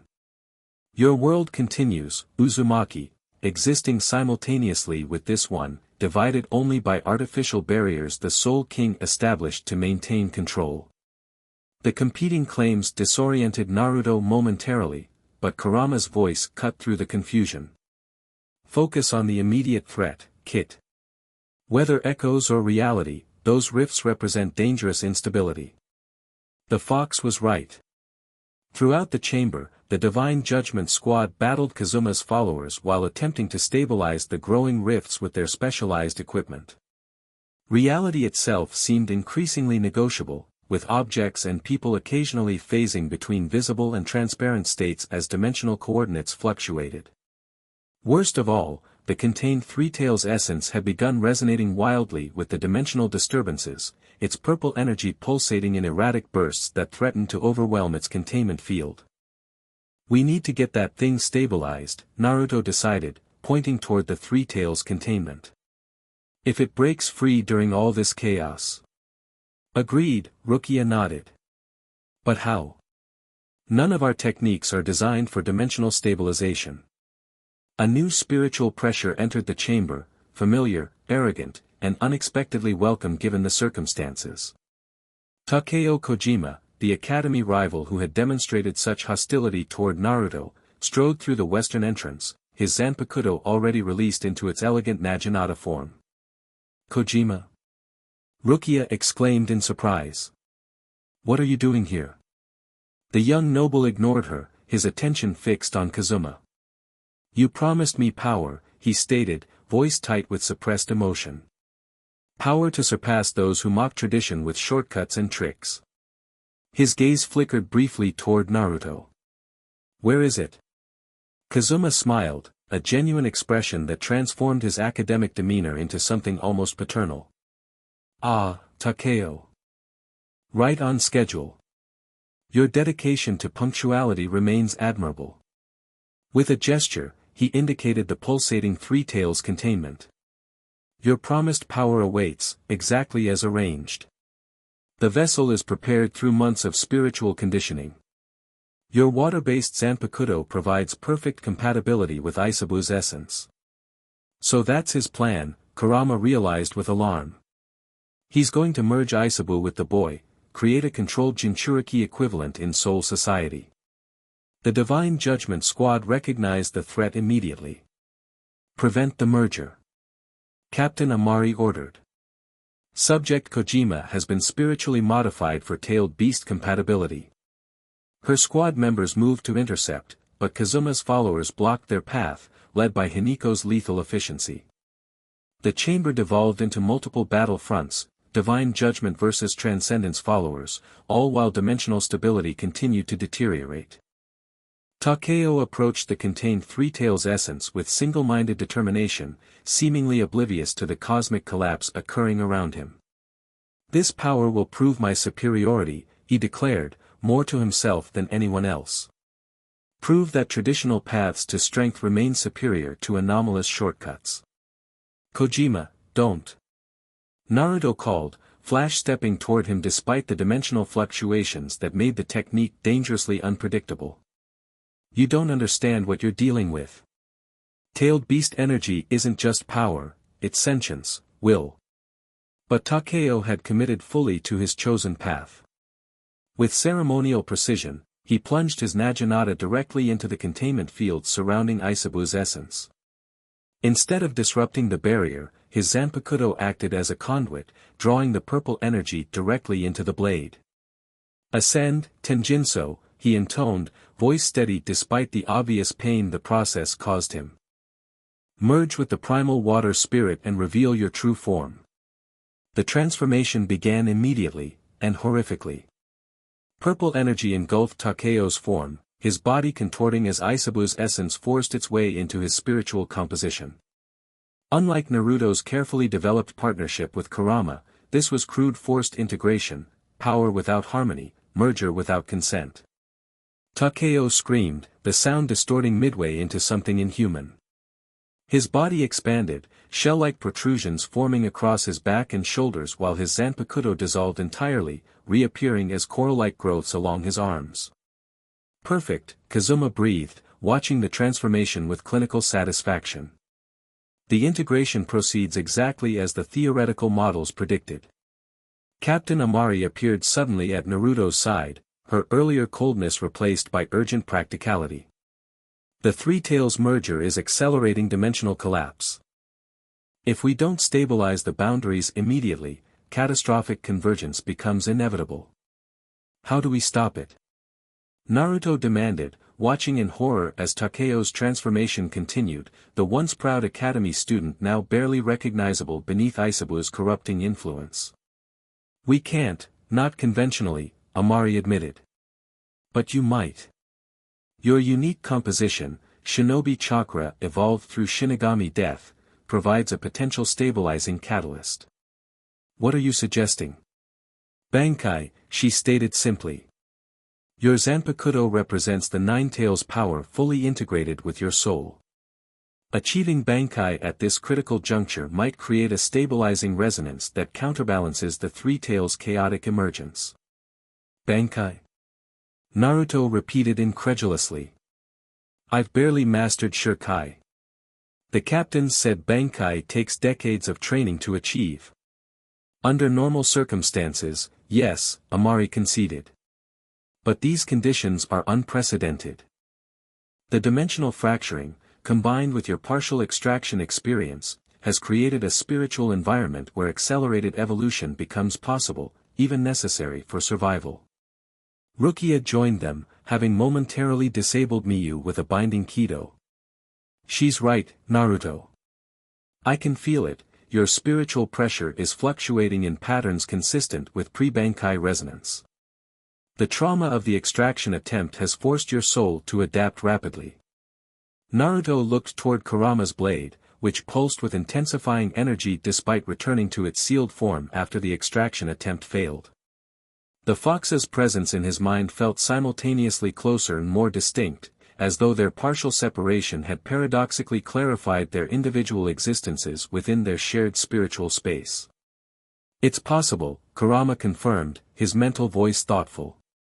The boundaries between us were temporarily disrupted, then reformed in a more intentional configuration. This might actually work. How do I do this? Naruto asked Amari, decision made. There's no time for the standard training approach. Focus on the core truth of your Zanpakuto, she instructed rapidly. Not just its name or form, but its essential nature, what it represents within your soul. Then call forth that truth with absolute conviction. Around them, reality continued fracturing.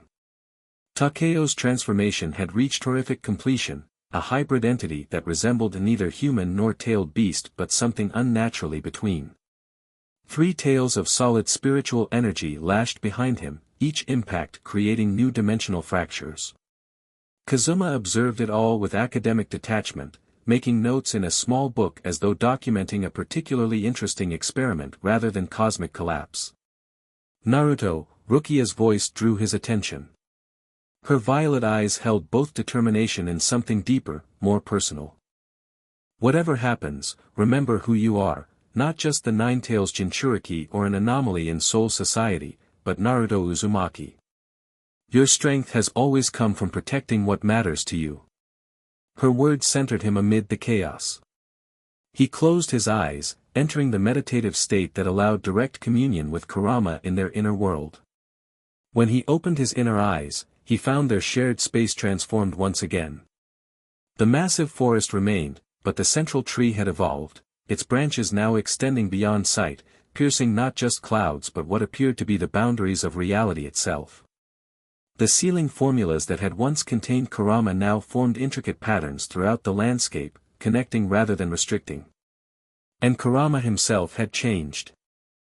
The fox stood at his full original size, 9 tails flowing majestically behind him, but now patterns of spiritual energy flowed through his form, symbols that combined shinobi heritage with Shinigami evolution.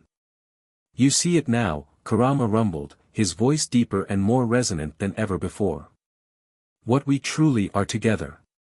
Not host and tenant, Naruto realized. Not wielder and weapon. 2 halves of something greater. Yes. Kurama lowered his massive head to Naruto's level. In life, we were forced together by circumstance, gradually finding partnership through shared struggle. In death, we chose unity, 2 distinct spirits forming something unprecedented.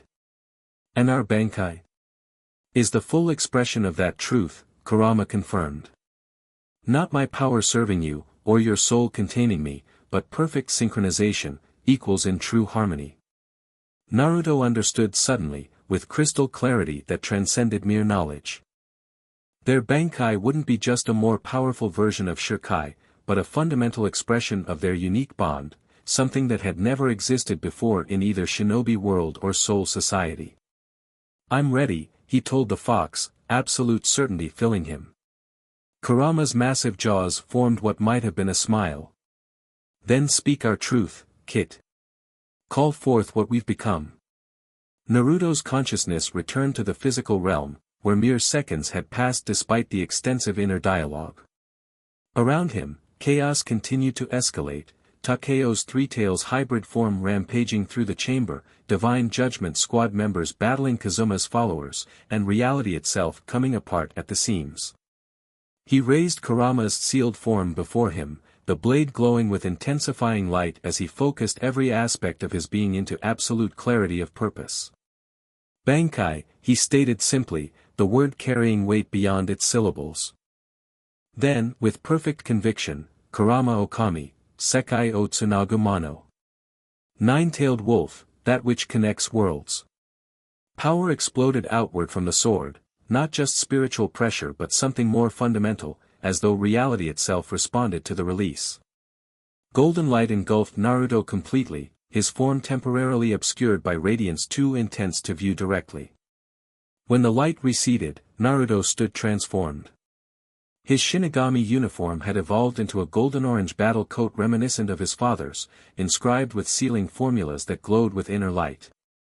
9 tomo patterns circled his collar, while whisker marks on his cheeks had deepened and extended. His eyes shone with slitted golden light, combining aspects of both Sage Mode and Kurama's influence. Most dramatically, Kurama's sword had disappeared entirely, replaced by what appeared to be living chakra in fox form, approximately the size of a large wolf, standing beside Naruto as a separate yet connected entity. 9 tails of golden energy flowed behind this manifestation, each moving with independent purpose. What is this? Kazuma breathed, his academic detachment finally giving way to genuine awe. Complete externalization without loss of integration. Impossible. Captain Amari's visor seemed to struggle processing the spiritual readings. Unprecedented pattern detected, she reported to her squad. Classification, unknown. Power scale, beyond measurable parameters. The miniature Kurama, a physical manifestation rather than the spectral form he'd shown before, bared gleaming teeth in what might have been either a grin or a snarl. Not impossible, the fox spoke aloud, his voice audible to all present. Simply unprecedented. The true expression of our partnership. Naruto felt the connection between them, stronger than ever despite Kurama's seemingly separate form. They remained one entity spiritually while manifesting as two physically, a paradox made possible only through the unique circumstances of their shared evolution. This ends now, Naruto declared, his voice carrying harmonic undertones that suggested Kurama spoke simultaneously through him. The boundaries will be restored. He extended his hand toward the largest dimensional rift, the opening that showed Konoha's training grounds. Golden energy flowed from his palm, forming complex sealing patterns that adhered to the rift's edges. Where the energy touched, the fracture began to stabilize, edges drawing together like a wound being sutured by expert hands. No. Kazuma protested, abandoning his observation post to intercept. The barriers must fall. The natural order must be restored. Hiniko and the other followers moved to support their master, while Captain Amari signaled her squad to protect Naruto's stabilization effort. Battle resumed throughout the chamber, more desperate now as the consequences clarified for all involved. The transformed Takeo, now a monstrous hybrid of academy student and Three Tails, sensed the threat to his newfound power. With a roar that distorted space around it, he charged directly at Naruto, 3 massive tails raised to strike. "I'll handle this," Kurama growled, his manifested form intercepting the charge. Despite being fraction of Takeo's size, the fox moved with blinding speed and precision, golden tails lashing out to entangle the corrupted student's larger appendages. "Rukia!" Naruto called. "Help me seal the rifts. Your eyes can stabilize the boundaries while my energy reconnects them." Understanding immediately, Rukia flash stepped to the opposite side of the chamber, using Sodi no Shirayuki's ice techniques to create crystalline frameworks around smaller rifts. The ice served as temporary scaffolding, maintaining dimensional geometry while Naruto's sealing techniques rewove the torn spiritual fabric. Throughout the chamber, similar cooperative efforts emerged, even Captain Amari's Divine Judgment squad coordinating with some of Kazuma's less fanatical followers to prevent total collapse. The immediate existential threat transcended factional divisions, creating temporary alliances amid chaos. But Kazuma himself remained committed to his vision, fighting through multiple opponents to reach the central dais where the dimensional disturbance originated. 5 centuries of preparation, he shouted, his academic calm finally shattered by desperation. 500 years building toward cosmic reunification. I will not be denied at the threshold of transcendence. He formed hand signs with blurring speed, channeling power into the dais's central array, the origin point of the dimensional disruption. The effect was immediate and catastrophic, existing rifts expanded violently while new fractures formed throughout the chamber. Reality itself seemed to scream in protest, spiritual particles distorting as fundamental cosmic laws struggled against deliberate violation. Naruto realized with growing alarm that their stabilization efforts couldn't keep pace with the accelerating collapse. For every rift they sealed, 3 more appeared. The boundaries between realms were failing systemically, beyond localized repair. We need to address the source, Kurama communicated mentally while his physical manifestation continued battling the rampaging Takeo. The central array is the catalyst for this collapse. Rukia. Naruto called. Cover me. I need to reach the central dais. She nodded, immediately adjusting her position to provide support. Some no mai, Tsukishiro. Ice pillars erupted strategically, creating a momentary pathway through the chaos toward the dais where Kazuma continued channeling power into the collapse catalyst. Naruto flash-stepped along this path, his Bankai enhanced speed allowing him to traverse the distance in milliseconds. Kazuma sensed his approach, turning with hands already forming counter-seals. You don't understand what you're preventing, he shouted. The artificial separation of realms has crippled spiritual evolution for millennia. The soul's natural state transcends these arbitrary boundaries. Maybe you're right, Naruto acknowledged, closing the final distance between them. Maybe the boundaries are artificial. But forcing their collapse without understanding the consequences endangers everyone in every realm. Their collision generated shockwaves that rippled through the already compromised dimensional fabric. Kazuma fought with the refined techniques of a jonin who had continued developing his skills for centuries after death, every movement precise, efficient, and backed by extensive knowledge of both shinobi and shinigami arts. But Naruto's Bankai transformation provided advantages beyond mere power. The sealing techniques incorporated into his evolved form allowed him to counter Kazuma's hybrid attacks directly, neutralizing complex Kitojutsu combinations with intuitive adaptation. You've achieved precisely what I've sought for centuries, Kazuma observed during a momentary lull, genuine admiration in his voice despite their opposition. Perfect integration of shinobi essence with Shinigami evolution. Your Bankai proves my fundamental thesis correct. The difference, Naruto countered, golden energy flowing around him in protective patterns, is consent and harmony. Kurama and I chose this path together. You're forcing merger on unwilling participants, both the realms themselves and people like Takeo. Necessity transcends preference, Kazuma replied coldly, resuming his attack with renewed intensity. The cosmos cannot evolve through committee decisions. Their battle intensified, each exchange generating spiritual discharge that further destabilized the surrounding environment. Through peripheral awareness, Naruto noted similar conflicts throughout the chamber, Kurama still battling the Three Tails hybrid, Rukia and Lieutenant Shiba against Hiniko and Goro, Divine Judgment Squad members struggling to contain peripheral damage. The central array beneath them pulsed with increasing instability, its original purpose now corrupted by the chaotic energies flowing through it. Naruto realized with growing alarm that the array itself had become a liability, no longer just a catalyst for controlled boundary dissolution but an unpredictable amplifier for dimensional instability. The array must be neutralized completely, Kurama communicated during his own battle. But conventional destruction risks catastrophic feedback. Naruto understood immediately. The complex integration of shinobi sealing techniques with Kido formulas had created a system too interconnected for simple disruption. Destroying it improperly would likely accelerate the very collapse they sought to prevent.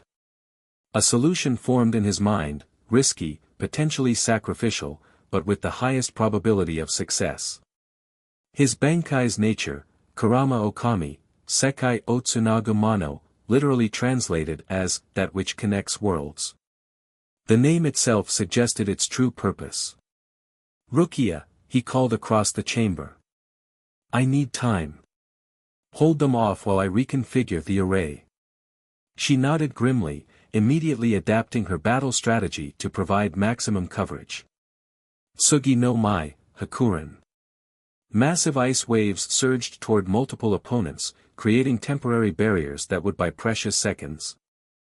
Naruto knelt at the array's center, placing both palms against the glowing pattern. His Bankai's sealing knowledge flowed through him, not just techniques he'd consciously learned, but intuitive understanding born from the perfect integration with Kurama. "What are you attempting?" Kazuma demanded, recognizing the threat to his life's work. He launched himself toward Naruto, only to be intercepted by Captain Amari, who had apparently recognized the necessity of Naruto's approach. Allowing necessary intervention, she stated coldly, her specialized weapon blocking Kazuma's advance. With this momentary protection, Naruto began the delicate process of reconfiguring the array, not destroying it but transforming its purpose. Instead of catalyzing boundary dissolution, he sought to make it a stabilizing anchor point, a cosmic suture that would draw the fractured realms back into proper alignment. The work required perfect precision. Each modified seal had to balance against others, creating harmonious counterflows that would gradually neutralize the dissolution cascade. One mistake could accelerate the very collapse he sought to prevent. "Focus, Kit," Kurama encouraged, his manifested form still battling Takeo while maintaining mental connection. "We've rewritten seals under pressure before." Memories flowed between them, desperate battlefield modifications during the Fourth Shinobi War, hasty adjustments to chakra flow during critical missions, improvised techniques developed in moments of extremity. This was different in scale but similar in principle. As Naruto worked, the dimensional fracturing reached critical intensity. Throughout the chamber, reality itself seemed to overlay multiple locations simultaneously, the temple existing concurrently with fragments of Konoha, Hueco Mundo, and realms even Naruto couldn't identify. Participants in the various battles occasionally phased between dimensions, appearing and disappearing as cosmic coordinates fluctuated unpredictably. "It's working," Captain Amari observed, her visor displaying readings only she could interpret. "The dissolution cascade is slowing. Continue the reconfiguration." Kazuma fought with renewed desperation, his centuries of work threatened with neutralization at the moment of apparent triumph. "You would preserve an artificial cosmic prison rather than embrace true spiritual evolution," he accused, breaking free from Amari long enough to launch a final attack directly at Naruto. But the former shinobi never reached his target. Rukia appeared in his path, Sodi no Shirayuki meeting his attack with precise counterforce. "Enough," she declared, her normally controlled demeanor giving way to cold fury. "Your evolution threatens countless innocent lives across multiple dimensions." Their clash created yet another spiritual discharge, but this time, the energy flowed differently. Instead of exacerbating the dimensional instability, it seemed to channel into Naruto's reconfiguration efforts, providing additional power for the stabilization process. "She's harmonizing her spiritual pressure with ours," Kurama noted with surprise. "Instinctively synchronizing to amplify the stabilization effect." The observation proved accurate as Rukia maintained her position, her combat style subtly shifting to generate spiritual pressure patterns that complemented Naruto's work. Whether conscious technique or intuitive adaptation, the effect accelerated the array's transformation. Throughout the chamber, the wildly fluctuating rifts began to stabilize, not closing completely, but transitioning from chaotic tiers to more structured portals. The overlapping realities separated gradually, distinct boundaries re-establishing themselves with increasing clarity. "No!" Kazuma howled, witnessing his life's work being systematically neutralized. With desperate resolve, he broke from combat entirely, flash-stepping toward the container that had held Isabu's essence before Takeo absorbed it. From his robes, he withdrew a second crystalline vessel, this one containing swirling red-orange energy that Naruto recognized with shock. Son Goku, Kurama identified immediately. "The Four Tails. He has more tailed beast essences." "If I cannot achieve full cosmic reunification," Kazuma declared, raising the container high, "I will at least ensure partial transcendence." Before anyone could intercept him, he smashed the container against the ground. The red-orange essence erupted outward, but instead of dispersing, it flowed directly into Kazuma himself, a self-inflicted version of the process Takeo had undergone. The transformation began immediately and proceeded with horrifying rapidity. Kazuma's form expanded, red-furred protrusions erupting from his skin as his facial features elongated into a macaque-like visage. Four tails of lava-like energy formed behind him, each movement leaving burning trails in reality itself. Witness true transcendence, his voice boomed, distorted by the partial merger with Son Goku's essence. The reunification of separated powers. The newly transformed Kazuma launched himself directly at Naruto, who remained vulnerable while completing the array reconfiguration. This time, neither Rukia nor Captain Amari could intercept in time, the Four Tails' enhanced speed too great for conventional response. But Kurama could.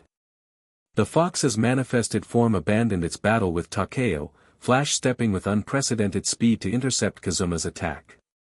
9 golden tails formed a protective barrier around Naruto, absorbing the initial impact that would have otherwise proven fatal. Finish it. Kurama growled, physically struggling against Kazuma's enhanced strength. Complete the reconfiguration before the new instability propagates. Naruto channeled everything into the final sequence, every fragment of knowledge, every reserve of power, every ounce of will. The array beneath his palms transformed completely, its purpose inverted from destruction to restoration. Where it had once amplified dimensional dissolution, it now generated harmonizing resonance that drew fractured boundaries back toward natural alignment. The effect rippled outward like concentric waves, each pulse restoring greater stability to the surrounding reality. The chaotic overlapping of dimensions gradually resolved, each realm returning to its proper position in the cosmic structure. It's working. Captain Amari confirmed, her visor displaying stabilizing readings. Dimensional integrity restoring at exponential rates. Kazuma, witnessing his ambitions literally dissolving before him, roared with fury and desperation. His partially transformed state grew more unstable, Son Goku's essence rejecting the forced merger as the stabilizing cosmic forces reasserted themselves.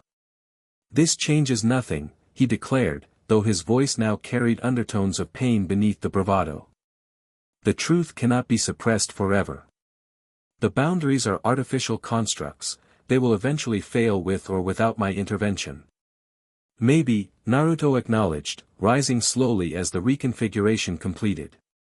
But that decision belongs to all realms together, not one person's unilateral action. The stabilization process accelerated, reality firming around them as proper cosmic geometry re-established itself. The rifts contracted rapidly, glimpses of other dimensions fading as boundaries reasserted their integrity. Kazuma's transformation began reversing involuntarily, Son Goku's essence separating from his spiritual body as the natural order rejected the forced merger. The process appeared excruciating, drawing agonized sounds from the former shinobi as his ambitions literally tore away from his form. Throughout the chamber, similar effects manifested. Takeo collapsed, Isabu's essence partially extracting itself as the young noble's body rejected the unnatural integration. Hiniko's mask cracked and fell away, revealing a face contorted with pain as her hybrid modifications destabilized. What's happening to them? Rukia asked, watching the process with a mixture of horror and fascination. Natural cosmic rejection, Captain Amari explained clinically. The artificial mergers cannot sustain themselves as dimensional integrity returns. The spiritual bodies are purging foreign elements to align with restored natural law. The process appeared neither gentle nor merciful. Kazuma fell to his knees, centuries of accumulated knowledge and power seemingly draining from him as Son Goku's essence fully separated, coalescing once more into a swirling energy pattern that hovered momentarily before dissipating into ambient spiritual particles. No, he whispered, reaching futilely toward the dissolving essence. 5 centuries, preparation, the way of transcendence. Similar scenes played out across the chamber as Kazuma's followers experienced varying degrees of rejection based on their modifications. Some, like Takeo, survived the process though severely weakened. Others, whose spiritual bodies had been more extensively altered, disintegrated entirely, their component spiritual particles returning to the cosmic cycle for eventual rebirth. Naruto's Bankai manifestation of Kurama remained stable throughout, further evidence that their union represented genuine harmonious integration rather than forced merger. The fox rejoined him as the stabilization completed, golden tails flowing around them both in protective formation. "It's done," Naruto stated, exhaustion finally catching up with him as the immediate crisis passed. "The boundaries are restabilized." Captain Amari approached, her divine judgment squad securing the remaining survivors among Kazuma's followers. "Temporarily," she corrected. "What you've accomplished is significant but not permanent." The fundamental issues Hayashi identified, artificial separation between naturally connected realms, remain valid concerns, even if his methods were catastrophically flawed. Her visor scanned Naruto's Bankai manifestation with evident interest. "Your specific spiritual evolution represents a potentially viable approach to controlled dimensional harmonization, integration without forced collapse. The Central 46 will want to study this phenomenon extensively." "They can want all they like," Naruto replied firmly. "Kurama and I aren't research subjects." Amari's expression remained neutral. "That decision may not be entirely yours to make. Anomalies of your magnitude fall under Divine Judgment Squad jurisdiction by Central 46 directive." Before the confrontation could escalate, Rukia intervened. Captain Yukitake assigned Naruto to the 13th Division under direct authority from the Captain Commander. Any jurisdictional claims should be addressed through proper channels. Surprisingly, Amari seemed to accept this, at least temporarily. "Valid procedural point, Kuchiki. We will pursue appropriate administrative resolution once immediate containment is complete." She turned her attention to Kazuma, who remained kneeling amid the ruins of his ambitions. The former shinobi looked suddenly ancient, the centuries of his existence weighing visibly upon him as his power ebbed. "Kazuma Hayashi," Amari intoned formally. "By authority of Central 46, you are sentenced to spiritual containment pending full review of your actions. Experimentation with prohibited dimensional manipulation carries minimum penalty of complete spiritual dissolution. Execution," in simpler terms, Kazuma translated, a ghost of his academic detachment returning despite his defeated state. How very predictable of the system. Eliminate that which challenges established understanding rather than incorporating new perspectives. As Divine Judgment Squad members secured him with specialized binding Kido, he turned his gaze toward Naruto. "You've won this confrontation, Uzumaki, but the fundamental truth remains. The barriers between realms are artificial constructs, maintained to preserve existing power structures rather than allow natural spiritual evolution." Despite everything, Naruto found himself listening, recognizing that beneath the fanaticism and destructive methods might lie legitimate concerns. If that's true, there are better ways to address it than forcing catastrophic collapse.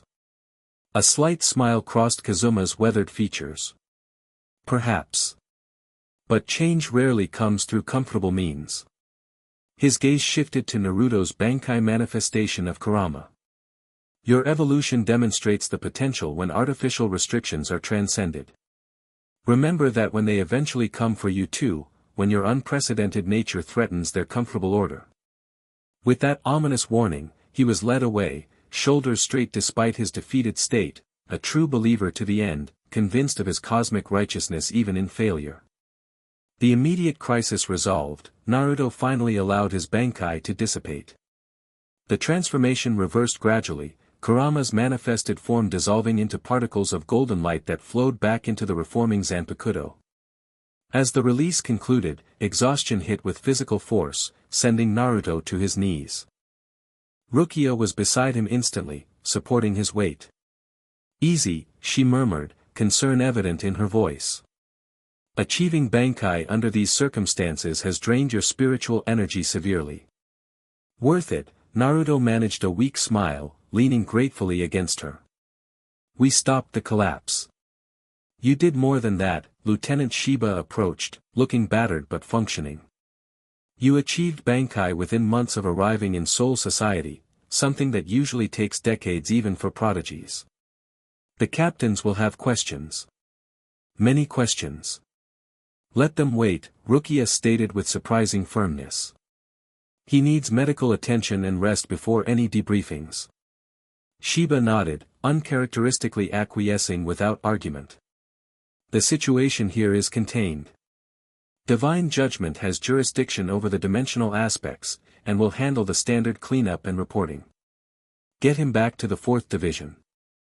As Rukia helped Naruto stand, he surveyed the devastated temple chamber. Where rifts had torn reality apart, only faint distortions remained, subtle visual warping that would likely fade completely with time. The modified array beneath them had burnt itself out, leaving only scorched patterns on ancient stone. What about Takeo? He asked, spotting the academy student's unconscious form being tended by one of Captain Amari's subordinates. He'll survive, Shiba answered grimly. Though the spiritual trauma of forced integration followed by rejection will leave permanent marks.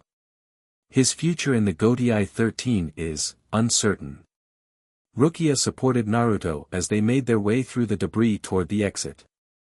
Around them, Divine Judgment Squad members methodically secured remaining evidence, containing volatile spiritual residue in specialized equipment while documenting everything with clinical precision.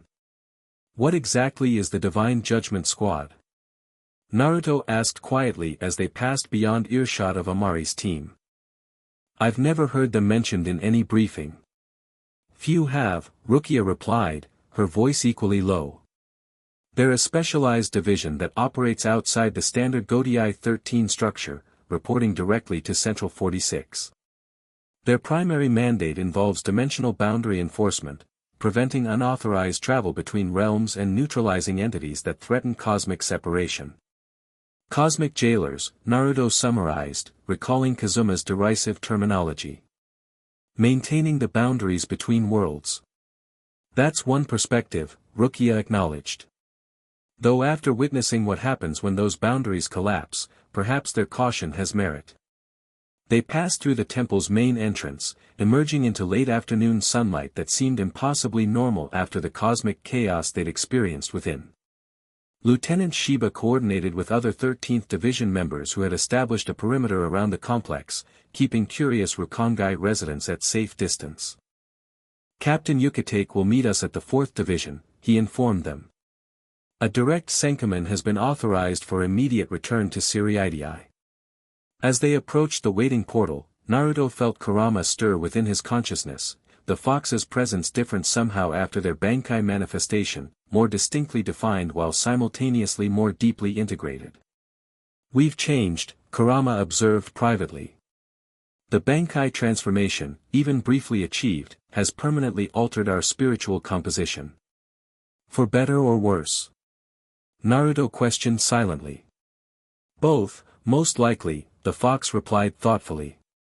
Our power has evolved beyond conventional classification, neither purely shinobi nor purely Shinigami, but something unprecedented. That makes us valuable to some, dangerous to others. Like Divine Judgment, Naruto realized. They weren't just there for Kazuma. They were assessing us too. Precisely. Entities that transcend established categories inevitably attract attention from those responsible for maintaining categorical separation. As they stepped through the Senkamen, returning to Siriidi's ordered precision after Rukongai's chaotic aftermath, Naruto considered the implications. His unique existence, a shinobi reborn as Shinigami, carrying a tailed beast transformed into Zanpakuto, represented exactly the kind of boundary transcendence that organizations like Divine Judgment existed to monitor and potentially neutralize. Kazuma's parting words echoed in his mind, remember that when they eventually come for you too, when your unprecedented nature threatens their comfortable order.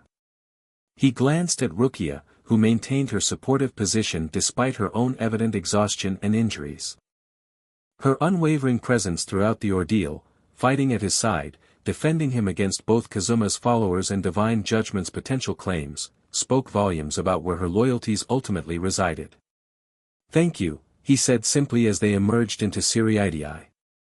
She met his gaze, understanding evident in her violet eyes. For what? For seeing me, not just what I contain or represent. For standing with me even when it complicated things. Something softened in her expression, a brief vulnerability quickly mastered but not before Naruto glimpsed its depth. "We're partners," she stated as though this explained everything. Perhaps it did. As medical teams approached to transport them to the 4th Division, Naruto felt a strange mixture of triumph and unease. They had prevented catastrophic dimensional collapse and neutralized an immediate threat. But in doing so, they'd revealed capabilities that would inevitably attract new kinds of attention, from Soul Society authorities, from divine judgment, perhaps from others yet unknown. The boundaries between realms had been restored, but other boundaries, between ally and authority, between acceptance and suspicion, between valued asset and potential threat, seemed increasingly blurred. "Rest now," Rukia advised as they were separated for medical treatment. "Tomorrow will bring enough complications without adding exhaustion to the mix." Naruto nodded, allowing himself to be guided to a stretcher. As consciousness began fading, one final thought crystallized with perfect clarity: whatever challenges awaited in the aftermath of today's events, he would face them as he always had, adapting, evolving, and protecting those who had become precious to him in this strange afterlife. The realms might be fractured by artificial boundaries, but some connections transcended cosmic separation, bonds forged through shared purpose, mutual respect, and the simple truth that some partnerships were meant to exist, regardless of which world claimed them. Chapter 5, Two Worlds, One Soul whispers followed Naruto through the pristine corridors of the Siriidii. 3 weeks had passed since the dimensional crisis at Rukongai's hidden temple, yet the ripple effects continued to spread throughout Soul Society's carefully ordered hierarchy.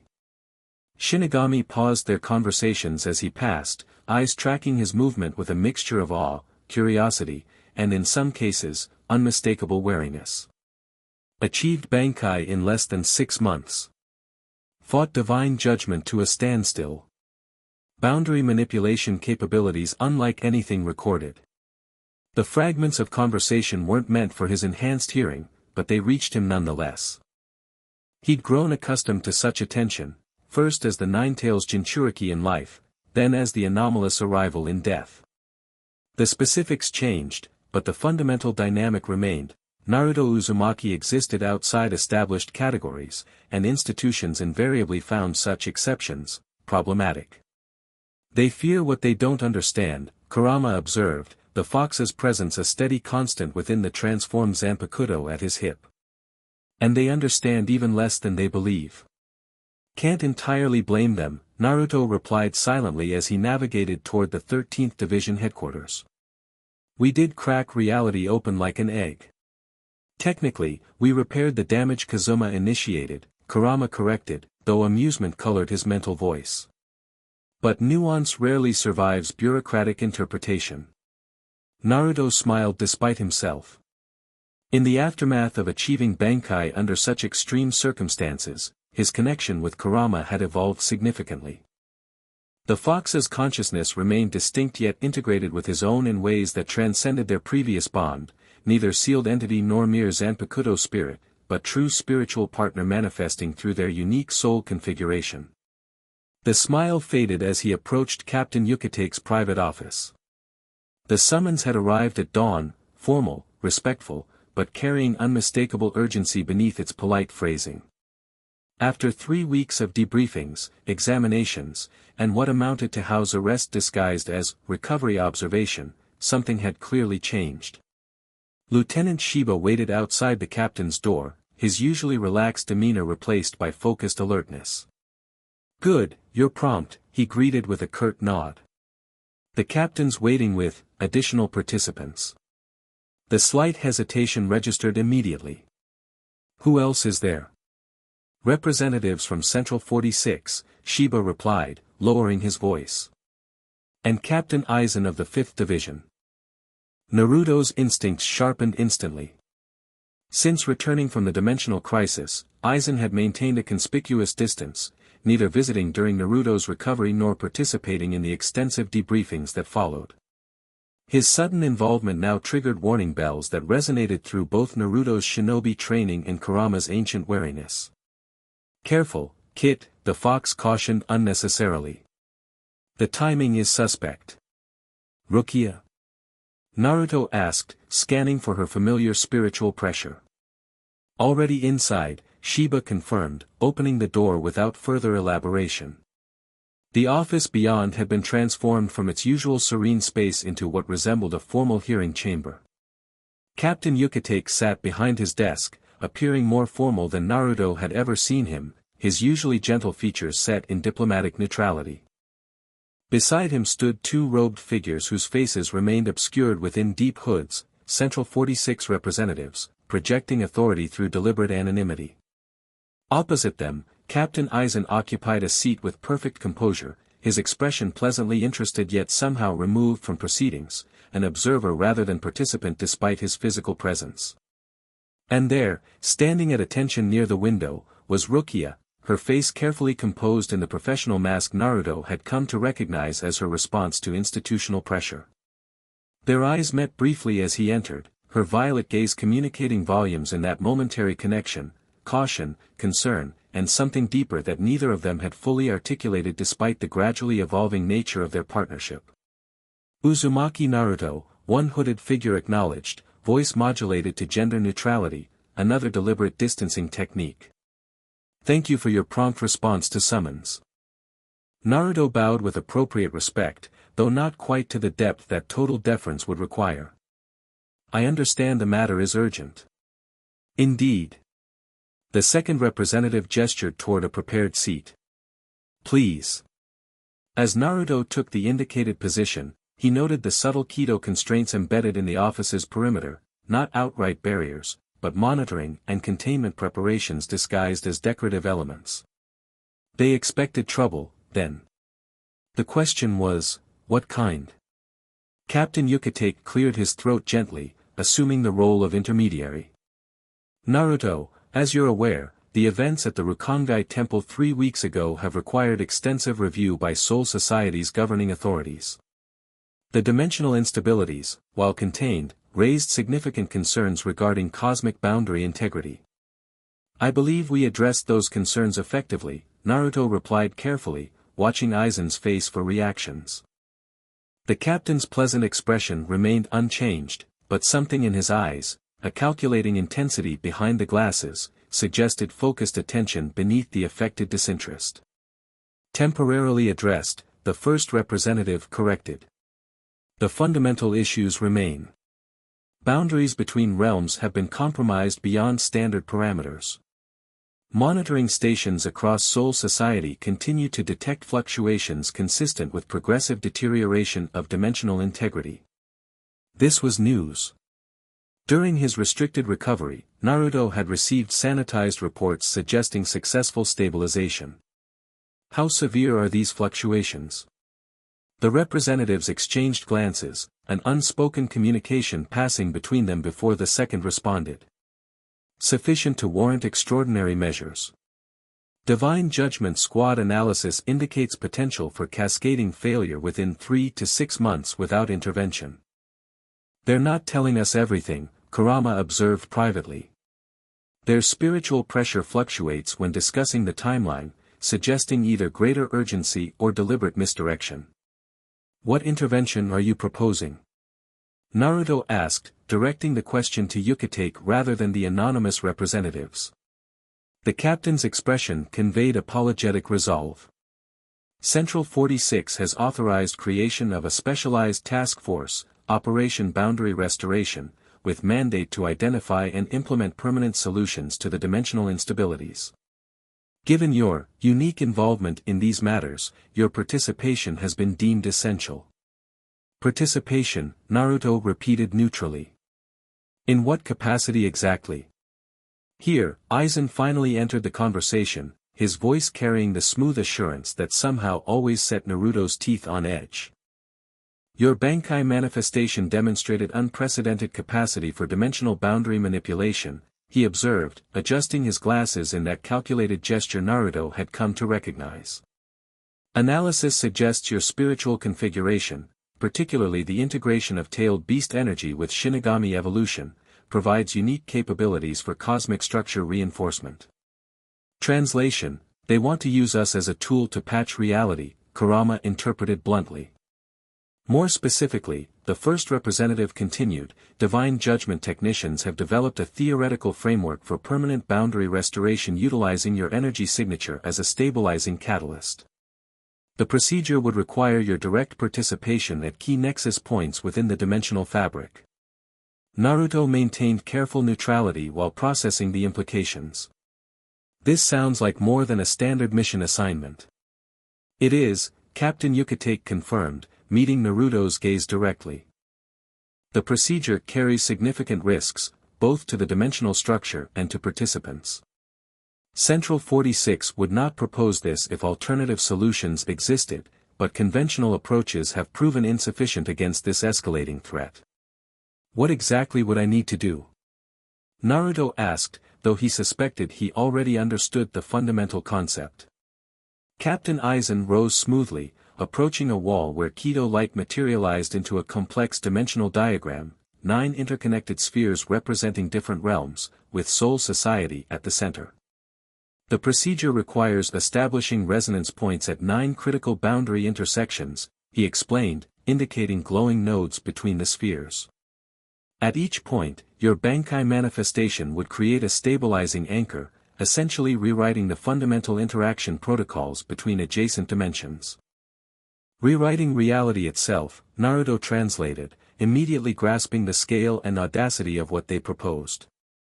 A crude but not inaccurate simplification, Aizen acknowledged with a slight smile. The process would leverage your unique spiritual composition, particularly your Zanpakuto's demonstrated ability to manifest as a semi-autonomous entity while maintaining perfect integration with your soul. Naruto's gaze shifted to Rukia, who had remained silent throughout the explanation. Her expression revealed nothing to casual observation, but he'd learned to read the subtle indicators of her concern, the slight tension around her eyes, the carefully controlled breathing, the almost imperceptible shift in her spiritual pressure. "What aren't you telling me?" he asked directly, returning his attention to the representatives. A moment of silence followed before the second representative responded. The procedure carries approximately 87% probability of success based on current models. However, Naruto prompted when they hesitated. The remaining probability includes significant risk of permanent spiritual dissociation, they finished reluctantly.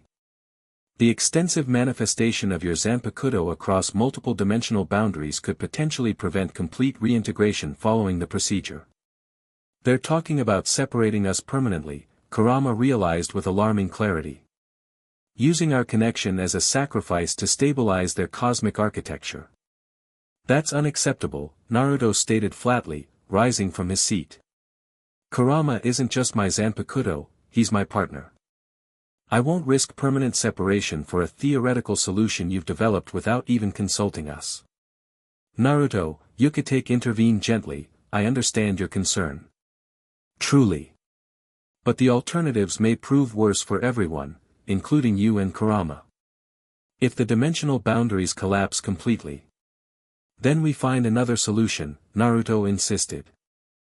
One that doesn't treat us as expendable components in your cosmic repair kit. The first representative's voice hardened. Your personal preferences, while noted, must be balanced against the welfare of countless souls across multiple realms. The Central 46 has authorized implementation of this procedure as necessary for collective preservation. Authorized, Naruto repeated carefully. Not requested. You're not asking for my cooperation, you're informing me of a decision already made. Your voluntary participation would be greatly preferred, the representative replied with diplomatic precision. It would significantly improve success probabilities and reduce collateral complications. The implicit threat hung in the air, unspoken but unmistakable. If he refused voluntary cooperation, involuntary measures remained an option. Before Naruto could respond, Rukia finally broke her silence. Captain, representatives, she addressed them with perfect formality, permission to offer an alternative perspective. Yukitake nodded, relief visible in his expression at her intervention. Please, Kuchiki. The models developed by divine judgment technicians are necessarily theoretical, based on limited observation of Uzumaki's Bankai manifestation during crisis conditions, she began, her voice carrying the calm precision that had proven effective in previous institutional confrontations. Before implementing an irreversible procedure with such significant personal risk, standard protocol would suggest controlled testing to refine the theoretical framework and potentially identify modifications that could preserve integration while achieving boundary stabilization. Aizen's expression shifted almost imperceptibly, a momentary tightening around the eyes that suggested either irritation or recalculation. An admirable suggestion, Kuchiki-san, he acknowledged smoothly. However, time constraints limit our capacity for extended experimental protocols. Current projections indicate accelerating degradation of dimensional integrity. With respect, Captain, Rukia countered with carefully measured deference, even accelerated testing would provide valuable refinement opportunities while preparations for the primary nexus points continue. A phased implementation approach would balance urgency against precision. The representatives conferred silently before the second responded. Kuchiki's proposal has merit within operational constraints. Limited controlled testing could proceed immediately while final preparations for full implementation continue in parallel. Naruto recognized the concession for what it was, not a fundamental reconsideration, but a tactical adjustment that preserved the core objective while appearing responsive to concerns. Still, it created breathing room and potential opportunities to identify genuine alternatives. "I'll cooperate with controlled testing," he agreed carefully, with the understanding that results will inform any decisions regarding full implementation. "Acceptable," the first representative concluded. "Captain Aizen will oversee the experimental protocols, with Captain Yukitake providing operational support through the 13th Division. Initial testing will commence tomorrow at the specialized spiritual research facility in the secure district." The formality with which they presented this predetermined arrangement confirmed Naruto's suspicion that this meeting was merely procedural rather than deliberative. The decisions had been made well before he entered the room. "Captain Yukitake will provide detailed briefing materials for your review," the second representative concluded, both figures rising simultaneously. "Soul Society appreciates your cooperation in this critical matter." With that bureaucratic pleasantry, they departed, leaving a weighted silence in their wake. Naruto remained standing, his gaze shifting between the three remaining Shinigami with undisguised assessment. "Well," Captain Yukitake sighed once the door closed, his formal demeanor softening slightly, "that went about as expected, though Kuchiki's intervention provided a valuable adjustment to the timeline. They've already decided to implement this procedure regardless of test results," Naruto stated rather than asked. "This is political theater, not scientific process." "Not entirely," Aizen countered, his pleasant expression unchanged despite the tension. "The Central 46 has authorized implementation as a contingency, but genuine alternatives would certainly be considered if identified during testing. The cosmic stability of Soul Society remains their primary concern, not specific methodologies." "And just how did divine judgment develop this theoretical framework so quickly?" Naruto pressed, watching Aizen's reactions carefully. "They've had limited exposure to my Bankai manifestation, yet they've designed an entire cosmic restructuring procedure around it in just 3 weeks." Something flickered briefly in Aizen's eyes, appreciation, perhaps, for the directness of the challenge. "Divine judgment possesses specialized knowledge regarding dimensional boundaries that predates your arrival in Soul Society. Your particular spiritual configuration provided the missing catalyst for theories long in development." It was a reasonable explanation, too reasonable, too neat. Like many of Aizen's contributions, it felt calculated rather than candid. "Rukia will assist with your preparation for tomorrow's testing," Yukitake interjected, clearly sensing the building tension. "The facility is approximately 3 hours from here, so you'll depart at dawn. Lieutenant Shiba will coordinate the support team." The dismissal was gentle but unmistakable. This phase of discussion had concluded, further objections deferred to appropriate channels that would ultimately prove circuitous and ineffective. The machinery of Soul Society's governance had engaged, and individual preferences, even those of unique spiritual anomalies, would be processed rather than prioritized. "Thank you, Captain, Naruto acknowledged with careful respect, recognizing the underlying sympathy in Yukate's expression.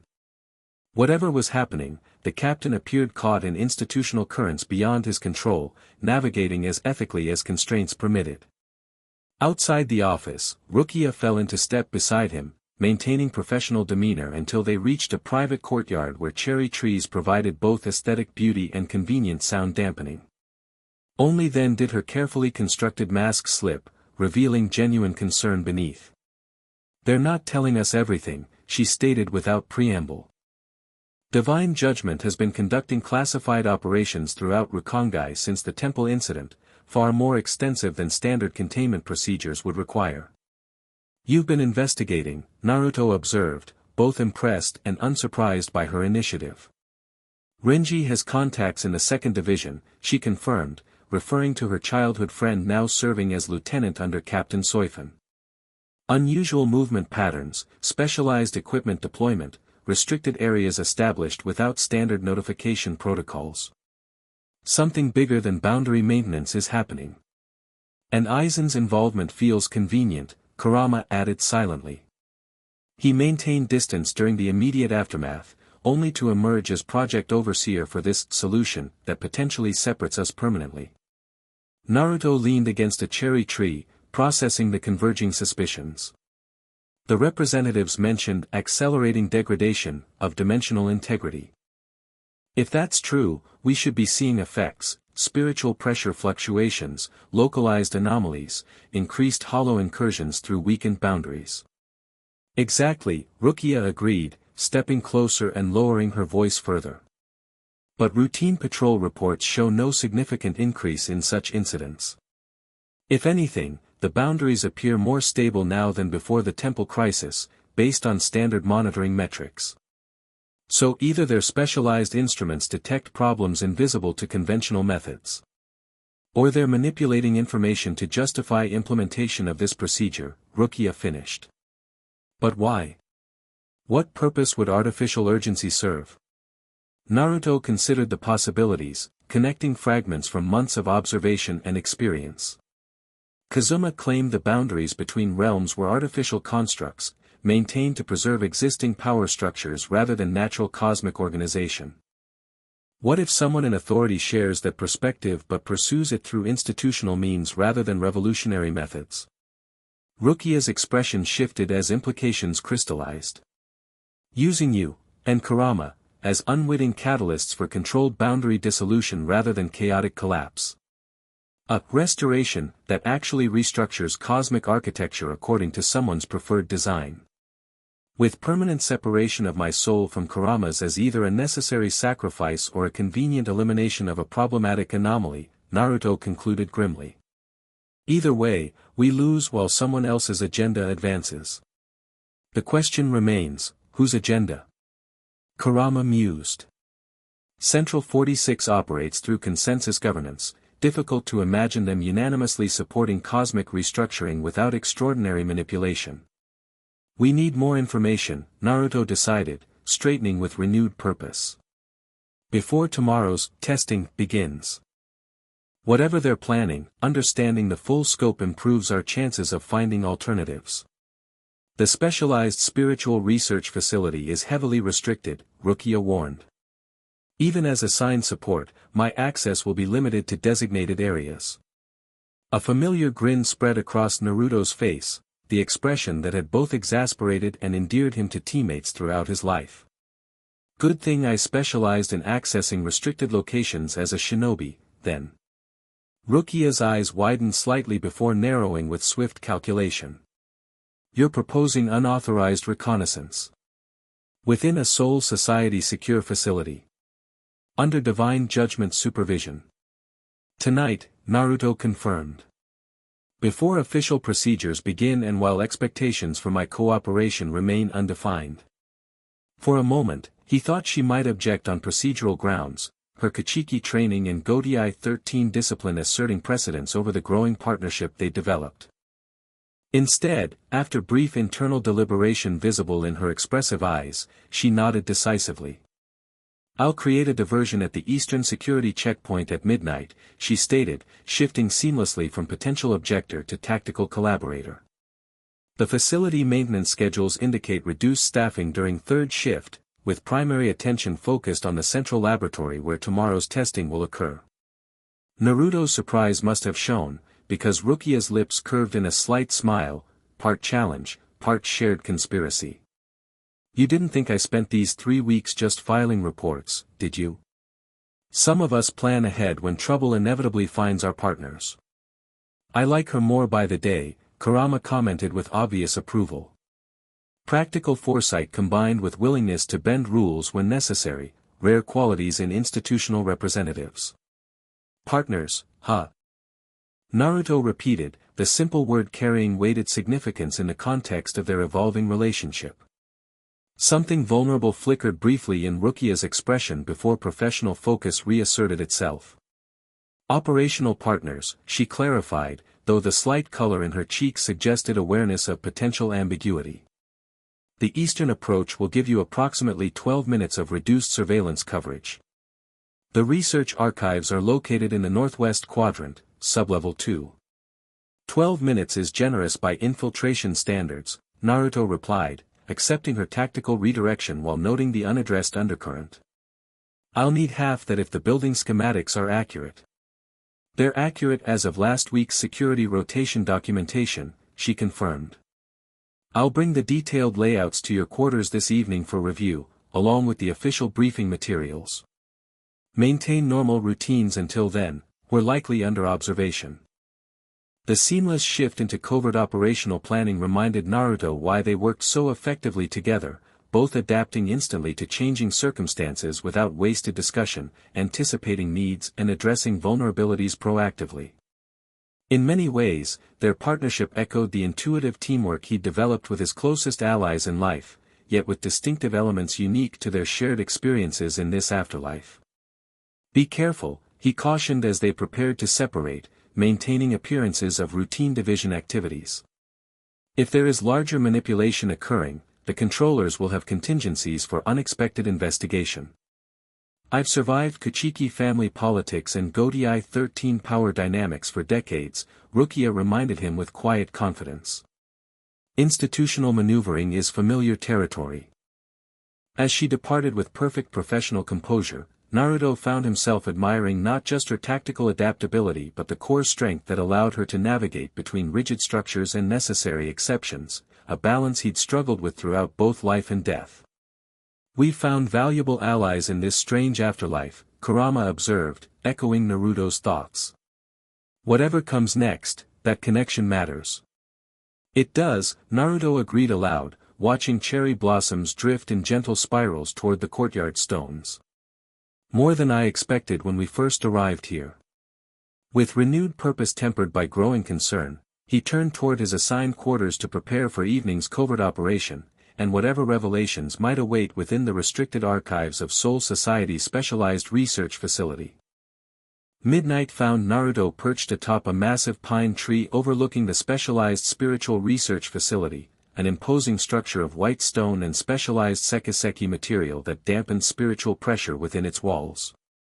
Located in a remote section of Siriidii rarely accessed by standard Godiai 13 operations, the facility occupied a curious institutional space, technically under joint oversight between the Kido Corps and 12th Division, but with operational autonomy that supported specialized projects requiring discretion. Security perimeter incorporates both conventional barriers and spiritually reactive tripwires, Kurama noted as Naruto observed patrol patterns with practiced assessment. Similar to ANBU headquarters in Konoha, though the energy signatures differ.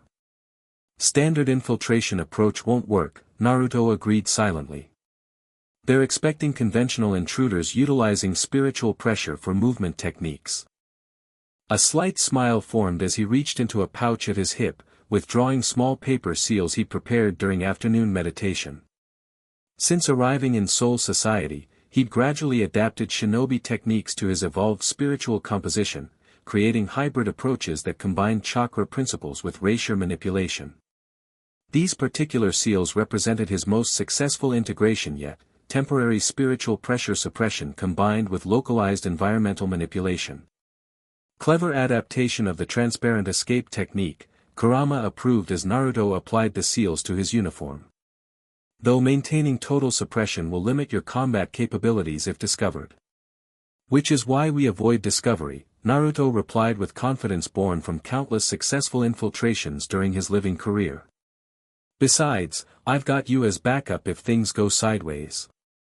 Precisely at midnight, a sudden commotion erupted at the eastern checkpoint, flashes of Kido light accompanied by raised voices and the distinctive spiritual signature of Sodi no Shirayuki's ice techniques. Rukia had created her promised diversion with characteristic efficiency, drawing security personnel toward what appeared to be an unexpected training accident during scheduled facility perimeter verification. Naruto seized the opportunity, activating his suppression seals while dropping silently from the pine tree to the facility's outer wall. Rather than attempting to flash step across, which would trigger spiritually reactive barriers regardless of suppression, he utilized pure physical technique, running vertically up the smooth surface using minimal energy circulation focused entirely in his feet. At the wall's apex, he paused momentarily, assessing internal security patterns now visible from his elevated position. The facility's courtyard featured regularly spaced Kido lanterns that served dual purposes, illumination and spiritual pressure detection. Standard patrols circulated in precise intervals, their movements suggesting automated scheduling rather than adaptive security protocols. Northwest Quadrant, third building from Central Laboratory, Kurama confirmed, comparing the layout to Rukia's provided schematics. Sublevel access requires passing through main floor security checkpoint. Unless alternative entry exists, Naruto countered, eyes tracking subtle environmental details most would overlook. There, a maintenance access point near the building's foundation, partially concealed by decorative shrubbery but betrayed by the slightly different stone coloration indicating periodic replacement. He descended the inner wall with practiced silence, utilizing brief patrol gaps to cross the courtyard in controlled bursts of movement. The suppression seals functioned perfectly, rendering his spiritual pressure nearly undetectable while permitting minimal energy utilization for enhanced physical capabilities. The maintenance access proved secured by conventional means rather than spiritual barriers, logical for an entry point designed for non-combat personnel performing routine facility upkeep. Naruto made quick work of the mechanical locks, slipping inside just as security patrols converged back toward the eastern disturbance point. 7 minutes remaining in our optimal window, Kurama noted as Naruto navigated narrow maintenance corridors that bypass standard security checkpoints.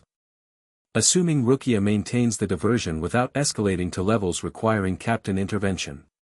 She's too smart for unnecessary escalation, Naruto replied confidently, locating the service ladder that would provide access to sublevel 2. Just enough chaos to redirect attention without suggesting coordinated operation. The research archives occupied a significant portion of the sublevel, row upon row of specialized document storage using both conventional methods and Kido-based information preservation for particularly sensitive materials. Unlike the 12th division's chaotic creative documentation, these archives featured immaculate organization, categorical indexing with precise cross-referencing that spoke to institutional thoroughness rather than scientific innovation. Naruto moved directly to the section labeled Dimensional Boundary Research, a surprisingly extensive collection given the supposedly specialized nature of the field. The most recent materials occupied prominent positions in the organizational system, with access logs indicating frequent consultation over the past 3 weeks. Focus on the procedural documentation first, Kurama advised. Technical specifications for tomorrow's testing will reveal more about true objectives than theoretical frameworks. Nodding agreement, Naruto located and carefully examined the procedural outlines for Project Resonance, the apparent codename for the Boundary Restoration Initiative. The documents confirmed their suspicions immediately. The testing scheduled for tomorrow represented not experimental validation but calibration refinement for a procedure already approved for implementation regardless of results. More disturbing were the technical specifications for the resonance anchors Naruto would supposedly establish at dimensional boundary points. Rather than stabilizing existing cosmic architecture as claimed, the anchors would fundamentally alter boundary permeability, creating controlled flow channels between previously separated realms under centralized governance protocols. They're not restoring boundaries, Naruto realized with growing alarm. They're restructuring them entirely, creating a system where passage between realms becomes regulated rather than restricted. Exactly what Kazuma attempted through chaotic means, Kurama observed. But implemented with institutional precision rather than revolutionary disruption. And permanent separation between us isn't an unfortunate risk, it's a design feature, Naruto continued, examining the energy distribution diagrams with growing outrage. They need tailed beast energy dispersed across multiple anchor points simultaneously, maintained indefinitely as dimensional gatekeepers. The implications crystallized with disturbing clarity. The procedure would effectively transform Kurama from Naruto's integrated Zanpakuto partner into 9 separate energy constructs permanently bound to cosmic architecture, conscious enough to regulate boundary passage but fragmented beyond true self-determination. A prison sentence disguised as cosmic service, Kurama growled, his anger palpable through their connection. Eternal boundary maintenance as punishment for existing outside their approved categories. Before Naruto could respond, a new document caught his attention, authorization signatures for Project Resonance implementation. While Central 46 approval appeared as expected, the operational authority designation revealed a critical detail they hadn't anticipated: primary implementation oversight assigned not to Divine Judgment or even the Kido Corps, but to 5th Division Captain Sosuke Aizen personally, with specialized authority transcending standard Gotei 13 command structures. Aizen, Naruto whispered, pieces connecting in rapid succession. He's not just involved, he's directing the entire operation. But why? What does he gain from restructuring cosmic boundaries? Further investigation revealed additional disturbing elements, secondary protocols involving spiritual evolution acceleration and hierarchical reconstruction, suggesting ambitions extending far beyond mere boundary maintenance. Most concerning was a classified appendix regarding Hogyoku integration potential, a term Naruto didn't recognize but which appeared central to the project's ultimate objectives. We've seen enough, Kurama urged as Naruto's temporal window narrowed. This goes beyond institutional overreach into something more dangerous, centralized cosmic manipulation with unknown but clearly significant consequences. Naruto quickly created shadow clone duplicates to continue examining documents while he photographed key pages using a modified soul pager Rukia had provided, its communication functions disabled but image capture capabilities intact. The clones worked with practiced efficiency, identifying and flagging critical information for documentation before dispelling to avoid detection. Just as he prepared to exit, a final document caught his attention, a sealed folder labeled Anomaly Containment, Nine-Tailed Fox Contingencies. Breaking the Kido seal with careful precision, he found detailed protocols for neutralizing him should he resist the resonance procedure, specialized binding techniques, emergency extraction methods, and most disturbingly, a spiritual dissolution authorization signed by Central 46 representatives that effectively sanctioned his execution if cooperation proved unattainable. Time's up, Kurama warned as distant spiritual pressures shifted, indicating security rotations returning to standard patterns. Rukia can't maintain the diversion any longer without risking herself. Naruto sealed the documents exactly as he'd found them, erasing all evidence of his presence before retracing his path through maintenance corridors. The extraction proceeded as smoothly as the infiltration, timing security patrols, utilizing environmental cover, and ultimately scaling the outer wall to disappear into surrounding forest without triggering alarms. 3 kilometers from the facility, Rukia waited at their predetermined rendezvous point, a small clearing marked by a distinctive lightning-scarred oak. Her expression reflected both relief at his safe return and anticipation of his findings. They're planning complete cosmic restructuring, Naruto reported without preamble, transferring the captured images to Rukia's soul pager. Not restoration but fundamental reorganization of dimensional boundaries under centralized control protocols. Her violet eyes widened as she reviewed the evidence. This goes beyond standard Soul Society governance, this is reality manipulation at an unprecedented scale. She looked up sharply. And Aizen is leading implementation rather than divine judgment. With special authority granted directly by Central 46, Naruto confirmed grimly. The testing tomorrow isn't validation, it's calibration for a procedure already approved for immediate implementation. This makes no sense, Rukia frowned, reviewing operational timelines. Centralizing boundary control contradicts millennia of Soul Society tradition. The separation of realms is foundational to cosmic balance as understood by even the oldest captains. Why would Central 46 unanimously approve such radical restructuring? Maybe they didn't, Naruto suggested, a disturbing possibility forming. Kazuma mentioned artificial separation, maintained by existing power structures. What if someone has been manipulating those structures from within? Understanding dawned in Rukia's expression. Aizen, she breathed. His Zanpakuto, Kyoka Suigetsu, its complete hypnosis ability could theoretically influence even Central 46 members if activated during formal sessions. Creating the appearance of unanimous approval for his personal agenda, Naruto concluded. But what is that agenda? What does restructuring cosmic boundaries achieve for him personally? Power beyond conventional limitations, Kurama suggested. Control over passage between realms provides unprecedented authority, determining which souls travel where, which entities manifest when, effectively becoming cosmic gatekeeper. We need to inform Captain Yukatake immediately, Rukia decided, already calculating optimal approach. His seniority provides access to other captains without requiring formal channels that Aizen might monitor. And risk alerting Aizen that we've discovered his plans? Naruto countered.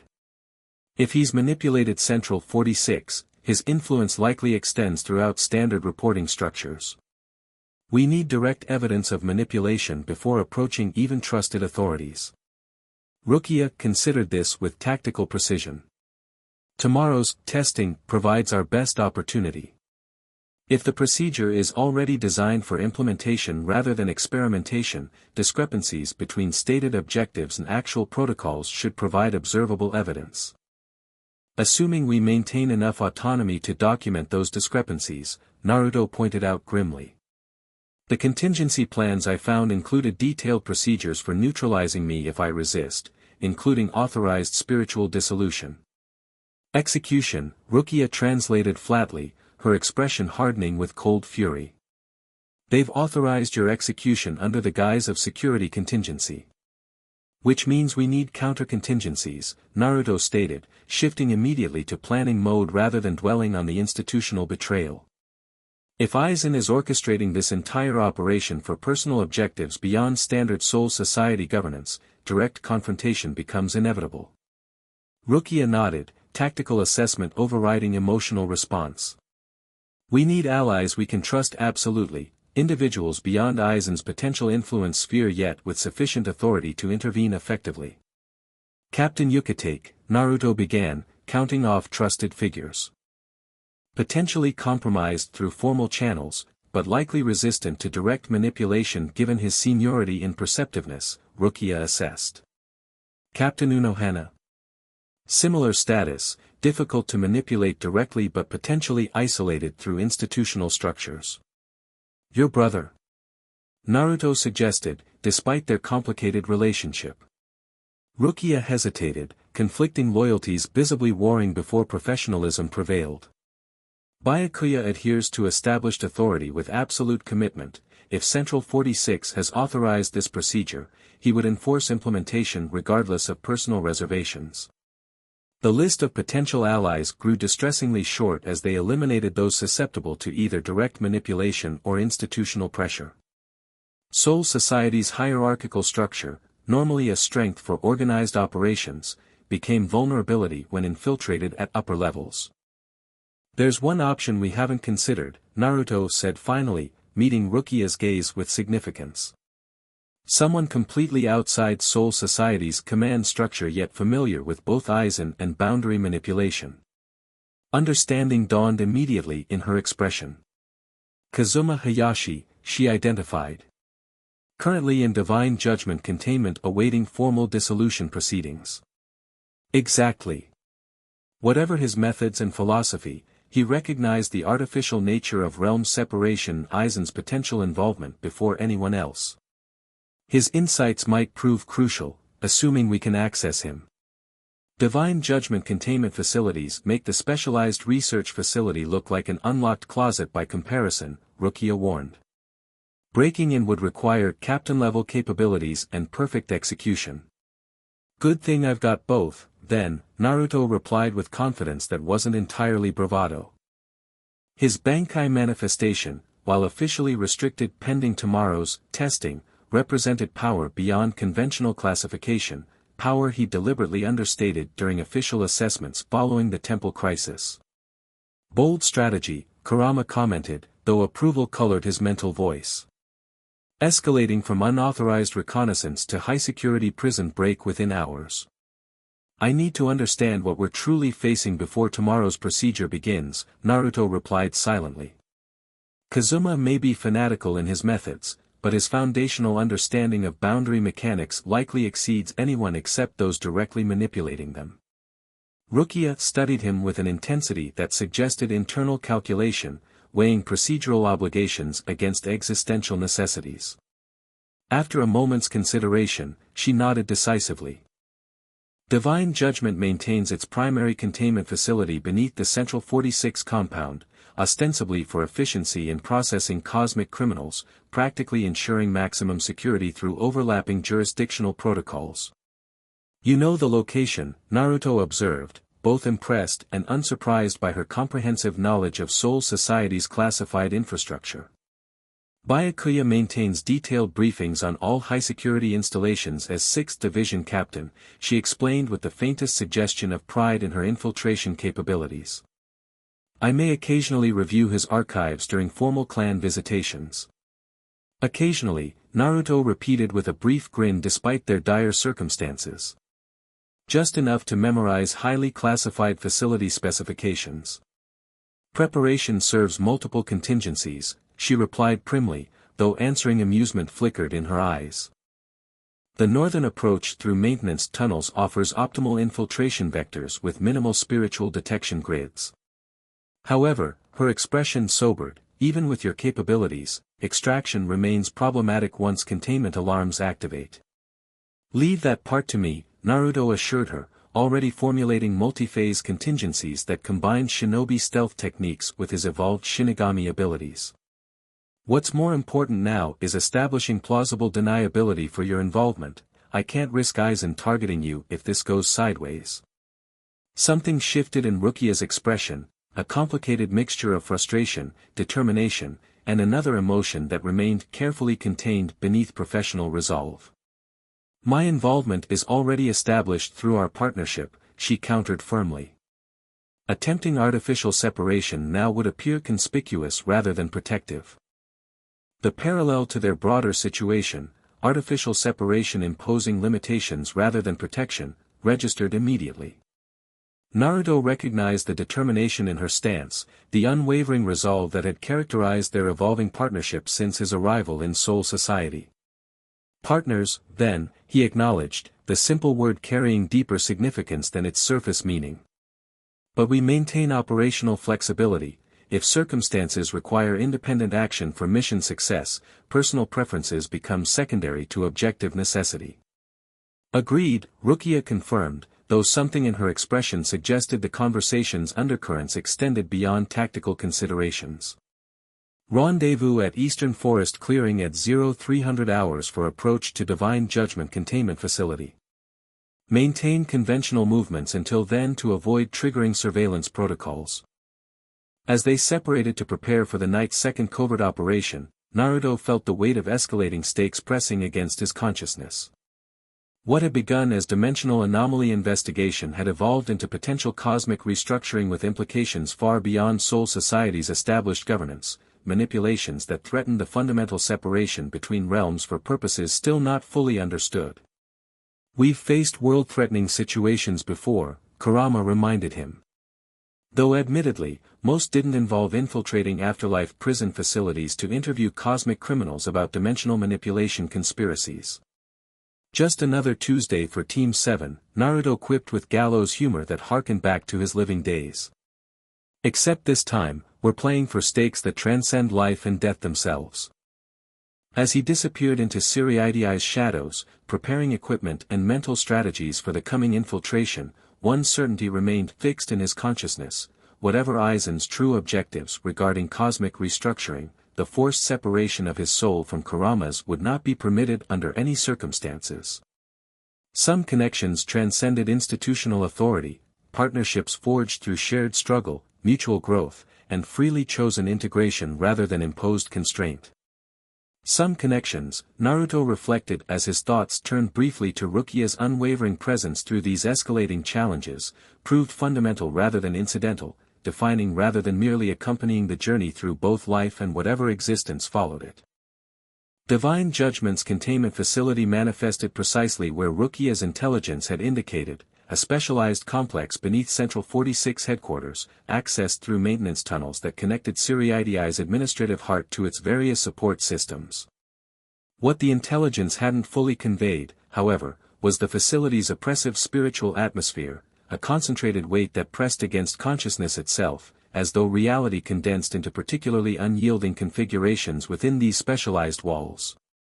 Modified Sekiseki stone, Kurama identified as they navigated dimly lit corridors with practiced stealth.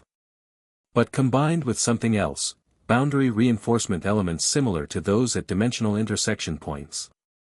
This entire facility exists partially outside normal spacetime coordinates, creating a pocket dimension for containing entities that threaten dimensional stability, Naruto concluded, appreciating the elegant if disturbing solution.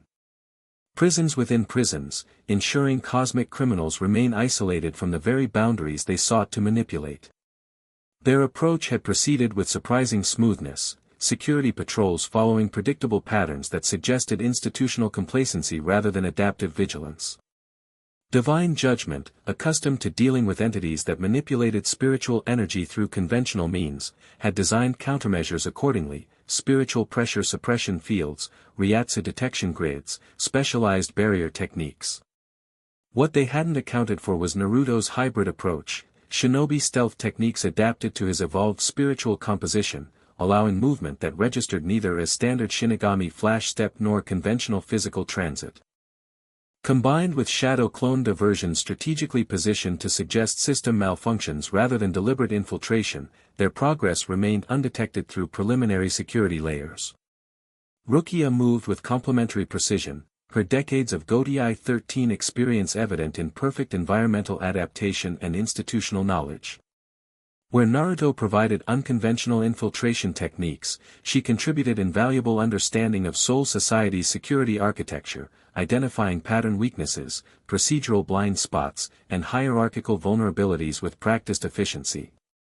Maximum security containment should be 2 levels down, she whispered as they reached a junction where spiritual pressure increased noticeably.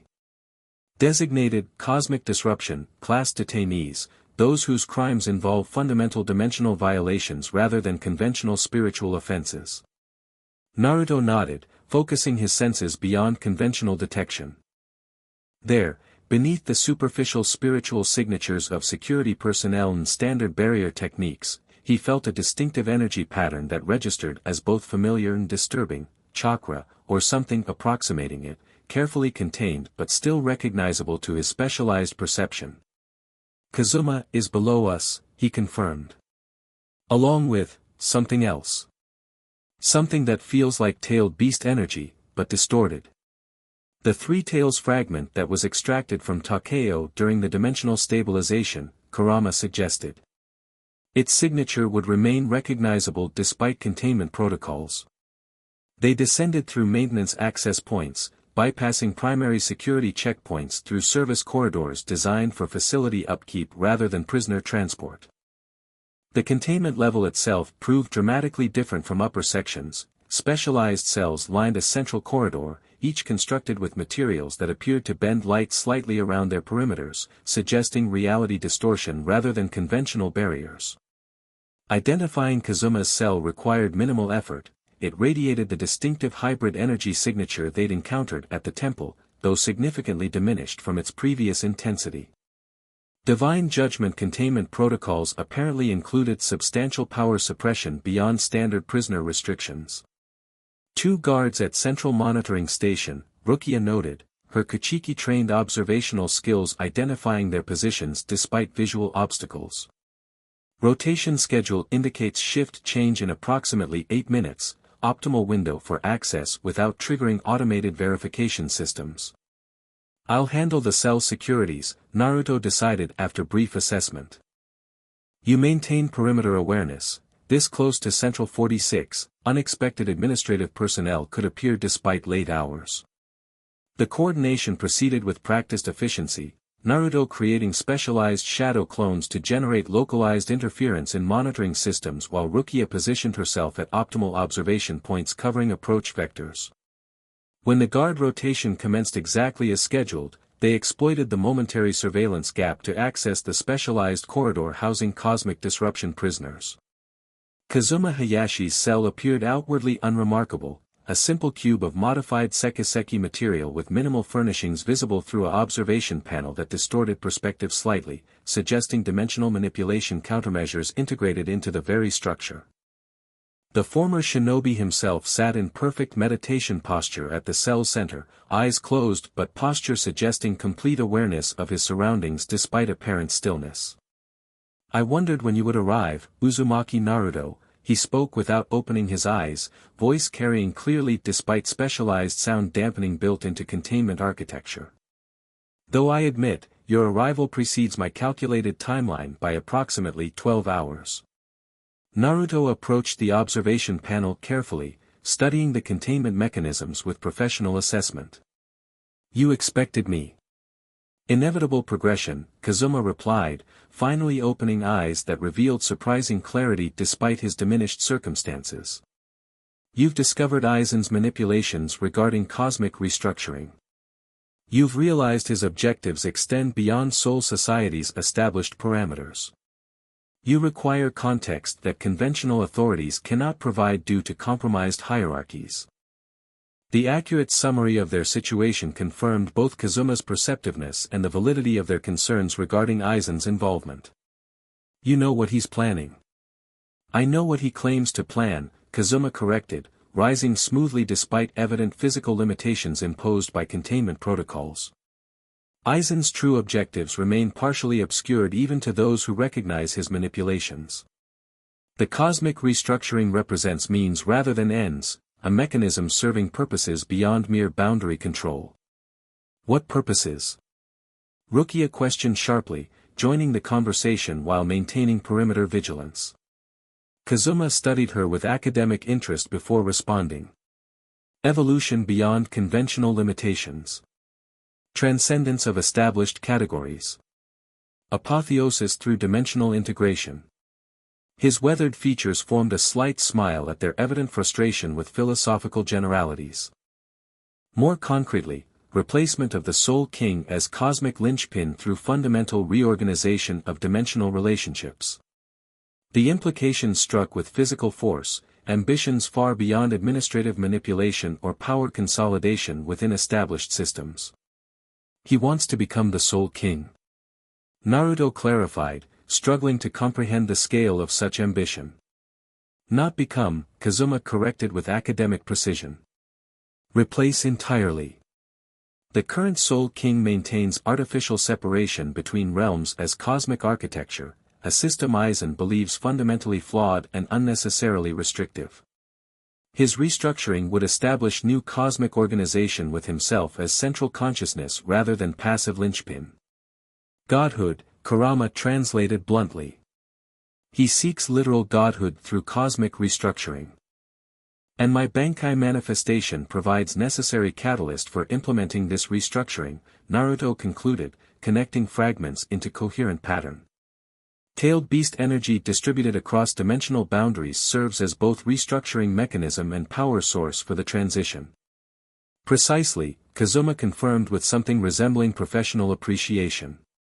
Your unique spiritual configuration, Shinobi Chakra evolved through Shinigami death, carrying tailed beast energy perfectly integrated rather than merely contained, creates unprecedented manipulation capabilities regarding dimensional boundaries. Why tell us this? Rukia challenged, justifiable suspicion evident in her tone. Your own agenda involved boundary dissolution through similar mechanisms, albeit through different methodology. Kazuma's expression shifted subtly, academic detachment giving way to something resembling genuine conviction. My objectives involved natural cosmic reintegration, removing artificial barriers to allow spiritual evolution according to inherent patterns rather than imposed structures. Aizen seeks not liberation but reconstitution under centralized consciousness, his design, his absolute authority.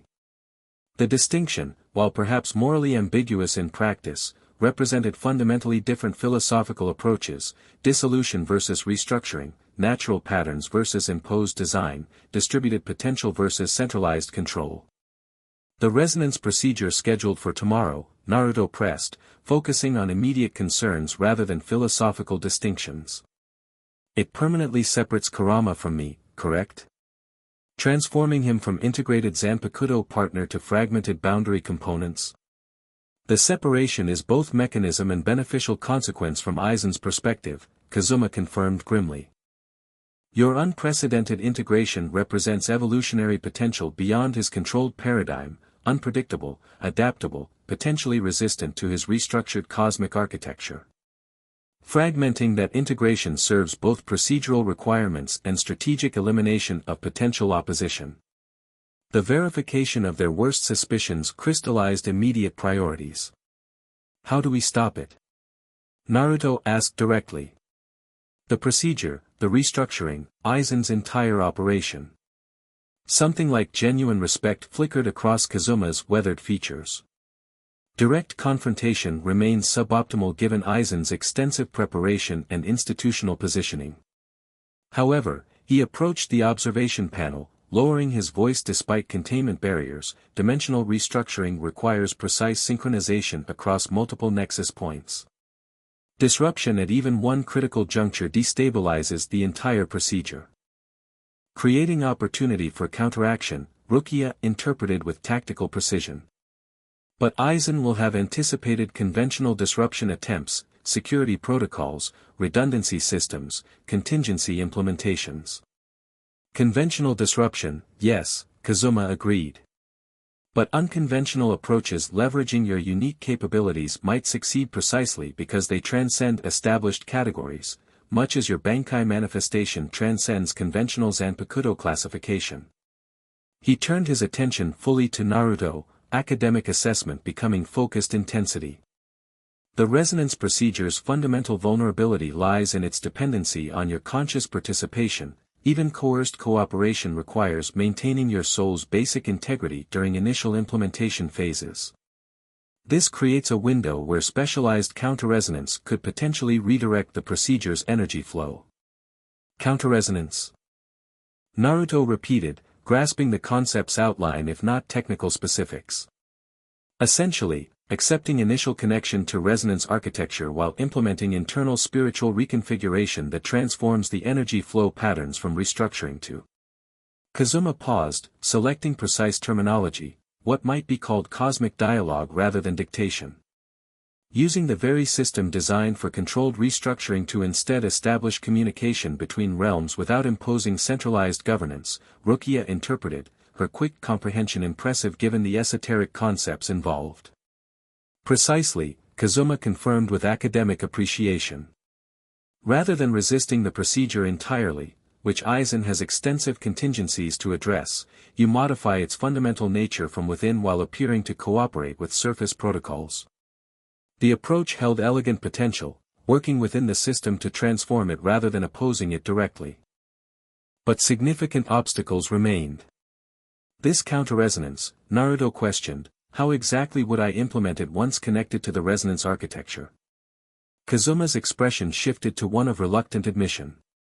The specific implementation would require techniques I developed over centuries of boundary research, specialized approaches combining modified shinobi sealing methods with evolved understanding of dimensional intersection mechanics. Techniques you possess but we don't, Rukia concluded flatly. Convenient for your negotiating position. Not negotiation, practical reality, Kazuma countered without apparent offense. My circumstances offer limited leverage given immediate dissolution proceedings scheduled following Aizen's procedure. I merely identify viable countermeasures based on objective assessment of available capabilities. He's right, Kurama acknowledged privately. Whatever his previous agenda, current circumstances align his interests with ours regarding Aizen's specific implementation. The counter-resonance approach represents our most viable option given remaining time frames. Naruto studied the former shinobi with careful evaluation, assessing not just truthfulness but fundamental character beneath circumstantial positions.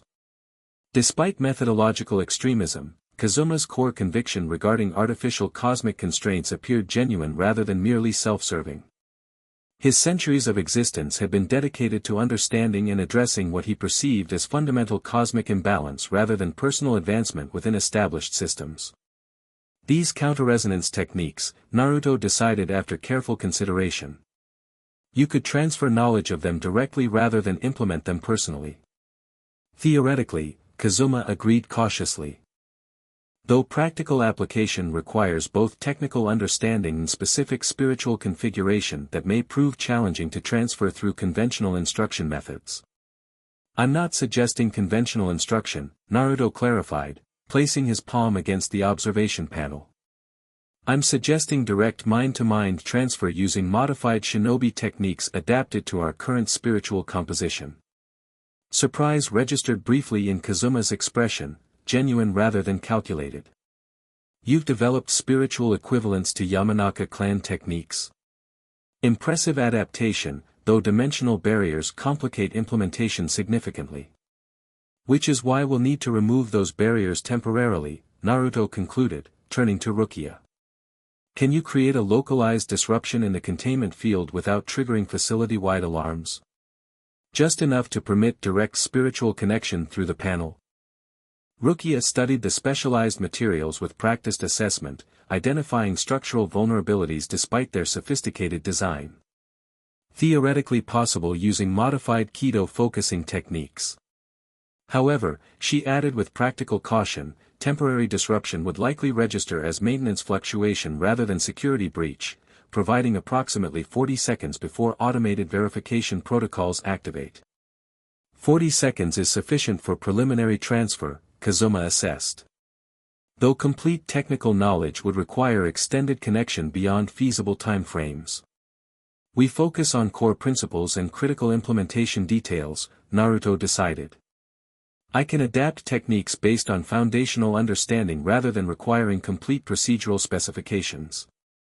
The approach crystallized with tactical clarity. Rukia would create localized containment disruption using specialized Kido techniques disguised as maintenance fluctuations. During the brief window, Naruto would establish direct spiritual connection with Kazuma, transferring essential knowledge regarding counter-resonance techniques designed to transform Aizen's restructuring procedure from within. The transferred knowledge would necessarily remain incomplete given temporal constraints, requiring adaptive implementation based on core principles rather than precise replication. Ready? Naruto confirmed, preparing specialized spiritual focusing techniques adapted from shinobi mind transfer principles. Rukia nodded, hands already forming complex Kido patterns that manipulated dimensional barriers at their quantum intersection points, techniques far beyond standard academy training, showcasing her exceptional adaptability despite lack of formal advanced instruction. Localized disruption in 3, 2, 1. The containment barrier flickered momentarily, a subtle visual distortion accompanied by brief spiritual pressure fluctuation that registered as maintenance verification rather than security breach. In that precise moment, Naruto established direct spiritual connection with Kazuma, their consciousness temporarily bridging physical separation through specialized energy manipulation. The knowledge transfer manifested not as sequential information but holistic conceptual integration, centuries of boundary research compressed into fundamental principles and critical implementation specifications. Kazuma's understanding of dimensional intersection mechanics, modified sealing techniques, and counter-resonance methodologies flowed directly into Naruto's consciousness, integrated through his unique spiritual configuration rather than merely overlaid upon existing knowledge structures. As the brief connection concluded with containment barriers re-establishing integrity, Naruto staggered slightly from information density, the equivalent of decades of specialized study compressed into 40 seconds of direct transfer. Rukia steadied him immediately, her concern evident despite maintained operational focus. Did it work? She questioned quietly, monitoring security systems for potential detection. Yes, Naruto confirmed, mind still processing the transferred knowledge that integrated with his existing understanding in unexpected configurations. Not complete technical specifications, but core principles and critical implementation details. Enough to adapt counter-resonance techniques during tomorrow's procedure. Kazuma observed him with academic interest, seemingly unconcerned with his continued containment despite assisting their objectives. Fascinating adaptation capability. Your spiritual configuration permits integration rates far beyond standard parameters, likely related to your unprecedented Zanpakuto manifestation characteristics. Which brings us back to immediate considerations, Rukia redirected pragmatically. Guards complete central station rotation in approximately 3 minutes. We need exit strategy implementation now to maintain operational security. One last question, Naruto addressed Kazuma directly. The counter-resonance approach, what prevents Aizen from detecting and neutralizing the modification once implementation begins? His focus on controlling outcomes rather than understanding processes, Kazuma replied with surprising directness. Aizen's brilliance lies in strategic manipulation rather than fundamental dimensional mechanics. He understands enough to implement restructuring using others' research but lacks comprehensive grasp of boundary physics at their quantum level. The counter-resonance modifications would register as procedural adaptations rather than directional transformations until fully manifested. The assessment aligned with Naruto's observations regarding Aizen's operational methodology, masterful strategic implementation rather than innovative technical development. Whatever his exceptional capabilities regarding hypnosis, illusion, and psychological manipulation, his cosmic restructuring ambitions apparently relied on research developed by others rather than personal scientific innovation. Time to go, Rukia urged, security systems indicating approaching personnel rotation. As they prepared for extraction using the same covert pathways that had permitted infiltration, Naruto addressed Kazuma one final time. If this works, if Aizen's restructuring is prevented, what happens to the dimensional instabilities Kazuma initially identified? The artificial separation concerns that motivated your centuries of research. Something like genuine appreciation crossed the former shinobi's weathered features.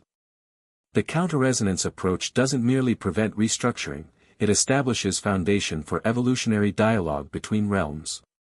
Not immediate dissolution of artificial barriers, but gradual integration based on natural resonance patterns rather than imposed structures. A more measured path toward the cosmic evolution I originally sought, albeit through significantly different methodology than my previous approaches. With that philosophical intersection between their divergent perspectives, they departed, navigating maintenance corridors with practiced efficiency that leveraged both Rukia's institutional knowledge and Naruto's unconventional infiltration techniques. Their extraction proceeded with the same seamless coordination that had characterized their infiltration, emerging from Central 46 compound without detection despite the facility's sophisticated security architecture. Once safely beyond immediate detection parameters, they paused briefly in a secluded garden to assess their position and plan next steps. Dawn approached with uncomfortable rapidity, their scheduled departure for the specialized research facility merely hours away, with Aizen's resonance procedure implementation following shortly thereafter. What happens now? Rukia asked quietly, violet eyes reflecting both tactical focus and deeper concern that transcended operational considerations. We proceed as expected, Naruto decided after evaluating options with newly integrated knowledge regarding dimensional mechanics.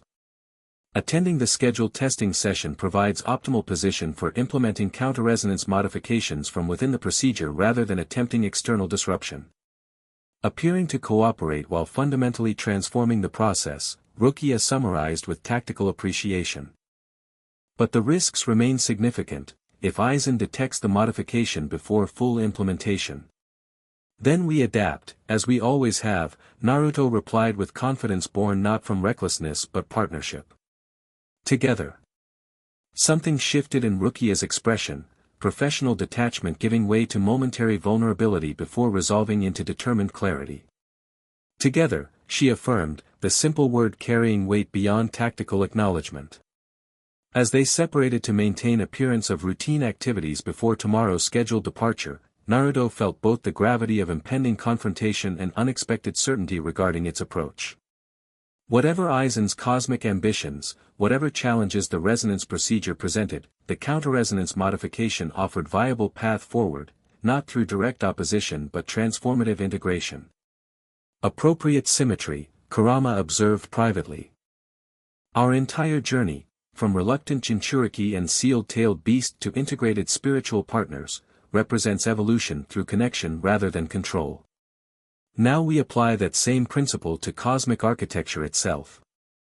Full circle, Naruto agreed silently, watching dawn's first light illuminate Siriidi's white towers. Transcending artificial separations through genuine partnership rather than imposed structures, in souls as in dimensions. With renewed purpose and expanded understanding, he prepared for tomorrow's confrontation, not just with Aizen's cosmic manipulation, but with fundamental questions regarding artificial boundaries, natural connections, and the evolutionary potential that existed beyond institutional categories in both souls and dimensions alike. The specialized research facility presented entirely different aspect by daylight, its imposing architecture now bustling with purposeful activity as research teams made final preparations for the resonance procedure officially designated as preliminary testing. Security personnel maintained visible presence throughout the complex, their formal demeanor suggesting important proceedings rather than routine operations. Naruto arrived with the official transport group from 13th Division, Lieutenant Shiba leading the small contingent with characteristic efficiency despite evident reservations about the accelerated implementation timeline. Rukia maintained perfect professional composure beside him, their shared knowledge of the facility's true purposes carefully concealed beneath appropriate procedural compliance. Captain Aizen will meet us in the central laboratory, Shiba informed them as they passed through multiple security checkpoints. Captain Yukitake sends his regrets. Administrative requirements regarding Central 46 briefings prevented his direct participation in today's proceedings. Convenient absence, Kurama noted privately. Removing potential interference from someone who might question procedural irregularities. Naruto nodded acknowledgement while silently cataloging security arrangements, personnel distributions, and potential contingency implementation points based on facility schematics memorized during previous night's infiltration. The transferred knowledge from Kazuma integrated with tactical assessment, identifying optimal positions for counter-resonance modification once the primary procedure initiated.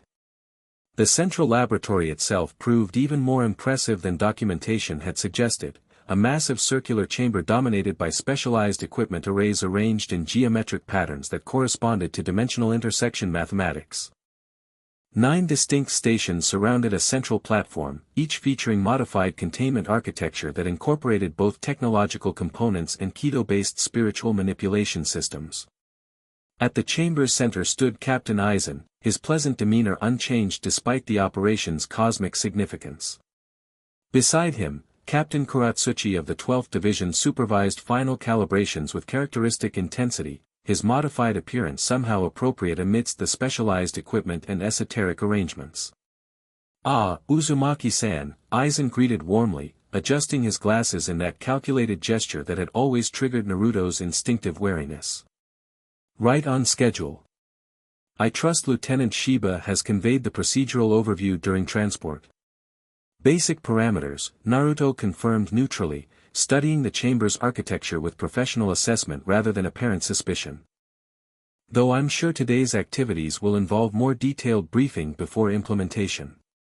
"Of course," Aizen smiled pleasantly. Scientific thoroughness remains paramount despite operational timelines.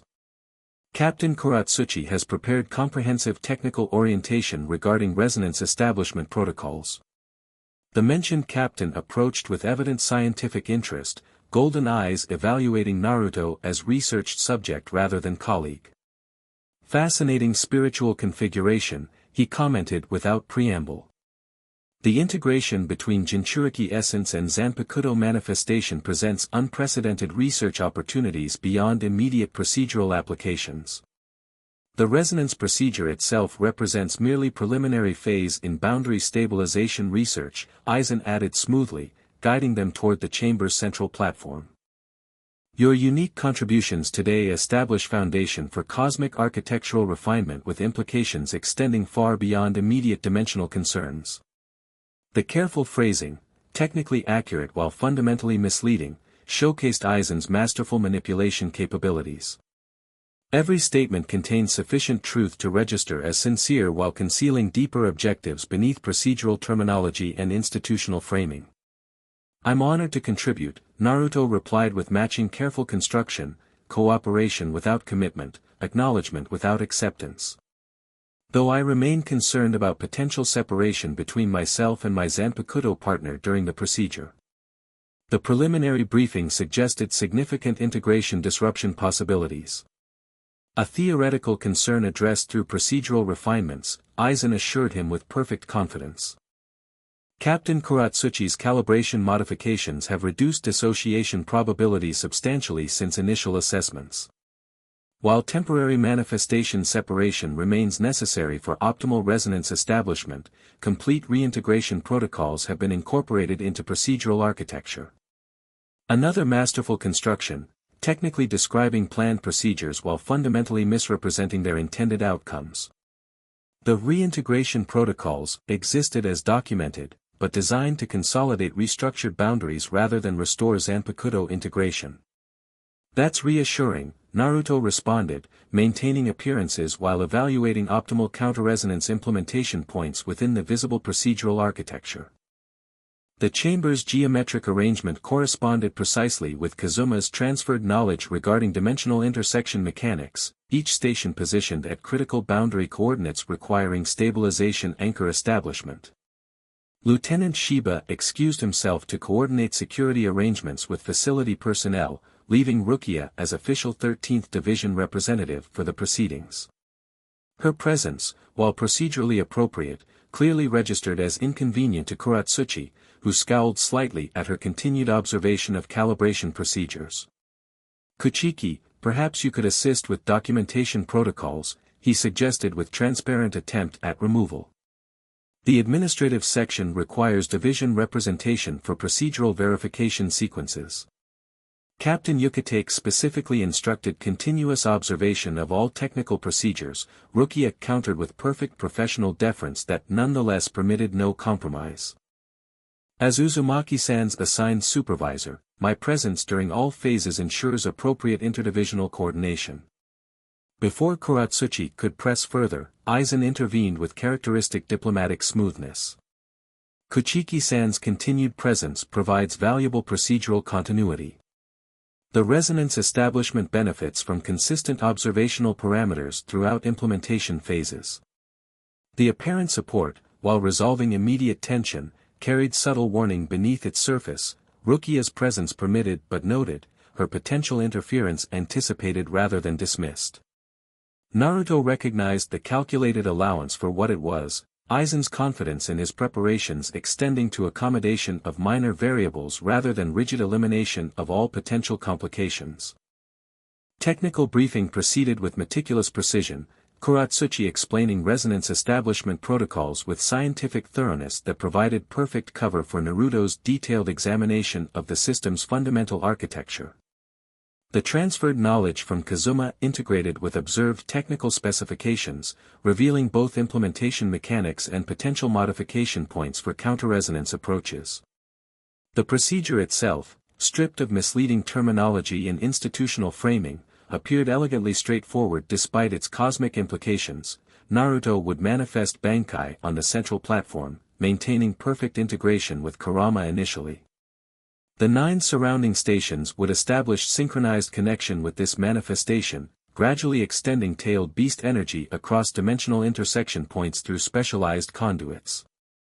As energy distribution reached optimal configuration, the system would implement subtle frequency modulation designed to separate Kurama's essence from Naruto's soul structure, transforming integrated Zanpakuto partner into 9 distinct boundary components permanently anchored at cosmic intersection points. These anchors would then restructure dimensional boundaries according to pre-programmed parameters, transforming natural cosmic architecture into artificially designed configuration with centralized governance protocols. The reintegration phase would then consolidate this restructured cosmic arrangement, establishing Aizen as central consciousness within the system rather than merely its administrative controller. The counter-resonance modification needs implementation during initial connection establishment, Kurama observed as they processed the technical specifications. Before frequency modulation initiates separation protocols but after sufficient distribution to access all 9 intersection points simultaneously.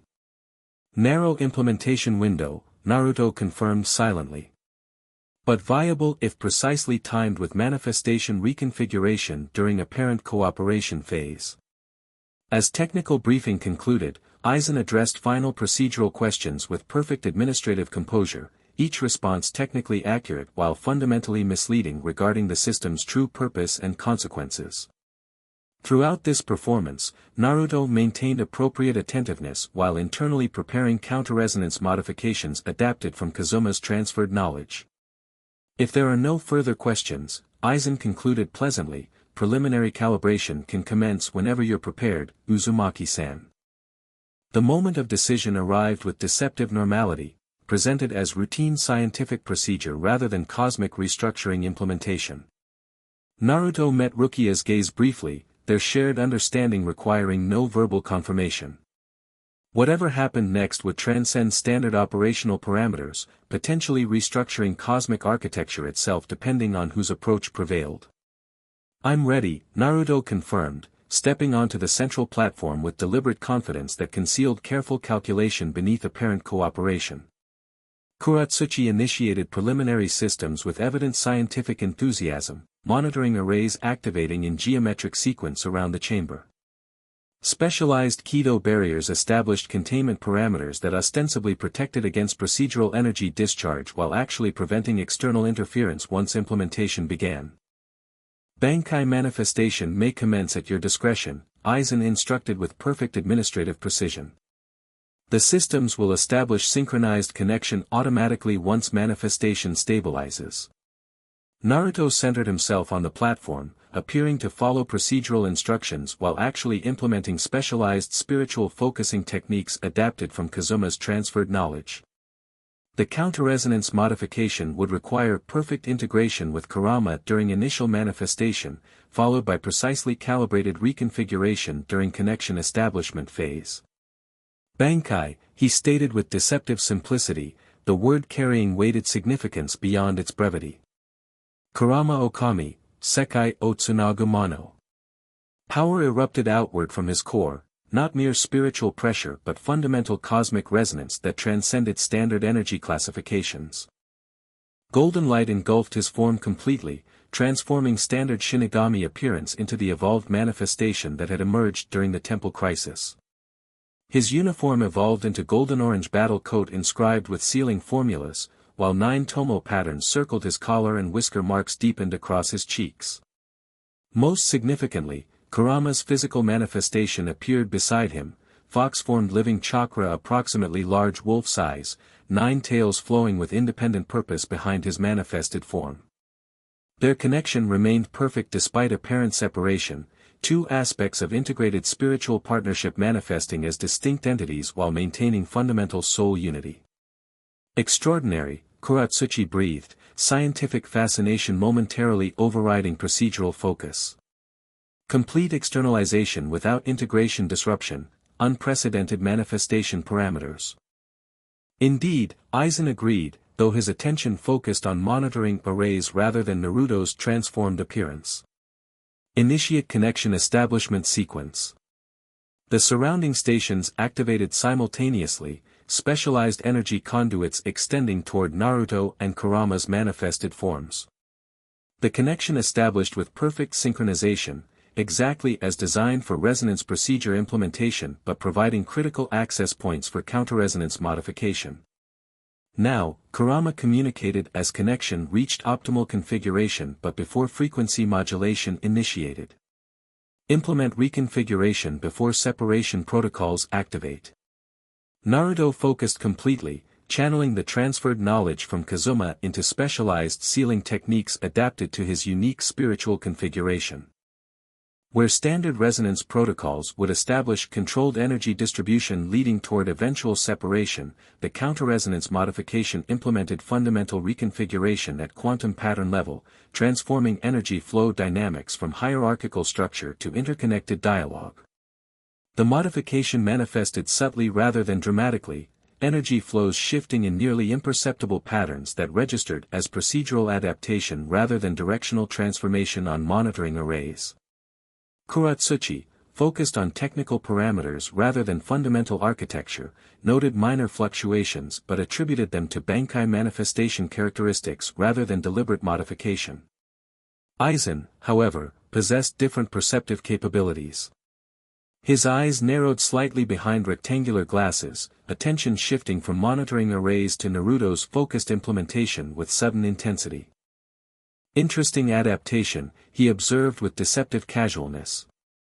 The resonance patterns show unexpected harmonization characteristics. Natural integration optimization, Naruto replied with matching casual tone that concealed continued implementation beneath apparent procedural cooperation. Kurama and I adjust automatically to energy flow dynamics, part of our evolved partnership characteristics. The explanation, while technically plausible, clearly failed to completely satisfy Aizen's suspicion. His attention shifted to specific monitoring parameters, analytical focus identifying pattern discrepancies that suggested deliberate modification rather than natural adaptation. Captain Kuratsuchi, he addressed his scientific colleague with perfect administrative composure, please implement frequency stabilization protocol 7. The manifestation exhibits harmonic fluctuation that requires standardization before proceeding to distribution phase. The seemingly routine procedural adjustment represented direct countermeasure against Naruto's modification, designed to normalize energy flow patterns according to predetermined parameters rather than allowing evolved reconfiguration. Kuratsuchi complied immediately, adjusting technical specifications with scientific precision that threatened to neutralize the counter-resonance implementation before it fully integrated with system architecture. Accelerate final phase, Kurama urged as stabilization protocols threatened their modification. Complete integration before standardization fully implements. Naruto focused completely, channeling maximum spiritual energy into the counter-resonance patterns while maintaining apparent procedural compliance. The modification accelerated dramatically, energy flows shifting from subtle reconfiguration to fundamental transformation that could no longer be disguised as natural adaptation. Aizen recognized the deliberate intervention immediately. Containment protocols active, he commanded, administrative pleasantness giving way to focused authority.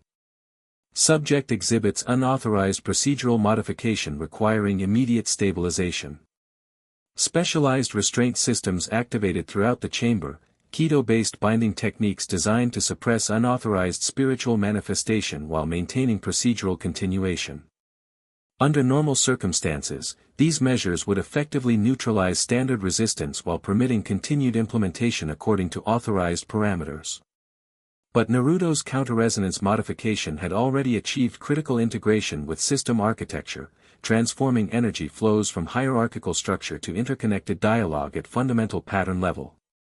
The restraint systems encountered unexpected resistance as dimensional boundaries themselves began responding to reconfigured resonance patterns rather than predetermined control protocols. Fascinating subversion attempt, Aizen observed, genuine appreciation briefly visible beneath focused countermeasures. You've implemented specialized modification to transformation patterns rather than merely resisting procedural implementation. Kazuma's influence, I presume.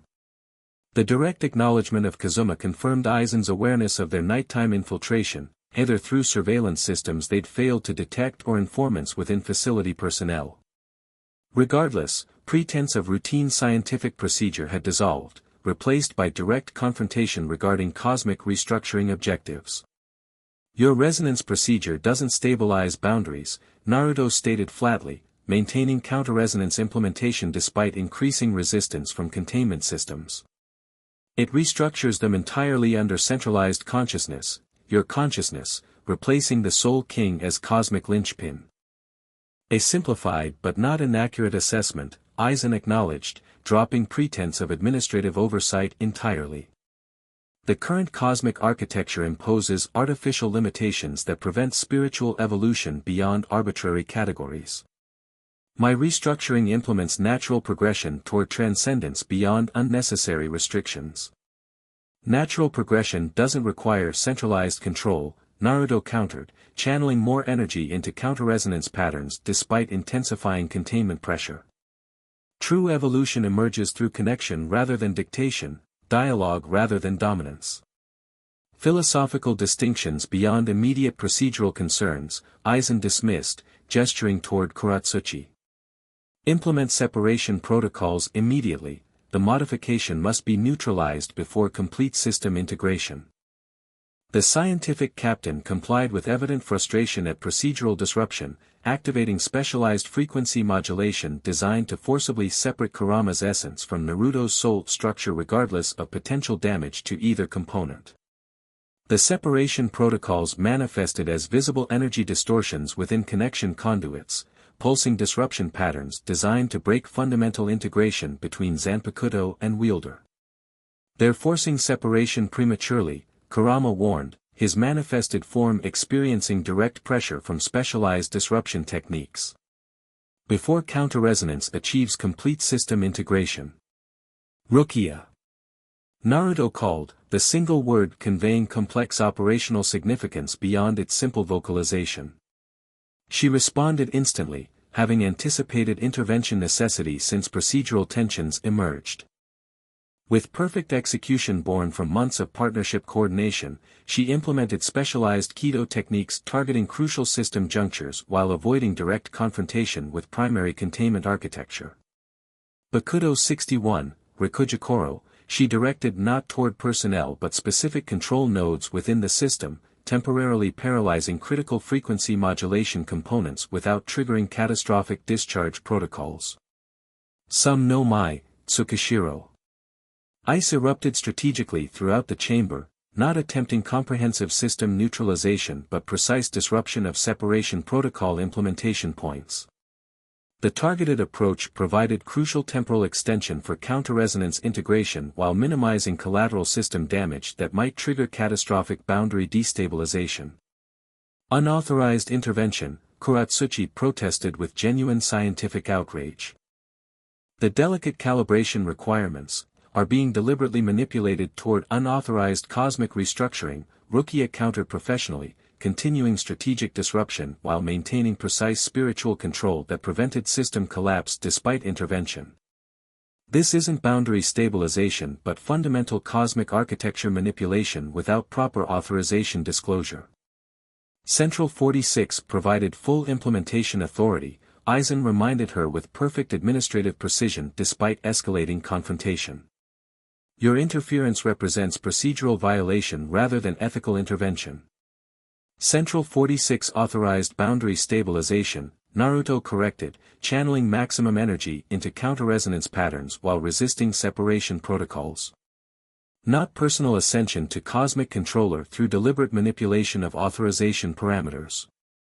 The confrontation escalated from procedural tension to direct opposition, containment systems increasing suppression pressure while Naruto and Rukia implemented coordinated resistance through complementary techniques.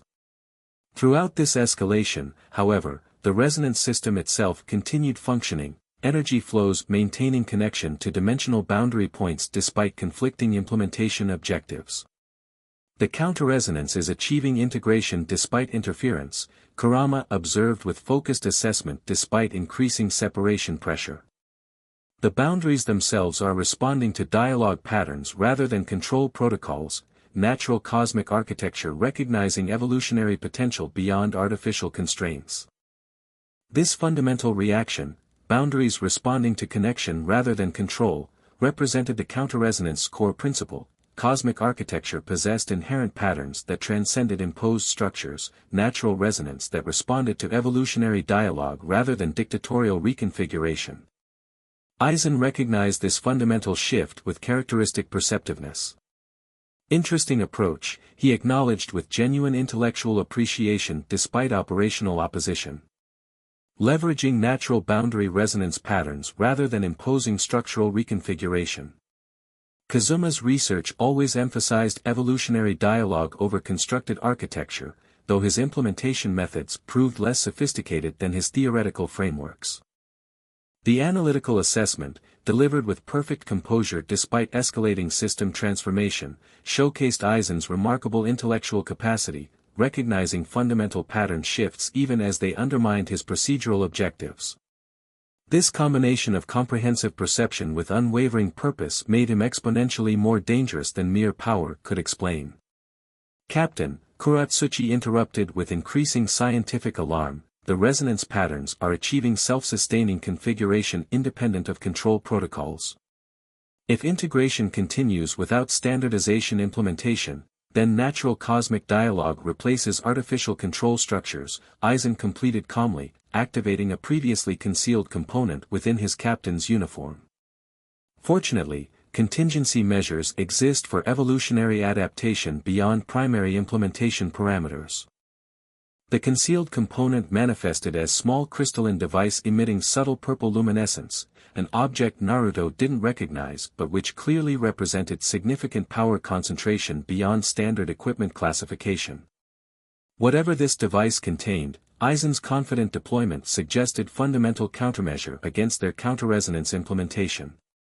The Hogyoku prototype, Rukia identified with evident shock, her extensive knowledge of classified soul society research apparently including this mysterious object. But that's restricted beyond even Central 46 authorization levels. Restrictions apply to those who acknowledge artificial limitations, Eisen replied with philosophical precision that matched his practical actions. Transcendence requires evolution beyond imposed constraints, practical demonstration of the very principle your counter-resonance attempts to implement through dimensional dialogue rather than personal ascension. The Hogyoku activated fully, its purple luminescence expanding throughout the chamber in geometric patterns that interacted directly with resonance architecture at quantum energy levels. Whatever this device's capabilities, it clearly operated beyond standard classification parameters, manipulating fundamental spiritual composition rather than merely enhancing existing capabilities. The energy signature, Kurama identified with alarming recognition. It resonates with boundary intersection points directly, similar to tailed beast energy but artificially constructed rather than naturally evolved. A synthetic cosmic catalyst, Naruto translated, understanding flowing from Kurama's observation combined with visible effects throughout the chamber. Artificial reconstruction of natural intersection energy for controlled manipulation rather than evolutionary dialogue. Precisely, Eisen confirmed with genuine appreciation for the accurate assessment. The Hogyoku represents decades of specialized research into fundamental cosmic architecture, synthetic recreation of natural intersection energy patterns that transcend artificial boundaries between Shinigami, hollow, and human spiritual classifications. The device's activation dramatically altered procedural dynamics, resonance patterns shifting from natural evolution toward controlled reconfiguration as synthetic energy interacted with dimensional boundary connections. The counter-resonance modification faced direct opposition at fundamental pattern level, natural dialogue threatened by artificial reconstruction despite achieved integration progress. This represented critical decision point regarding resistance approach, direct opposition risking catastrophic boundary destabilization versus adaptive evolution incorporating new variables into counter-resonance implementation.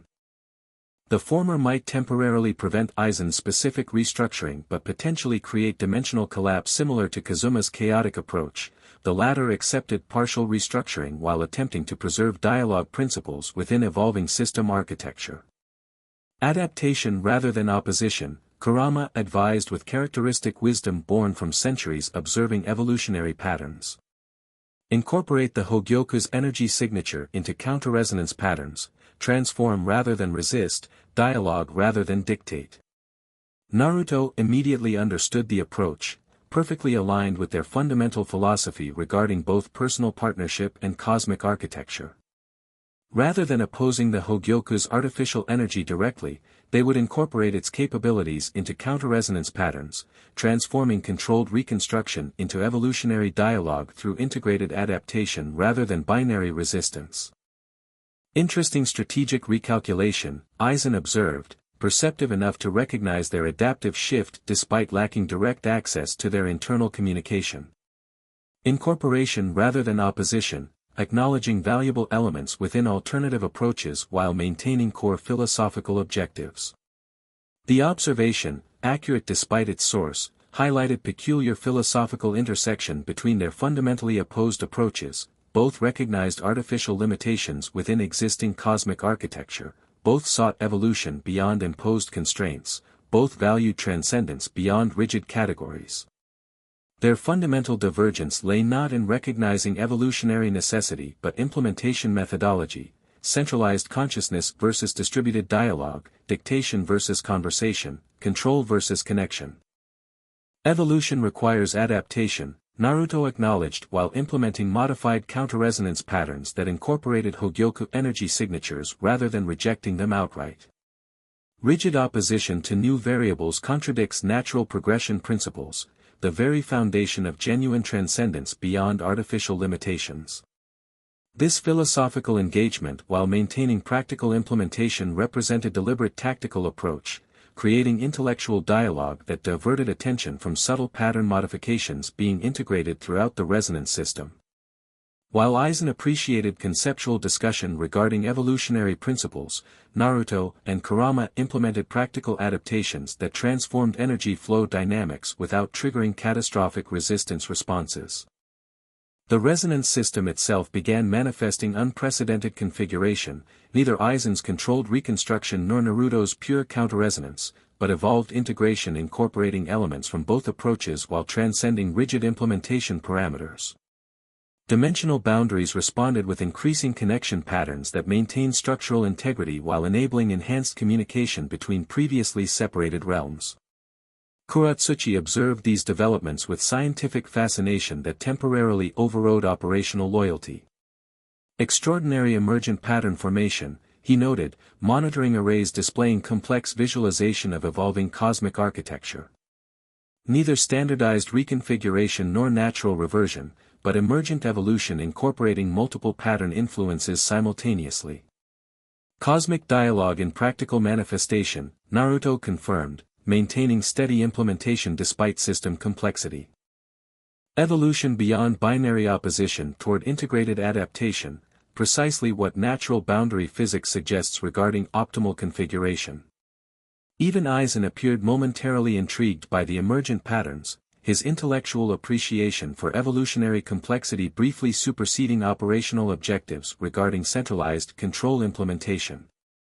This momentary philosophical engagement provided crucial opportunity for counter-resonance patterns to achieve complete system integration before opposition protocols could fully activate.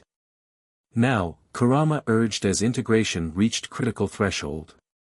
Complete manifestation reconfiguration while system architecture remains receptive to evolutionary dialogue patterns. Naruto channeled maximum spiritual energy into final implementation phase, not forcing specific configuration but establishing foundational dialogue principles within evolving system architecture. This approach accepted partial reconstruction while ensuring centralized control remained impossible without fundamental cosmic consent, dialogue rather than dictation at quantum pattern level. The system responded with remarkable transformation, energy flows shifting from predetermined pathways toward emergent patterns that incorporated multiple influences while maintaining fundamental evolutionary dialogue principles. Dimensional boundaries began responding directly to this transformed architecture, natural cosmic resonance patterns recognizing dialogue-based configuration as optimal evolutionary progression. Aizen recognized the fundamental transformation with characteristic perceptiveness. Fascinating implementation, he acknowledged with genuine intellectual appreciation despite operational opposition. Establishing dialogue principles at pattern level rather than specific configuration parameters, ensuring evolutionary adaptation rather than static architecture regardless of initialization variables.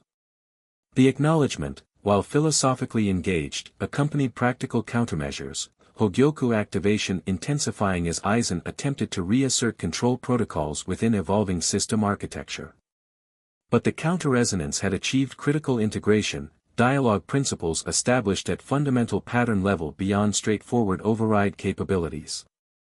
The chamber itself began manifesting physical transformation as dimensional boundaries responded to evolved resonance patterns, reality shifting not toward catastrophic collapse but controlled reconfiguration that maintained structural integrity while enabling enhanced communication between previously separated realms.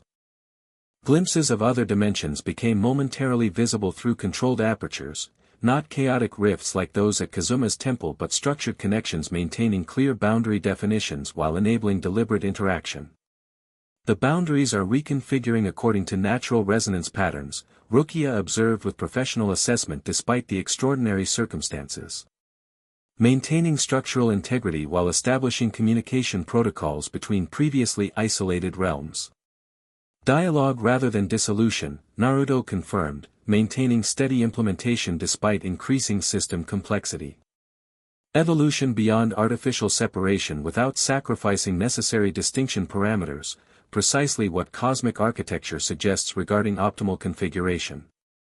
Even Kuratsuchi appeared momentarily fascinated by the emergent patterns despite loyalty to authorized procedures. Extraordinary boundary physics, he noted, monitoring arrays displaying complex visualization of evolving cosmic architecture. Self-organizing principles implementing optimal configuration parameters without centralized direction protocols.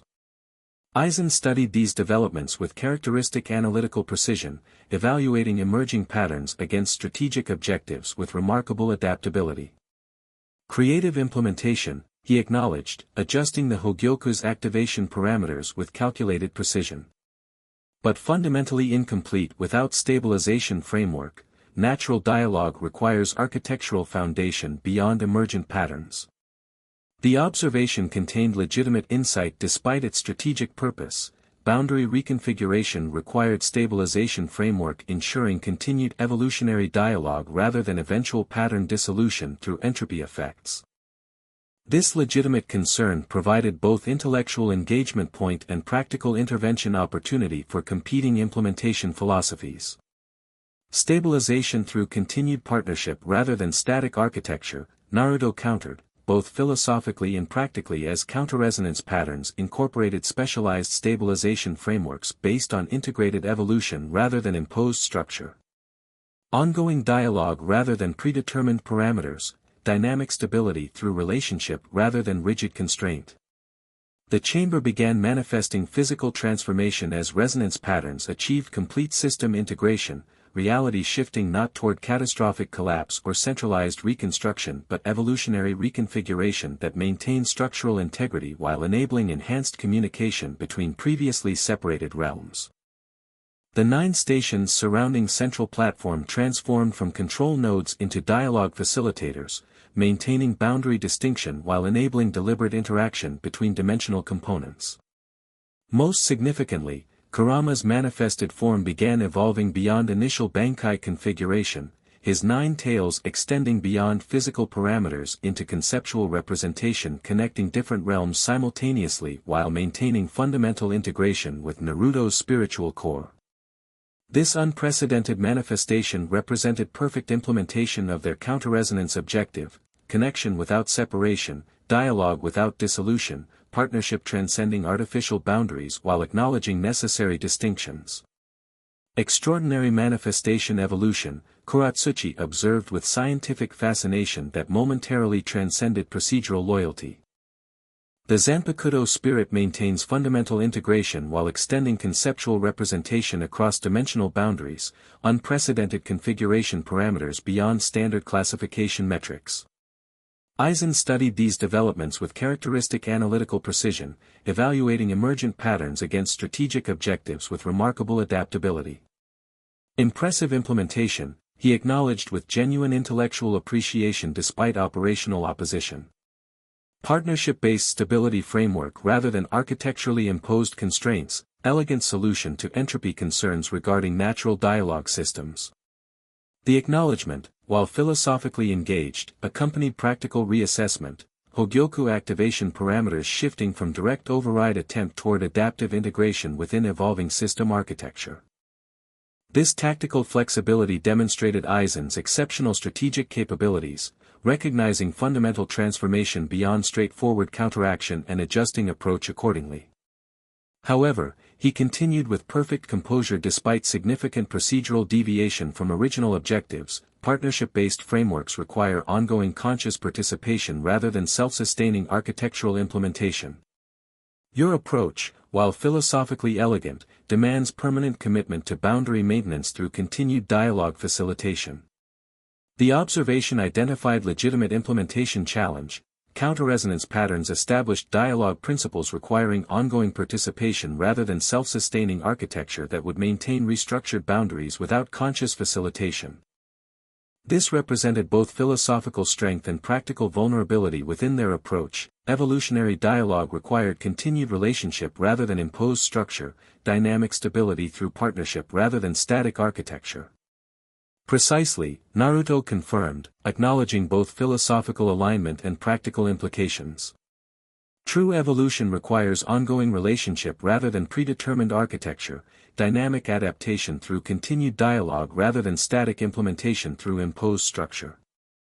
Throughout this philosophical exchange, practical implementation continued evolving throughout the chamber, resonance patterns achieving complete system integration as dimensional boundaries reconfigured according to natural evolutionary principles rather than imposed reconstruction parameters. The 9 stations transformed completely from control nodes into dialogue facilitators, maintaining boundary distinction while enabling deliberate interaction between dimensional components. Kurama's manifested form stabilized in unprecedented configuration, physically present beside Naruto while simultaneously extending conceptual representation across dimensional boundaries. This unique manifestation represented perfect counter-resonance implementation, partnership transcending artificial separation while maintaining necessary distinctions, connection enabling dialogue without requiring dissolution. The resonance procedure is complete, Kuratsuchi announced with scientific precision despite significant deviation from authorized parameters. Boundary reconfiguration has achieved stable configuration according to emergent pattern principles rather than predetermined architectural specifications. Aizen studied the transformed system with characteristic analytical assessment, evaluating results against strategic objectives with remarkable adaptability. Fascinating outcome, he acknowledged with genuine intellectual appreciation despite operational deviation from original plans. Natural evolutionary dialogue implemented through partnership-based framework rather than architecturally imposed reconstruction, an approach I admittedly underestimated in both philosophical elegance and practical viability. The acknowledgement represented neither surrender nor acceptance but tactical recalculation, recognizing changed circumstances requiring strategic adaptation rather than futile opposition. Aizen's exceptional intelligence manifested not merely in brilliant planning but remarkable flexibility when confronting unexpected developments beyond straightforward countermeasures. The dimensional boundaries have stabilized, Rukia confirmed, monitoring arrays displaying comprehensive visualization of cosmic architecture. Communication protocols established between previously isolated realms while maintaining necessary distinction parameters, exactly as theorized regarding optimal configuration. The procedural tension dissipated gradually as system stabilization completed, not through resolution of fundamental philosophical disagreement but practical implementation of functional compromise between competing approaches. The dimensional boundaries had reconfigured according to natural evolutionary principles while incorporating elements from both dialogue-based partnership and architectural stabilization frameworks. The resonance procedure has concluded successfully, Aizen stated with perfect administrative precision despite significant deviation from original objectives. Though implementation parameters evolved considerably from initial specifications toward emergent configuration incorporating multiple philosophical approaches. This carefully constructed assessment, technically accurate while deliberately understating transformative opposition to his original plans, showcased Aizen's remarkable adaptability. Rather than futile resistance against accomplished reconfiguration, he positioned himself as participating administrator within evolved implementation, preserving institutional standing while recalculating strategic approach given changed circumstances. As containment systems deactivated and monitoring arrays transitioned to stability verification protocols, Naruto maintained careful awareness regarding both Aizen's positioning and system configuration parameters. The counter-resonance had achieved primary objectives regarding dialogue-based boundary reconfiguration, but potential vulnerabilities remained during transition from active implementation toward sustained operational parameters. The dimensional communication protocols require ongoing facilitation through partnership-based framework, he stated, both informational clarification and subtle warning regarding attempted interference with established configuration. Kurama and I will maintain dialogue facilitation through evolved manifestation parameters while boundary architecture stabilizes according to natural resonance patterns. This declaration established both practical responsibility and philosophical position, claiming legitimate authority regarding boundary facilitation while acknowledging ongoing commitment rather than completed implementation. The approach aligned perfectly with their fundamental philosophy, partnership requiring continued relationship rather than imposed structure, dynamic stability through dialogue rather than static architecture. Aizen acknowledged this position with characteristic diplomatic precision. A commendable commitment to cosmic stability through personal dedication rather than architectural automation, he observed with perfect administrative composure that concealed whatever strategic recalculation occurred beneath surface engagement. Soul Society appreciates your unique contributions toward optimal boundary configuration despite procedural adaptation requirements throughout implementation process. The careful construction, technically appropriate while deliberately avoiding acknowledgement of fundamental opposition to his original plans, maintained institutional appearances while preserving strategic flexibility for whatever revised approach he might develop given transformed circumstances. This exceptional adaptability, combined with demonstrated manipulative capabilities regarding perception management, ensured Aizen remained dangerous despite tactical setback regarding immediate cosmic restructuring objectives. As procedural conclusion protocols initiated, Naruto maintained vigilant awareness while projecting appropriate professional demeanor. The counter-resonance had achieved primary implementation objectives, but strategic confrontation with Aizen had merely transformed rather than concluded, immediate cosmic reconstruction prevented but underlying philosophical opposition regarding evolutionary methodology unresolved. The stabilization monitoring will continue through standard protocols, Kuratsuchi informed them with scientific precision that suggested professional adaptation to changed circumstances despite personal preferences.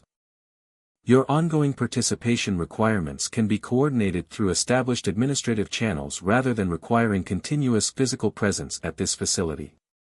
This procedural clarification provided appropriate transition from immediate implementation crisis toward sustained operational parameters, acknowledging both successful reconfiguration and ongoing participation requirements without demanding unnecessary confinement within specialized facility architecture.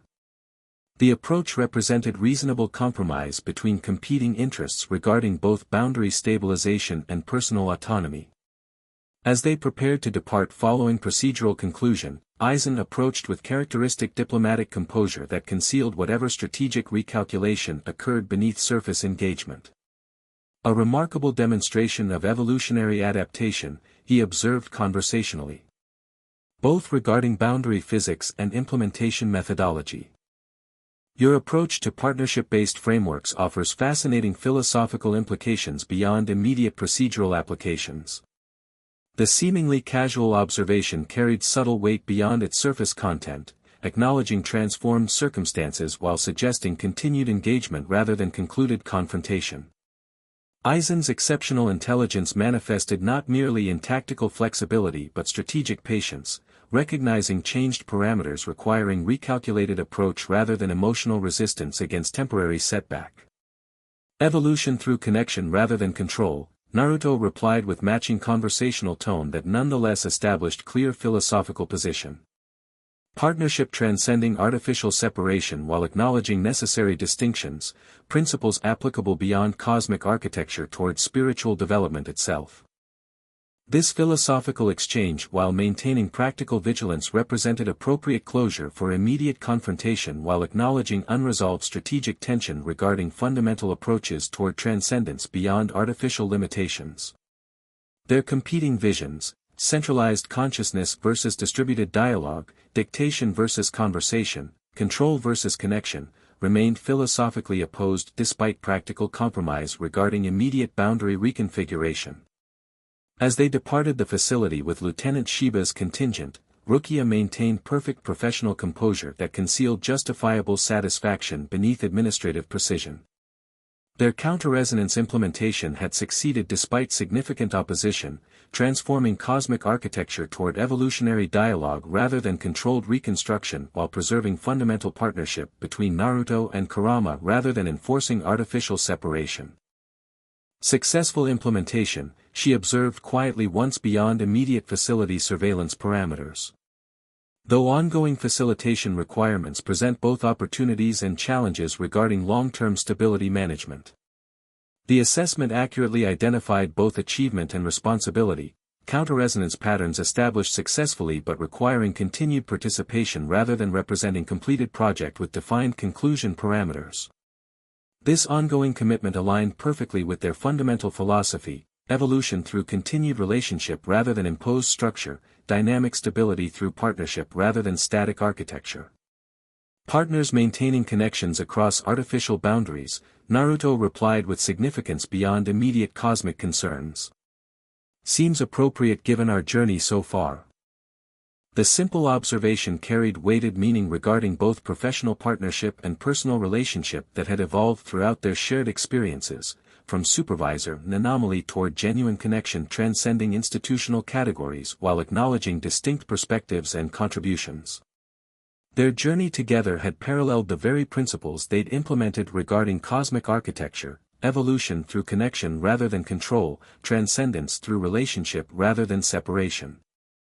Rukia's violet eyes met his with understanding that required no elaborate explanation, connection established through shared experience rather than imposed definition, partnership evolved through mutual growth rather than predetermined parameters. Some connections transcend artificial boundaries, she acknowledged with characteristic precision that nonetheless conveyed deeper significance beneath professional demeanor. Strengthened rather than diminished by acknowledging distinct perspectives within unified purpose. As they continued toward Siriidii proper, Naruto felt both accomplishment regarding immediate crisis resolution and awareness of continued journey ahead. The counter-resonance had prevented forced separation while establishing dialogue-based boundary reconfiguration, but ongoing facilitation requirements ensured continued responsibility rather than concluded mission parameters. Moreover, Aizen's tactical flexibility suggested transformed strategy rather than abandoned objectives, philosophical opposition regarding evolutionary methodology merely recalculated rather than resolved. Yet despite these ongoing challenges, fundamental achievement remained significant, partnership preserved against artificial separation, connection established across dimensional boundaries, dialogue implemented through relationship rather than control. The principles they defended regarding cosmic architecture reflected their own evolved connection, transcending institutional categories through genuine partnership while acknowledging distinct contributions within unified purpose. Two worlds, one soul, Kurama observed with characteristic insight regarding both cosmic implementation and personal development. Distinction without separation, connection without dissolution, principles applicable beyond dimensional boundaries toward relationships themselves. Exactly, Naruto agreed silently, glancing toward Rukia with appreciation transcending professional assessment. Evolution through connection rather than control, transcendence through relationship rather than separation. In cosmic architecture as in personal development. This philosophical alignment between cosmic principles and personal relationships provided appropriate framework for ongoing journey, maintaining dialogue facilitation regarding dimensional boundaries while continuing partnership development regarding professional collaboration and personal connection. The approach acknowledged both accomplishment regarding immediate crisis resolution and continued growth potential regarding future challenges.